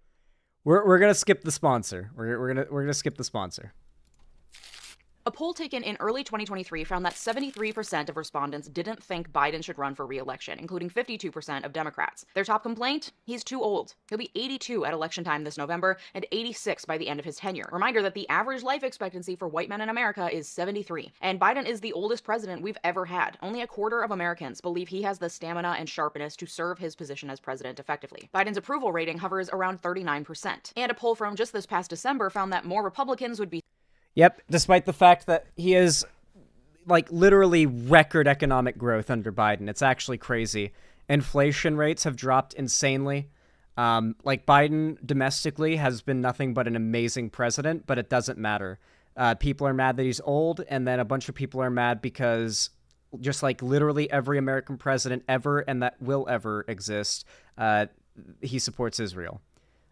They're upset that we don't live in a fantasy land America, and they refuse to vote unless their like perfect fantasy land imaginary candidate exists. Mind you, it doesn't matter whether or not that person can actually win. It's just that they have to feel good voting for them. So the reality of this is, you don't vote. You know what? I actually like that one quote from Starship Troopers where he says, voting is violence. Voting is instilling power. Think about it that way. When you are voting, you are using the minuscule amount of power you have over our government to actually change something. Now, if you're a Helldivers player, you know that even a small, tiny fraction of a percentage means a lot in the grand scheme of things. And that you've got to do your part. I know, I'm memeing a little bit here, but I actually think this is a solid argument, you know? Like, even if you're voting for a lesser evil, I know it sucks that you are voting for an evil in the first place, but recognize that you are actually having an impact on making the world slightly better by preventing a worse outcome. And if you don't think Trump as president isn't a worse outcome, please come on my stream because you're so politically inept. I will farm the fuck out of you for content. Please come on my stream and debate me. God, I want to farm you. I would love to farm you for content because I could just run circles around you. Please debate me about this if you disagree. Anyway, let's resume. Satisfied with having Trump as their nominee than Democrats would be with Biden as their nominee. That same poll found that still nearly half of Democrats are either dissatisfied with Biden as the nominee or don't care at all. 1 in 5 respondents said they would be neither satisfied nor dissatisfied. This is telling. That means 20% of voters who are engaged enough to bother to respond to a political poll still feel incredibly apathetic about the prospect of Joe Biden on their ticket. And listen, this makes sense. The optics aren't great. His speeches are hardly rousing or inspiring so much as hard to follow. It feels like waiting for your grandpa to finish his story so you can start Christmas dinner. The good work he has accomplished, including passing massive infrastructure and historic climate change bills, despite... You know what really sucks? Ever since, I guess Reagan started it, but I think Trump really kind of, like, made it, like, even lefties believe this. Since when does the president have to be entertaining?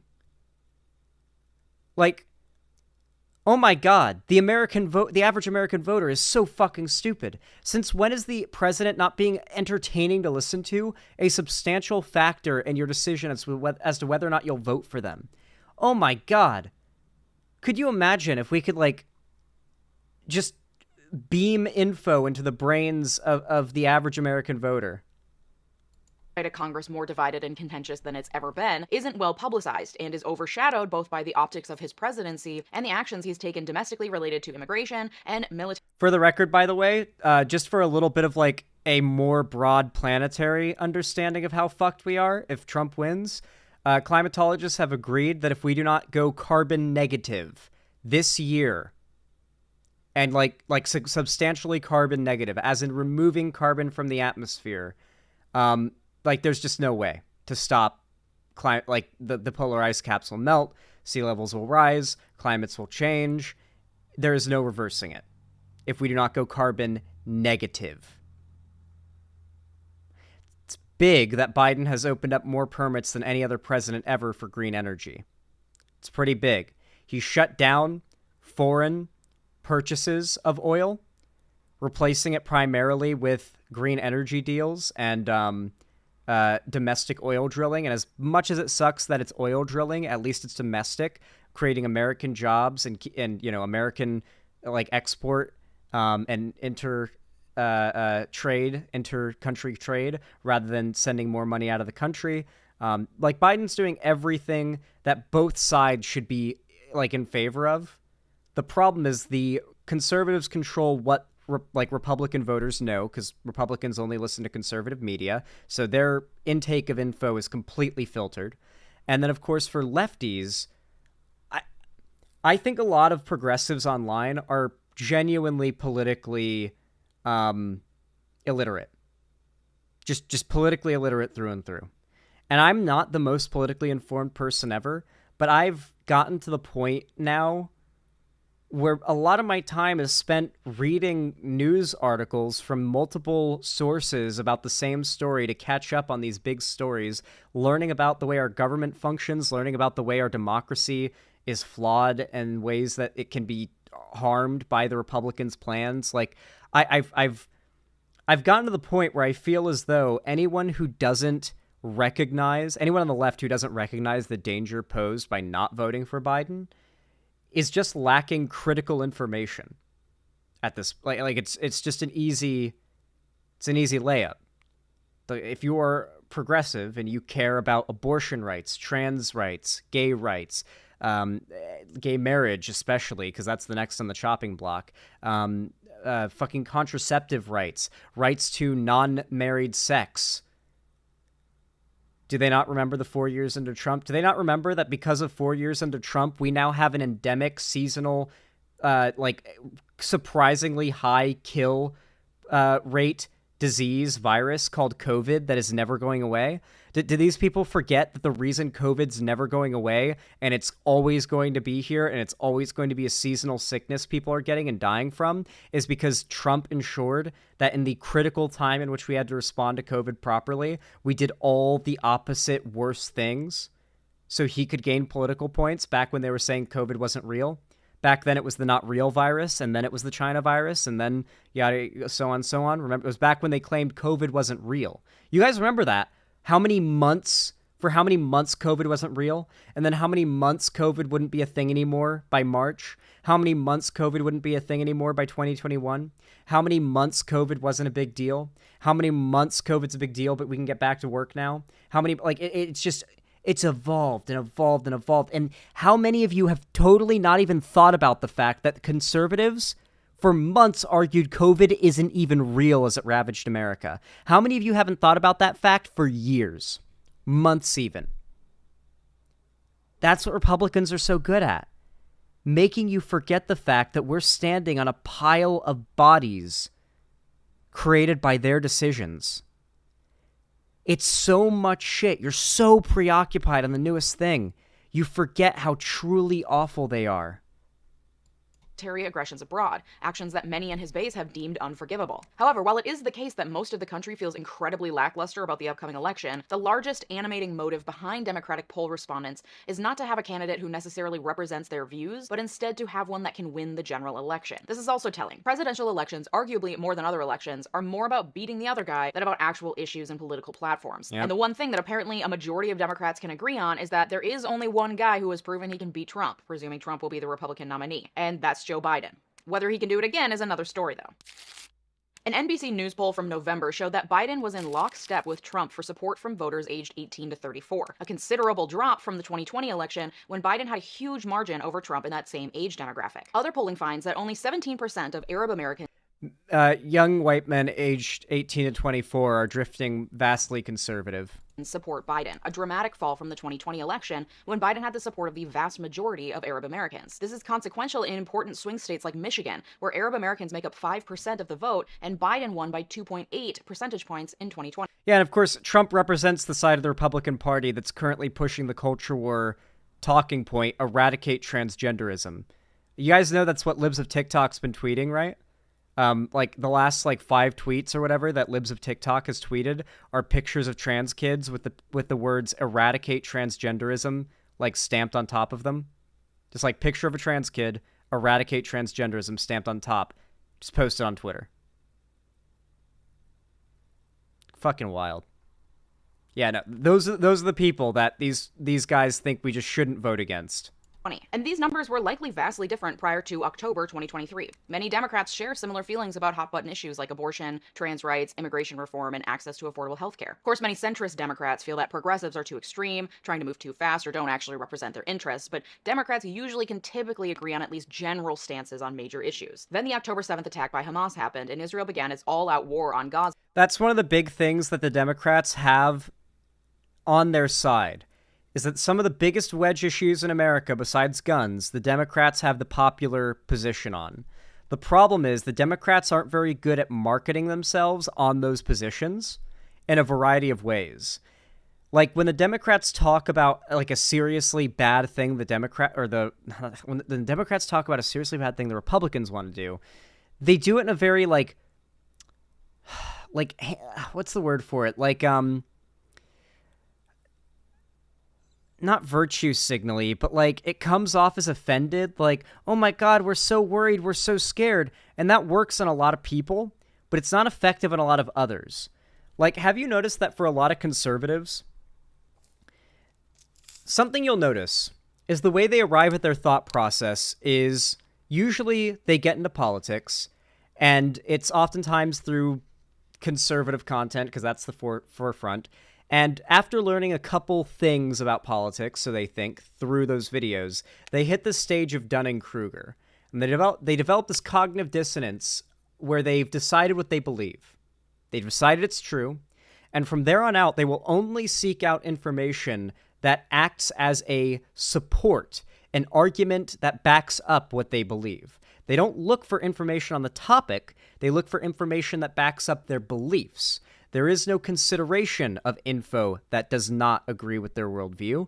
They don't consider it. They will find excuses to hand wave it. You've probably seen this a million times. There's many ways they do it. But it will always be, any research they do will always just be finding arguments and talking points to back up what they believe. And for the Republicans, this is kind of, you can never really reach those people, right? They have a completely controlled intake of info. While on the left, there's this lack of broad appeal outside of that, where it's you have to be scared for your life, constantly caring about helping other people. And as much as that is a good thing and that attracts good people, sadly, a lot of people are selfish pieces of shit, and conservatism attracts them. And it's why that edgy, on the attack, making fun of conservatives for being stupid, for being moronic, for being hypocritical, not really supporting the left, but attacking the right type comedians and public figures blew up so much with the counterculture young people that started to move into progressivism. Because I'm sorry, but the way the left generally does its messaging isn't that overwhelmingly popular with a lot of people. But, it's not very effective. It's not very effective rhetoric on the Democrats' part.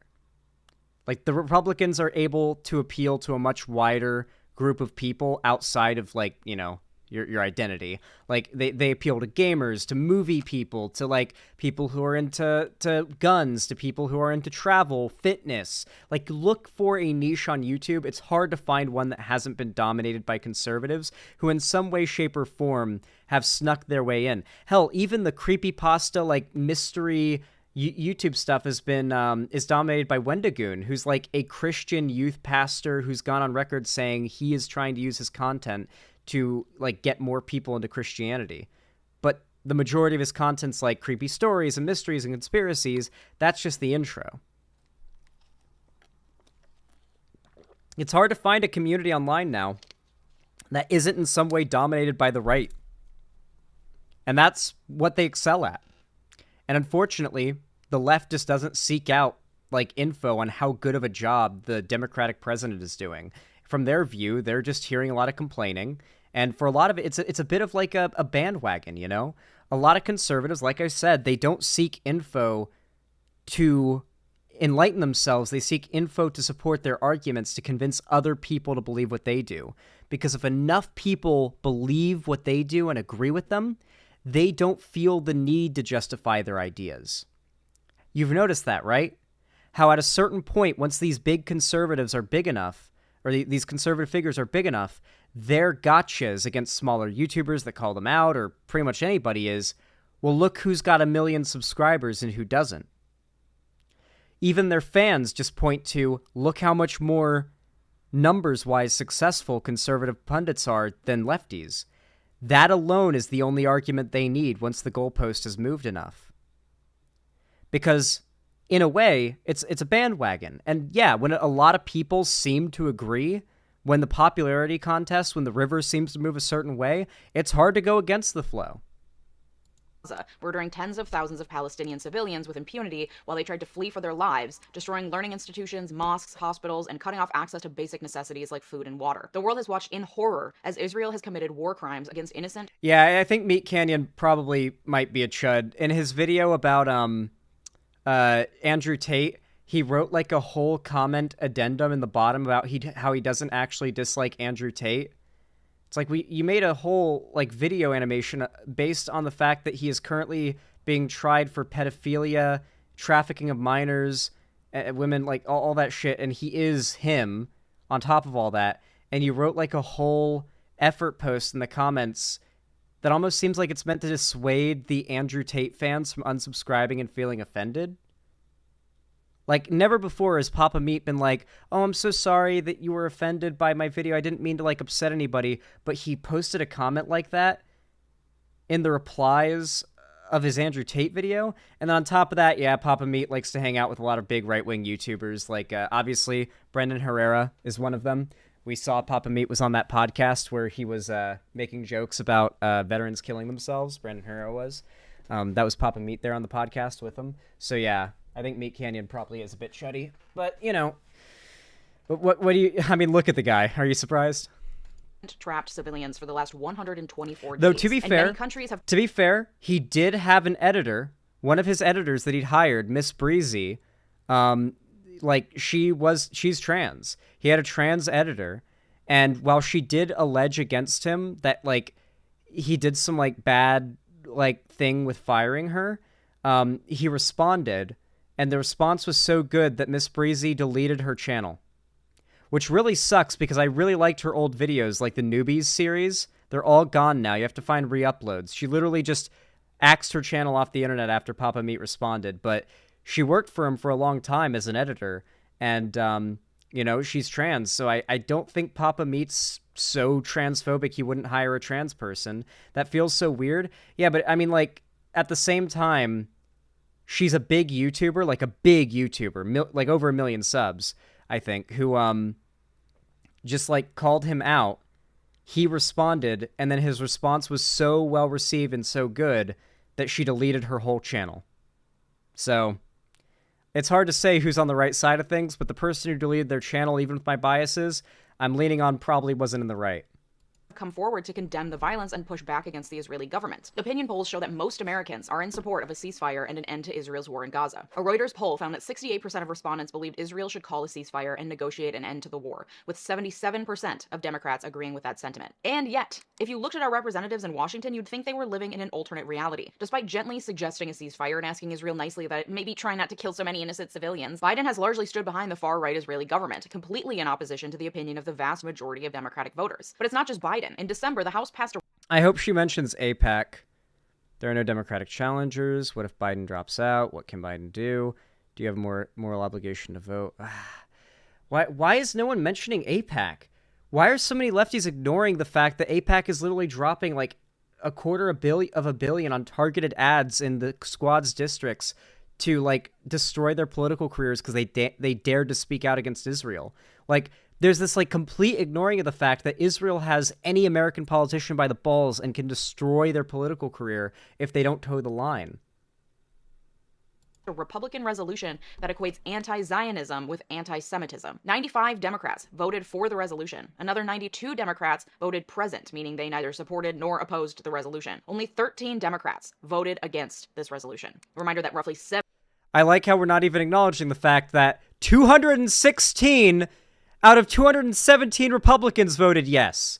I'm sorry, but when half the party votes yes, when less than half the party votes yes, a few vote like no, and most vote I'm not even taking part in this, and a few, look at this. Look at this. You can see it mathematically how much worse the Republicans are than the Democrats. Look at this. This is a literal mathematical showcase of how much worse the Republicans are than the Democrats. Oh yes, this bill's bad? This bill is really bad? Okay, so is it the Democrats' fault that this many of them voted? Or is the Republicans bad that this many of them voted yes? How the fuck can you see this and still think the Democrats are just as bad? Resolution. Only 13 Democrats voted against this resolution. A reminder that roughly 70% of the polled population thinks there should be a ceasefire and is opposed to the current actions of the Israeli government. When ceasefire protesters congregated outside Capitol Hill, Democratic Senator John Fetterman waved an Israeli flag at the protesters, earning him praise in an article on Breitbart News. In November, a large pro-Israel protest was attended by top congressional Democrats, including Senate Majority Leader Chuck Schumer, who led... I guarantee you a lot of this is being done because these guys know their political careers are over if AIPAC targets them. Like, I'm not even... Can I show you? I'm not making this up. AIPAC targets the squad. The squad is about to fight for its political life. The war in Gaza has set the stage for a huge primary battle in 2024. One of the biggest, bitterest, and most expensive political battles of the 2024 election cycle has emerged. The American Israel Public Affairs Committee, or AIPAC, one of the most powerful, best-funded influence operations in Washington, is planning to go all out to knock out the famed squad. The small group of highly visible and popular progressive legislators of color, most of them women, out of office. The most outspoken and unapologetically leftist contingent of the Democratic Party in national office, the Squad, has been vocal in its criticism of Israel's retaliatory assault on Gaza following the October 7th massacre of Israelis by Hamas. Members of the group have prominently pushed a ceasefire resolution in Congress. It now has 18 signatories. Their positions on the issue are hardly radical. A recent data for a progress poll found that 66% of Americans support a ceasefire, as do 80% of Democrats. But AIPAC has trained its attention on these members to make an example of them. That's right. To tell the other politicians that you're mad at for not doing what will kill their political careers, what will happen and kill their political careers. I'm sorry, as much as you would like these politicians not do genocide, their careers are over in politics if they don't support the genocide. Money in politics is possibly the biggest problem in all of Washington. Other countries can just bribe our politicians with blackmail like this into not supporting or supporting things. It sucks, but that is how our political system works. You, the people who are not willing to vote Biden because of this, are the susceptible, politically uneducated people that AIPAC relies on being able to convince with their millions of dollars in ads they're going to buy into not voting Democrat so Trump can win. And so that the opponents of the squad end up winning. They're relying on you. AIPAC, the types of people who won't vote Biden are the types of people AIPAC are going to convince to not support the squad. Politically uninvolved, uneducated, illiterate dumb fucks. Politically illiterate dumb fucks. AIPAC is that one Israel company that would absolutely kill Biden's career if he didn't support them, right? Yes. AIPAC. The most outspoken and politically leftist... Oh, yeah. Their positions on the issue are hardly... Oh, yeah, we already read that. AIPAC wants to, quote, make the statement this cycle that no one is safe from their wrath, that if you speak out, you can be targeted no matter how popular or how many cycles of incumbent you are, said Connor Farrell, president of the progressive fundraising group Left Rising, in a phone call. Quote, it's extremely audacious. There are now 7 indisputable members of the squad, up from the original 4 elected in 2018. Those are AOC, Ilhan Omar, Rashida Tlaib, and Ayanna Pressley. In 2020, the contingent of progressive members of color expanded with the election of Cori Bush and Jamal Bowman. What the fuck? Why did they typo here? Is this my fucking browser lagging out? Why is there like one of those emoji errors here? Chat, you know how when you type like an emoji on like a device that can't handle it and it just shows like a box of the line through? I'm going to refresh the page. No, my ad blocker is not on. It wasn't on before. Okay, it's fine now. Opera, are you okay? Maybe I need to update Opera or something? Did I have like a memory leak? Is the stream okay? Weird. That I've never had that happen before, where you just like scroll through an article or a page and for some reason text appears as blocks. Like four different parts of the paragraph were like squares with a line through them. Stream's fine? Okay, because I worry that's a memory leak, because usually when that kind of stuff happens on your browser, it's because something's wrong with your RAM, and that can fuck up a stream fast. Fighting the urge to shout Firefox's praises. I'll update. I'll see if there's like an update to Opera, or see if there's like a memory leak after stream. We're getting hacked. No, I'm not getting hacked, but like that's a weird bug. Anyway, there are now. Oh yeah, we already read this. Strongly activist allied. The squad members are staunch advocates for progressive causes that include Medicare for all, the Green New Deal, police reform, and student debt relief. Critically, all of them reject big money backing, surviving on just grassroots support and small dollar fundraising. They have quickly become some of the most well-known members of Congress. Most are quite adept at using social media and are equivalently, I can't read, reviled by Republicans and some corporate Democrats for their advocacy. Oh no, we got another one of those little boxes here too. The C appears as a box. It's so weird. Is my browser shitting itself? AIPAC has a turbulent history with them and progressives in general. In the 2022 midterms, the Israel lobby became the largest single-issue outside spender in Democratic primaries, pouring in nearly $30 million via the super PAC, the United Democracy Project, and millions more via the Democratic Majority for Israel PAC. It was an astronomical amount of money, mostly directed at knocking progressives out of the primaries, largely in open and redrawn seats. Despite there being fewer vacancies in 2024, that money figure is expected to at least triple. Israel policy was rarely ever mentioned in the ads those super PACs ran against progressives in the 2022 election cycle. Remember, the AIPAC ads aren't going to be like, here's why you should support Israel. They're going to be Israel spending money for the opponents of these politicians to make whatever ads they want, attacking them however they want, and whatever wedge issues they want. It's all about making an example of them. So, because like within Washington, this is not meant to be like a big known thing that the world knows about and making an example of those who are, anti-Israel to America. This is a message to all the politicians in Washington to stay in line. Do not talk shit about Israel. Do not go for a ceasefire. Do not support it. Do not give in to your voter base. We will annihilate your political career if you do. And honestly, so many of these politicians already have such low approval ratings, they cannot afford to get on AIPAC's bad side. because that approval rating won't go up. The dumb fucks who let their that dropped their approval for Biden because of this will never reapprove of Biden because Biden goes back on this or isn't old. The old part will never change. If AIPAC goes against Biden, his age and the money that will be spent on ads against him from Israel will guarantee another Trump presidency. He is between a rock and a hard place here. I'm curious to see the segment of this video about what Biden can do. Okay, so them's the breaks. Biden will be the Democratic nominee barring his untimely demise, but most people don't want that, and many are unenthused about voting for him or outright refuse to, and we'll talk about whether you should in a minute. So what could Biden do at this? This is the last segment I streamed, so I'm just going to check and see if my browser's fucked after the stream. Don't worry, guys.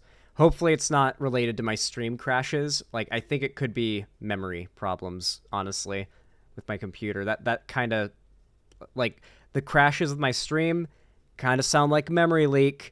And then the problem there with my browser kind of sounds like a memory leak. You hear hoof beats, you think horses, not zebras. Point to win people back and get them excited to show up to vote for him. Well, I'm not sure if there's anything he could do to get people excited at this point, but to get them to show up and vote for him over Trump or over not voting at all, I don't think would be terribly complicated at this point. He needs to call for a ceasefire in Gaza. Clear my cookies, it aligns with maybe. what the vast majority of his base wants and is not a particularly radical stance, though I'm sure it seems like one from within the chokehold that Israel has on our politicians. According to many poll respondents, he needs to cancel the student debt he promised us too. The thing about that, though, is the Supreme Court blocked his way for the massive sweeping forgiveness we were all looking for. So his administration has spent the last few years finding other ways to slow. Who appointed those Supreme Court justices, by the way? We got a Republican supermajority Supreme Court. Why exactly? Just curious. Could we, anyone chat, want to raise their hand and maybe give an answer for the class? Why is there a Supreme Court with a Republican supermajority that can block Biden's attempts at student loan forgiveness? Because we had one single term of Trump where he was able to appoint, 3 justices during his term? Lifelong positions, by the way. They either have to step down voluntarily or die to lose that position. So just one term of Trump meant that we have a Republican supermajority until a literal death on the Supreme Court happens, most likely. It's almost always a death. We've got a while. Clarence Thomas will be the first, probably, and he's got a while, I think. So just one term of Trump has done that. There is no way a second term of Trump goes any better. God forbid one of the few Democrats left dies or steps down, and Trump's able to solidify the Republican supermajority for decades ahead. The Republican Supreme Court that Trump made, they're looking at banning contraception. They've already gotten rid of Roe v. Wade. They're looking at banning gay marriage. I believe Clarence Thomas had already talked about that gay marriage is on the chopping block. They want to get rid of contraception and effectively make premarital sex illegal. They want to enforce sodomy laws, I'm pretty sure. I don't know what else to say. We cannot allow another term of Trump. Yikes, we really need a plan B for this stuff. There is no plan B. Perry Icefire, chat. There is no plan B. There is no alternative. You can flee the country if you're lucky. There is no alternative. You vote Biden and Biden wins, or we get, at the very least, more, at least a decade more of a supermajority Republican Supreme Court. If you are LGBT, you are going to lose rights. If you are a woman, you are going to lose rights. That is already set in stone. That one term of Trump meant that no matter who's president, you are going to lose rights. It's just what's going to happen. There's no changing it. If Trump gets longer, there's no saying how much worse it gets. And there's no plan B. There's no undoing it. There's no flipping the switch. There's no impeaching Trump. There's no convicting Trump. Day one, Trump is completely legally immune. That's part of Project 2025. Trump, as president, will be completely immune from all legal charges. There is no way to turn it back if Trump wins. If Biden doesn't win, Trump wins. And that's what happens. And I'm not making this up. Go to Trump's website. Look up Project 2025. It's his campaign platform. Slowly canceled debt that go around the Supreme Court's ruling. It's less flashy, less obvious, and doesn't exactly fulfill what he promised us. But the reality is that 3.7 million Americans have received some form of loan canceling. The sad thing is that Biden's done everything in his power to be the best possible president he can be domestically with these policies. And how many of you just found out about this student loan forgiveness that he did?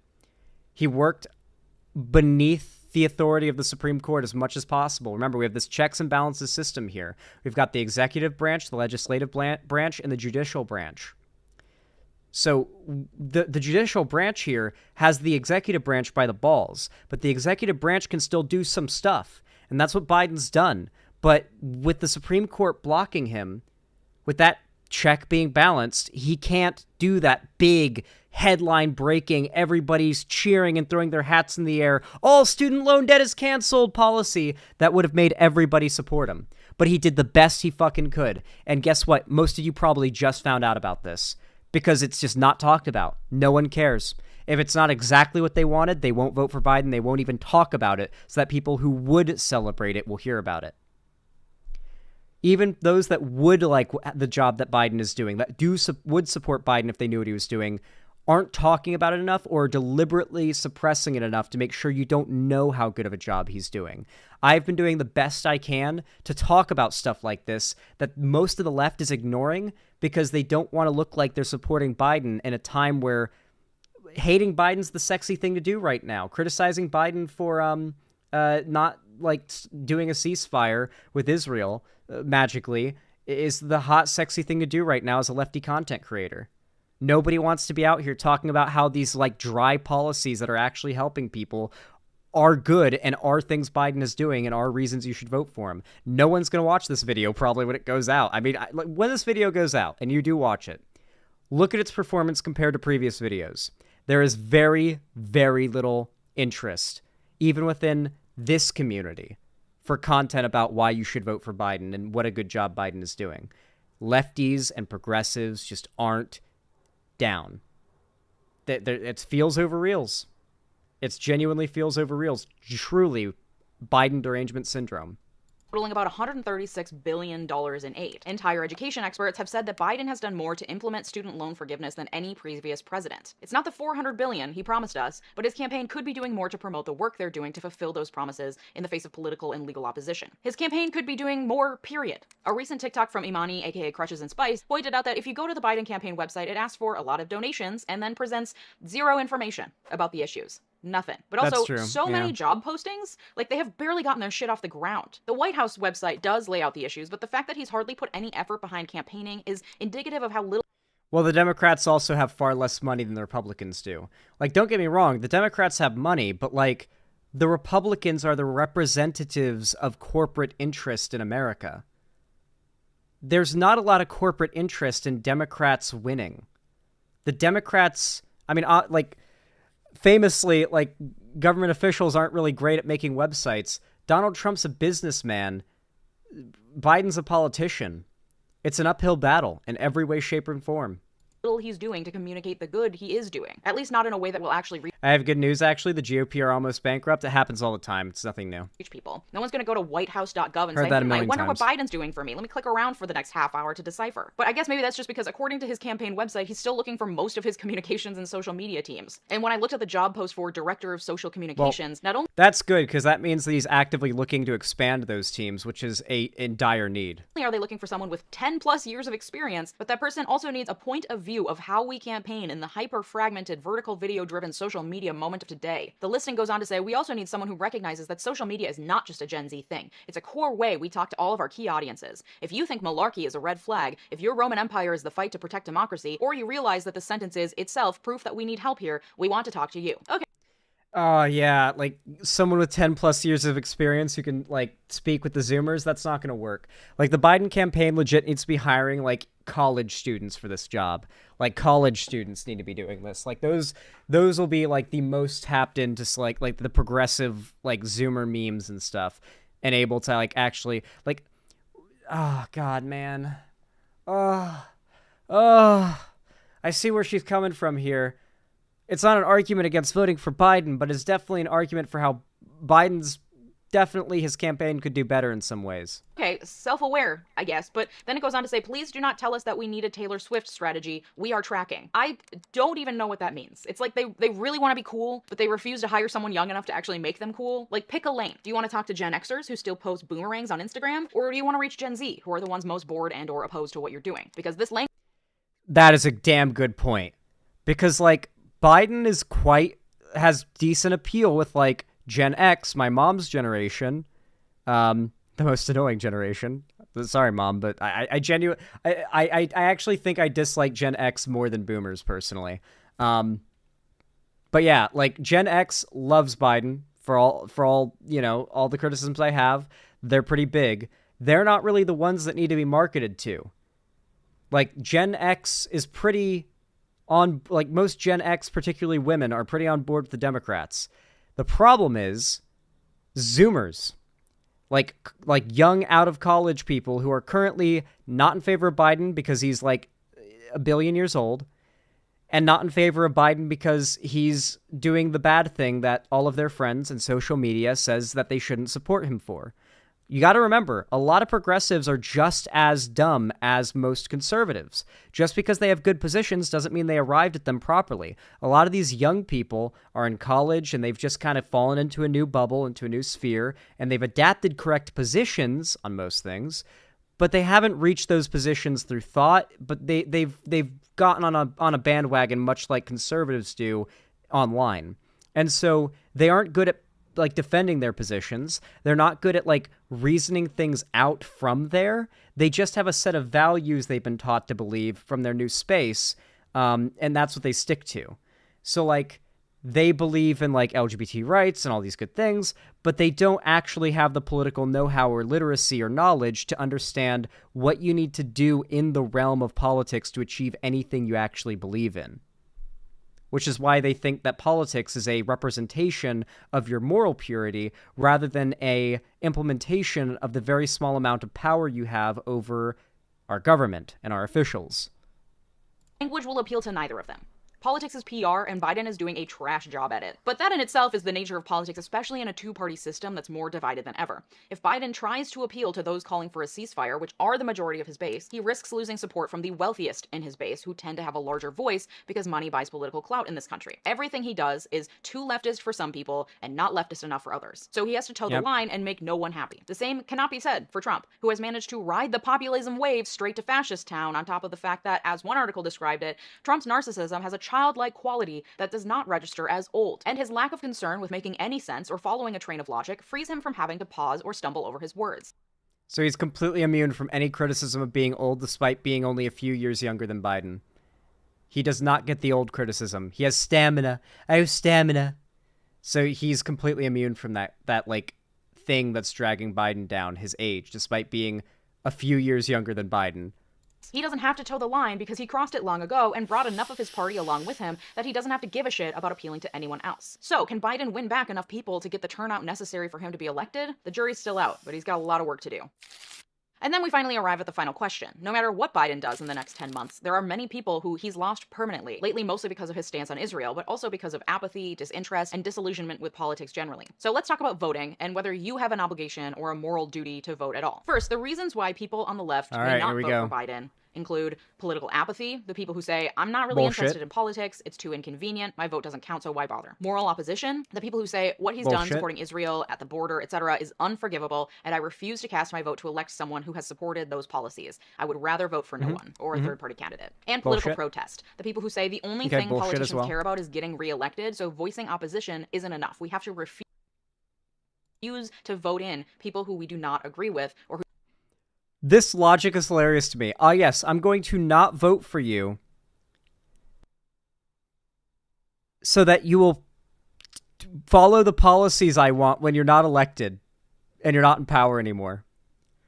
And then if it's not that, it's I'm going to threaten not to vote for you, but I don't actually mean it.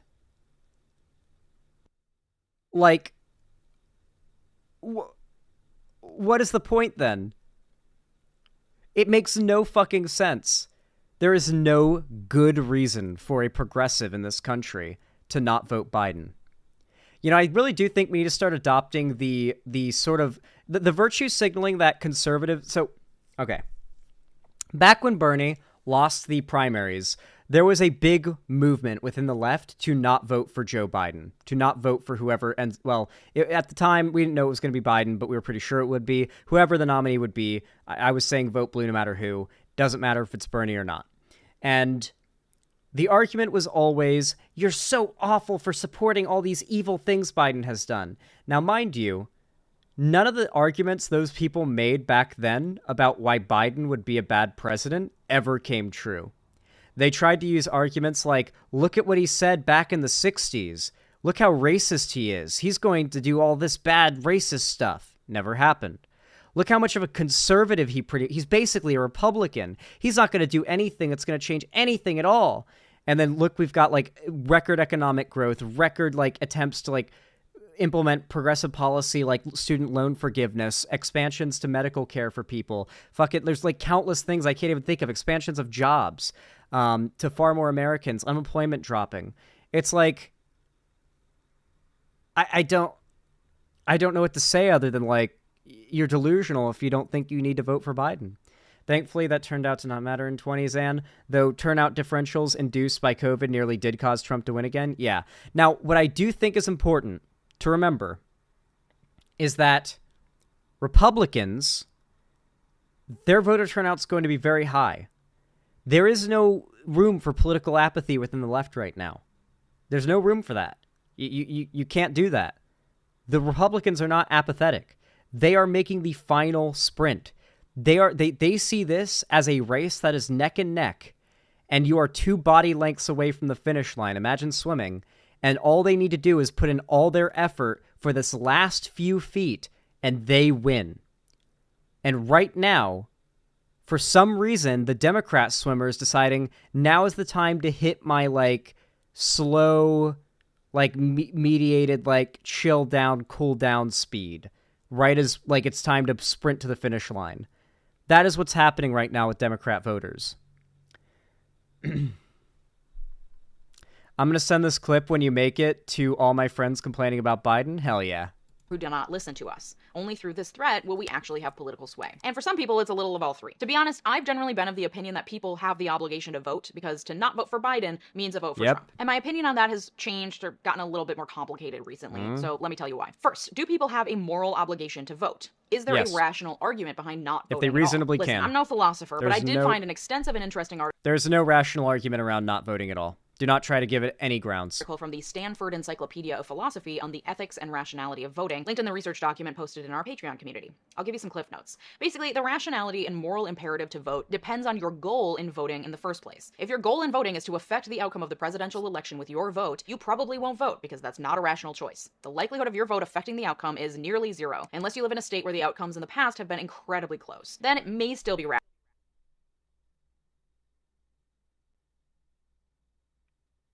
That is... I hate this logic.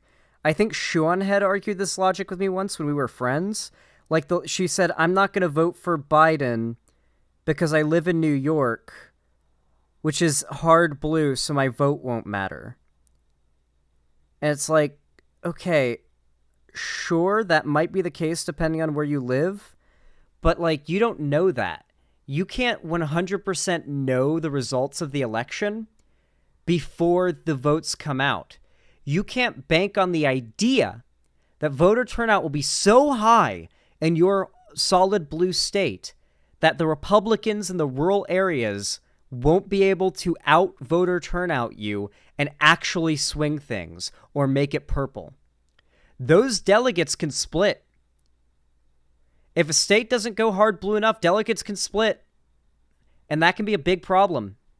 I mean, that's not even getting into the fact that delegates can just decide not to go with what the state voted for. That's like literally a thing they can do. Like a state's delegates can just say, you know what? The state voted pretty much entirely for Biden, but I'm going to go to Trump.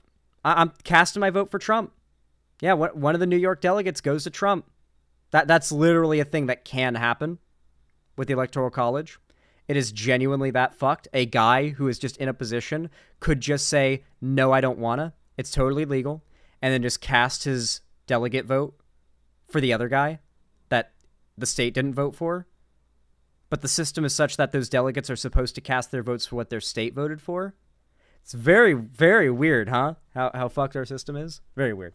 Rational to vote based solely on the goal of affecting the outcome. Yeah, you don't count on voter turnout being high enough in your blue state that you don't have to vote. You vote anyway. You vote just to make sure you add that extra, like, blue vote on top of the total popular vote count. Because you know what? Say what you want about Trump, like, winning the election in 2016. I still think it's a pretty solid thing to be able to point to that he lost the popular vote. Trump won by technicality. He did not get more votes than Hillary. Hillary got more votes than Trump. But Trump won by technicality because the way the delegate divvying works with the Electoral College. So you need to consider the fact that even with a majority of people in America voting for one candidate, the other guy can still win. Your vote matters. Not to mention, holy shit, who has a link to that one Twitter post of that recent like local election that went to the Republican by 1 or 2 votes?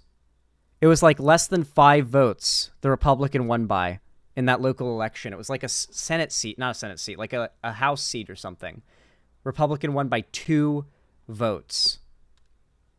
Because remember, when you go out to vote for the president, you're not just going out and voting for the president. This is another thing that's super dumb. When you go and you vote on election day, it's not just the president. There's a ton of other positions you're voting for. And a lot of that is local. So if you're like not going to the polls or you're not doing mail-in voting at all, even in your blue state, you're also shrugging the responsibility of local electorate. You're voting on, they're called midterms. They happen every 2 years, including during the main election. And by the way, Zan, don't forget about Dems even in rural areas too. Yeah, if you're in a rural area, you've got to come out and vote. Hey, Soak Done Left. I don't agree on the deep blue state point. In uncompetitive elections, you should cast a protest vote for that election only, not all ballot options. If enough people do so and it becomes competitive, then you just revert and should cast a lesser evil vote. Are we talking about a primary or a general? We're talking about the general election here, by the way. We're not talking about the primaries. This video is about the general election. But if your goal in voting is to be an agent who has participated in causing a specific outcome, part of the larger cause as opposed to being the individual cause, then perhaps voting makes more sense for you. You feel a part of something. It's not necessarily about whether your individual vote changed anything tangible. Sorry. Voting can also be seen as an expressive activity, a way to show membership to a group or to demonstrate commitment to their political team. As the Stanford Encyclopedia puts it, sports fans who paint their faces in team colors do not generally believe that they as individuals will change the outcome of the game, but instead wish to demonstrate their commitment to their team. For some, that is what voting means to them. They vote and develop ideologies according to Stanford in order to signal to themselves and others that they are certain. I have no love in my heart for the Democrats as an institution. I cringe at them often, and I begrudgingly support them with all my full chest because the Republicans are just that much worse. The Republicans are just so fucking bad that as much as I do not like the Democrats and the corporatization, the institution, the aesthetics, the rhetoric, the people for the most part, all that shit. As much as I'm not a big fan, the fucking fence sitting, as much as I'm not a big fan of that shit, the Republicans are so solely, unanimously dedicated to ruining this country. The Democrats are the only alternative. Now, protest votes, fundamentally, they just aren't a thing. Like, I hear about them, like they're an idea, but as far as like ever having been a thing, I haven't seen any evidence of that. I would love to if it exists, and I feel like you would have it, Soak Done Left, if it exists. But has there been an election where there's evidence that people withheld their votes from the progressive candidate and that forced the local progressives to like find someone more radically progressive to represent them, and then that person won because like the party or the local party moving to a more like radically progressive position helped their vote, like their electoral position, like their actual votes, like that helped them. Because the problem is, most of the policies that Biden is supporting and is doing are good and well supported by most people. The problem is that most Americans don't know about them. Like, we literally just went over the fact that Biden was able to forgive like $137 million in student loans, like under the nose of the Supreme Court, who has blocked his other attempts to forgive all of it. So that was just learned about by many people in my chat when that was brought up in this video. They didn't know about it because while Biden's policies are really popular, the people who they are popular with, most Americans, don't know about them. They don't know about his achievements. They aren't following that. They're only hearing through the grapevine that there is a lot of negativity about Biden, and then probably feel a little iffy because he's so old on top of all that, which has already primed them to believe any negative thing they hear. Certain kinds of people. For example, suppose Bob wants to express that he is a patriot and a tough guy. He thus endorses hawkish military actions. Or for example, suppose Lindsay wants to communicate that she is a good person, so she posts on social media that she donated her money. In many ways, this is performative, sure, but it's also human nature, and it often plays a role in how and whether people choose to vote. Okay, so those are some reasons why someone may choose to vote or not vote, but do they have a duty to do so? Well, as we've established, it's incredibly unlikely that an individual vote will affect the outcome of an election. So applause. It's complicated. That's already not a good start, considering that you can't ask the median American voter to engage with complicated. The clearest example of this kind of voting is in fusion voting systems like New York, where one candidate can be endorsed by multiple parties. See, for example, the Labor and Liberal Party in FDR's election, where they're trying to show how much support they have to make confessions of the Dems. Okay, so fundamentally, I don't believe that this can work so long as first-past-the-post voting exists.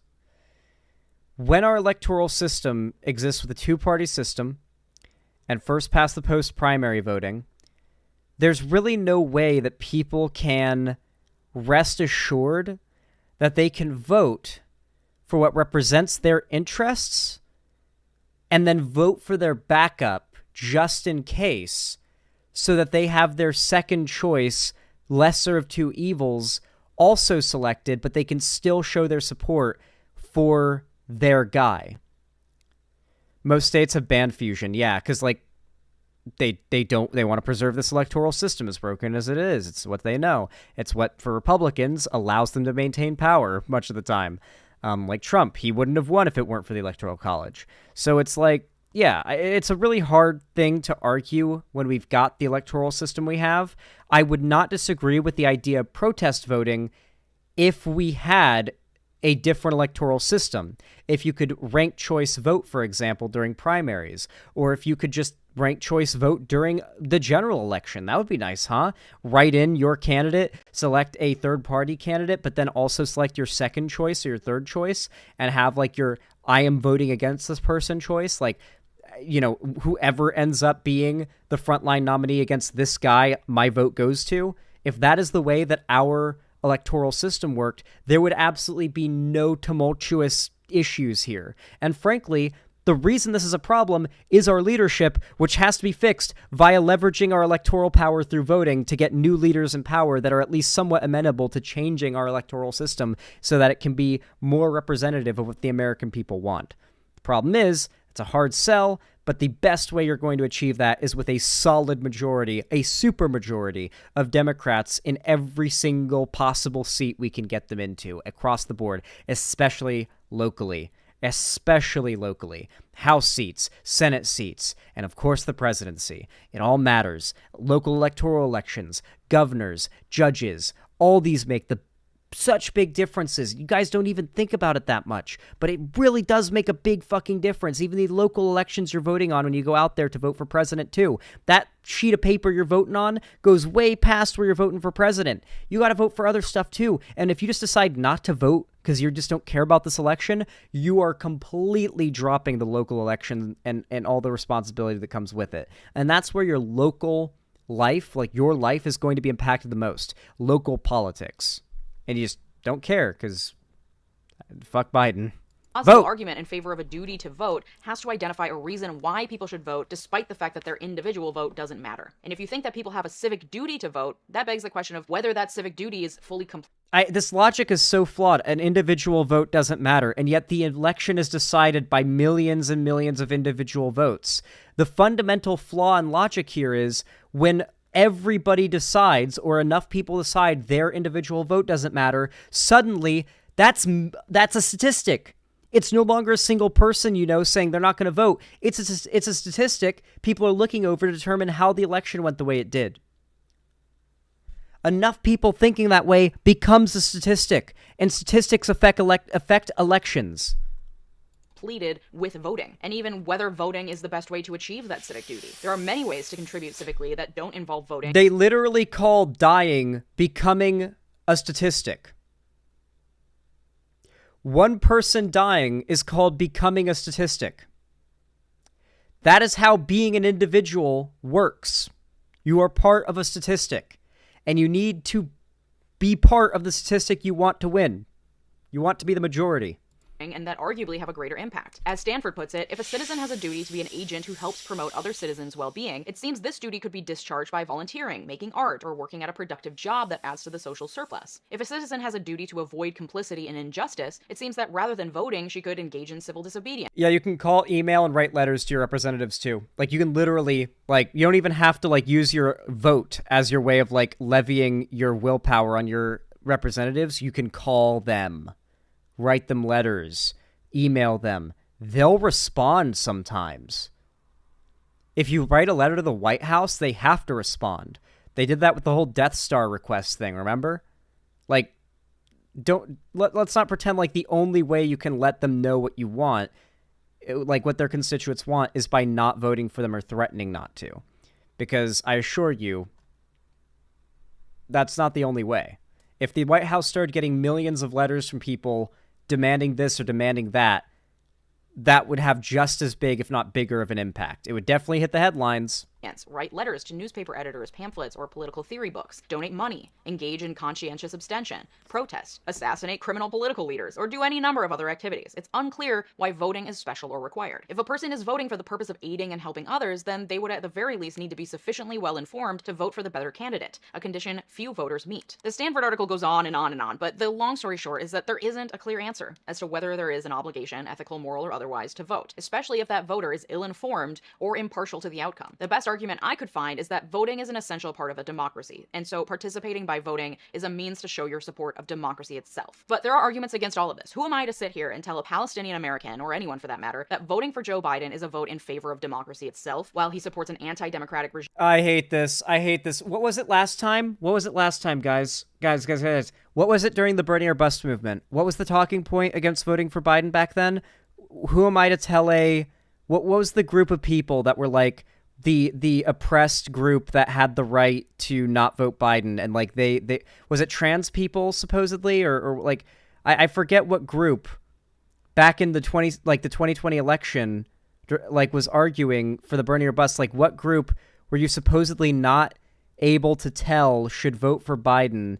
I think it's because they were claiming Biden was racist, right? Because of the stuff back in the 60s with the what was it called? The criminal justice bill, or whatever it was called. I forget what the name of the bill was, but it was unanimously supported, and people claimed that Biden was the one Democrat that supported it or whatever. Yeah, the crime bill, exactly. Yeah, remember back then? I don't remember. This is a problem. You guys don't remember. Back during 2020, the Bernie or Busters, the anti-Biden voters back then, were arguing, how can you tell black people to vote for Biden when Biden's so racist against black people? And it's meanwhile, Biden had the highest approval rating among older black people in America, practically winning him the election was that demographic. The idea that overwhelmingly black Americans didn't like Biden and thought he was racist was a completely fabricated narrative made up by internet lefties who didn't want to vote for Biden and wanted to make it seem like they were being anti-racist by withholding their vote. It reminds me a lot of that. How can I tell a Palestinian to vote for Biden? How can I tell a black person to vote for Biden after? Yep, same fucking talking point. Same fucking talking point being used to support the same fucking idea. Regime actively committing genocide. And who am I to say that you need to vote in order to fulfill your civic duty when there are arguably more effective ways to promote democracy or improve the well-being of others? Well, the best way to promote democracy is to play Helldivers 2 and fight against the automatons in Malevelon Creek. Democracy never sleeps, and neither do I. However, no. The best way to affect democracy is to actually use democracy. In case you forgot, democracy is when people vote for representatives that represent their ideas and then have the power to put those ideas into law. That is what democracy is. Not participating in democracy is not protecting it, especially when the other party's platform, Trump's platform, is annihilating our democracy. I will say I am skeptical of the argument that threatening not to vote will sway public policy, except for when wealthy people who have bought the ear of our politicians do it. Until we get money out of our politics, nothing will ever have more sway than cold hard cash. For my part, I will likely still vote for Biden this November. Not proudly or because I support him, but because I'm terrified of the alternative. I get that they're both generally bad, but have you seen my video on Project 2025? That's what I'm doing. At least in the Democratic Party generally, there are still some people who don't want to completely upend our democracy. Maybe that's not a good enough reason for many people to vote for Biden, but I know it is reason enough for a lot of people. But I'm not going to... That's the problem, though. You can't have any forgiveness in your heart for people that are so privileged that to them there's no difference between a Biden and a Trump presidency. You have a moral obligation to the people who are not privileged enough for it to not matter who's president, to vote for the person who will hurt those unprivileged people the least, or in Biden's case, help them the most. Biden's actually doing a good job domestically. Let's not forget that Biden's actually policy-wise doing a good job. We have a moral obligation. I don't know what identity this YouTuber has gender-wise, or because I don't assume, or like whatever. But like, presumably they're white and they're an affluent YouTuber. So in that case, from my perspective, do you not have a moral obligation to tell people to vote for Biden when Trump's policy is to crack down on trans identities, to destroy our democracy, to destroy people's rights to access to contraception, and so much more, to shut down the border? Immigrants. Are you an immigrant?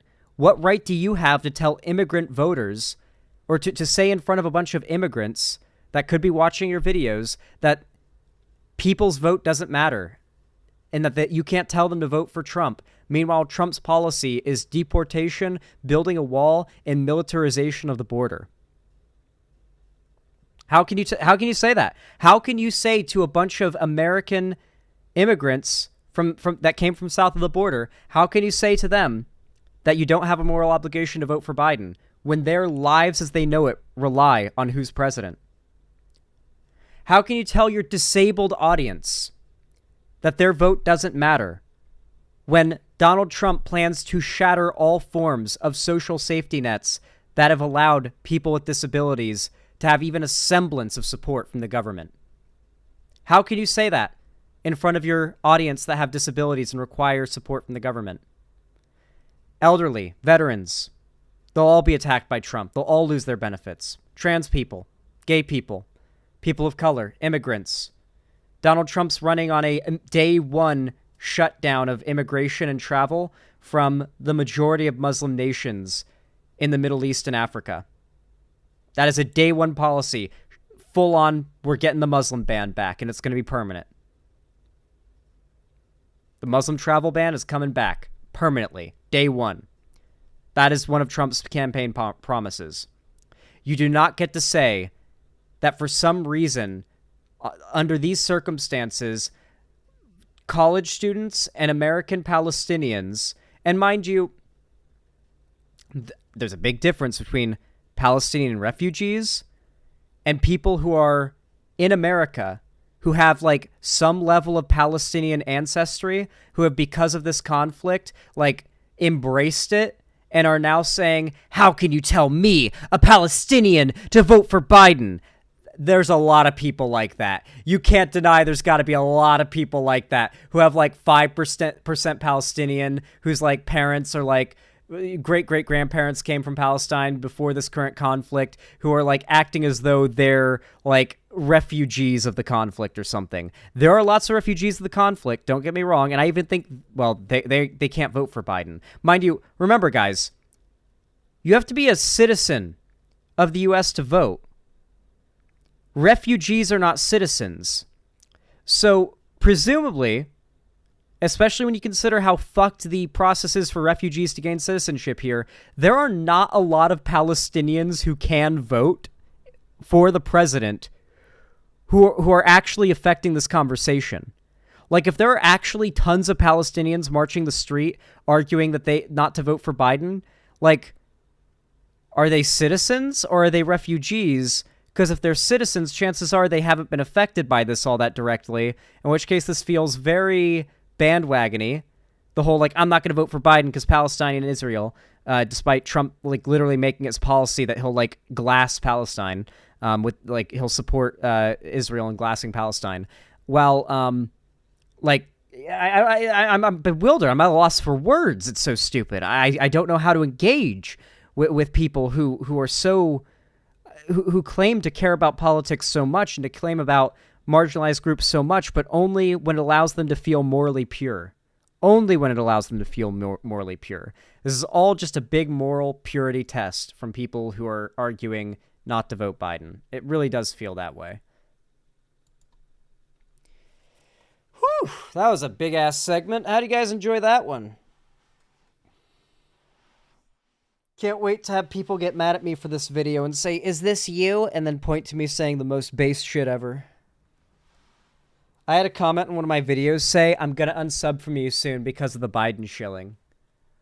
Word for word, that was the comment. I'm going to unsub from you soon because of the Biden shilling. Like, not even wording it like a threat to unsub, saying they already decided to, but they're gonna do it later because of a thing there. It's weird how they worded it. Maybe it was just ESL moment, but like, regardless, those are not people I really care about having in my audience because they're basically like residual Hassan fans that don't know I hate him or whatever, I bet. Anyway, Larry Banks 78, thank you so much for the $5. I really appreciate that. Thank you so much. Very kind of you. Said, a part of me wished that there was a Pascal's wager movement where if you think that Biden is no better than Trump, what do you have to lose by voting for him because Trump is worse than how he handled COVID? Doesn't matter. These people view their vote not as, like, it's the same logic she used there. A lot of these people unironically think their vote doesn't matter. They don't understand that a single vote is a part of a statistic and that thought process has to be destroyed one person at a time for voter turnout to go up and for their, but at the end of the day, they don't matter who gets elected because the people who genuinely aren't voting because they think there isn't a difference are so privileged that it doesn't affect them. The people who aren't going to vote genuinely in this election are the extremely privileged left. The white, like, Starbucks drinking TikTok lefties. Those people will be the ones who make sure Trump gets elected because they don't support Biden. The college-aged, spiced latte, Starbucks, TikTok lefties. Say someone is... who are white. They're very white. Glowing white. Like blindingly white.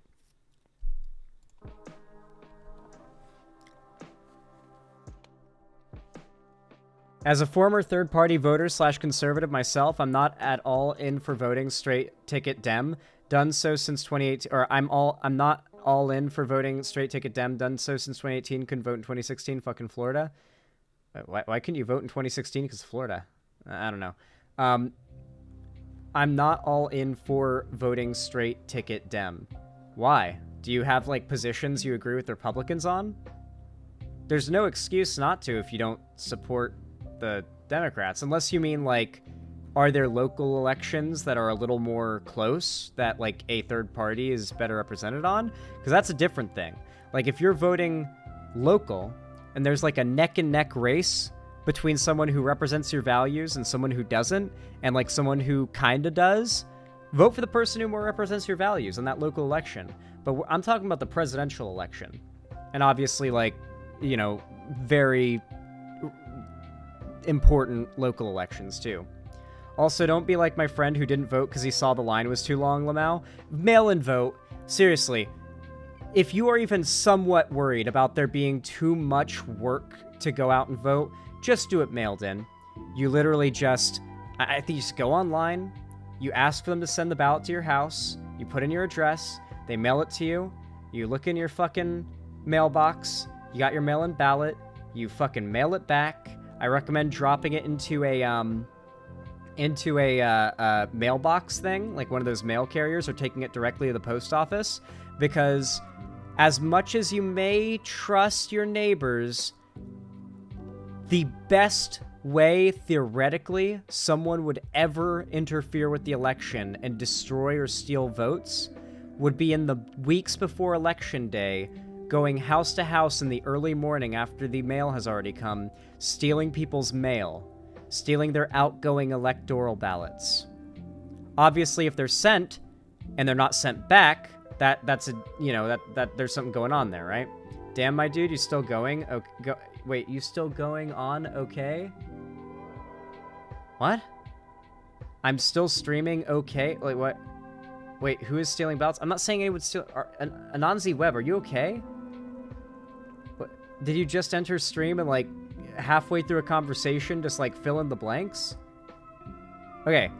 Like I said, if you're going to send in a mail-in ballot, I recommend either taking it directly to the post office or putting it into one of those secure, like, drop-in mail things that go into the ground, because those are much less likely to have anything weird happen to them. As much as I don't know if this has ever happened before, I would be paranoid with my mail-in ballot if in the weeks before Election Day, there's a possibility people could just go house to house stealing mail. Mail theft is a thing, and mail-in ballots, like if you're just sending it in your outgoing mail, could potentially get stolen. Like weeks before Election Day, people just drive around and see the flags are up and steal what's outgoing. That could happen, theoretically.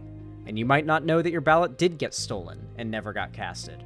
So I'm not saying it's likely, I'm not saying it's happened, I'm saying I'm paranoid about that. Like, in the same way I'm paranoid about plane crashes. So that's, I'm just telling you alternatives and what I do. But mail-in voting is fine. Just mail-in vote. Don't worry about the lines. You can mail-in vote and vote early. Your ballot will be counted sooner and faster if you vote early. People who wait till Election Day are the reason why it takes so late into the night and sometimes days later until we know who's won. Because people vote on Election Day and it takes a long time to vote that wave of, or count that wave of votes. If people just voted early overwhelmingly, we would practically know who's won before Election Day. Election Day would be the announcement of who's won, not, all right, go vote. Wait till 5 a.m. to maybe know who's in the lead. You know?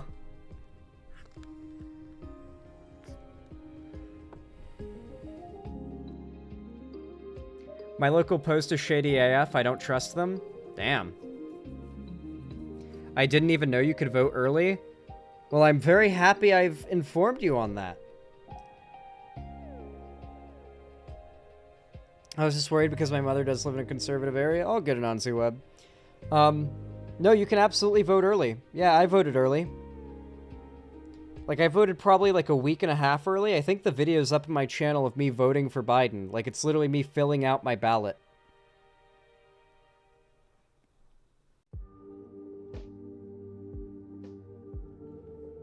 So, yeah, it's pretty cool. I mean, you can't see it, but like I'm just there like filling it out on like, all right, well, you guys know who I'm voting for. All right, it's done. I have voted, chat. I've done it. That's pretty much the video. I do a few bits, like a couple jokes, like, ooh, who I want to vote for here? The evil Republican or the base Democrat?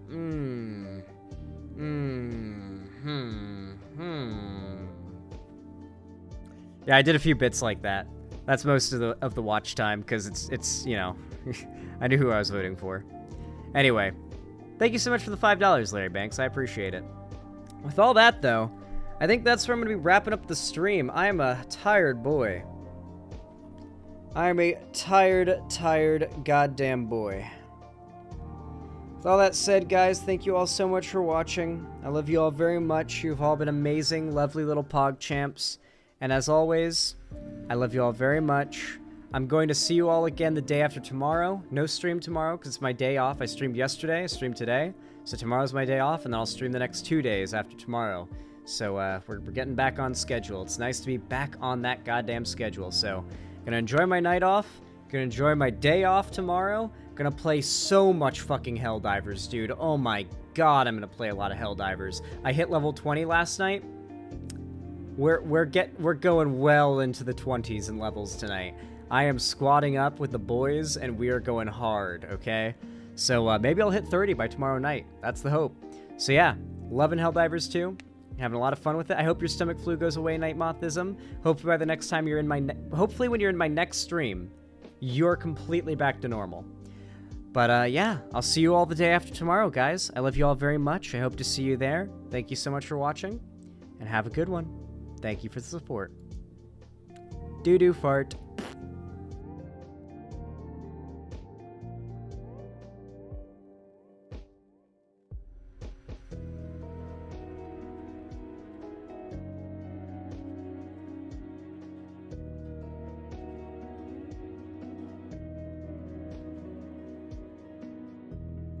Orthus Dork, thank you so much for the $10 donation. I really appreciate that. Says One Piece 34 has messaged you. Also, I hope you sleep well. Thank you.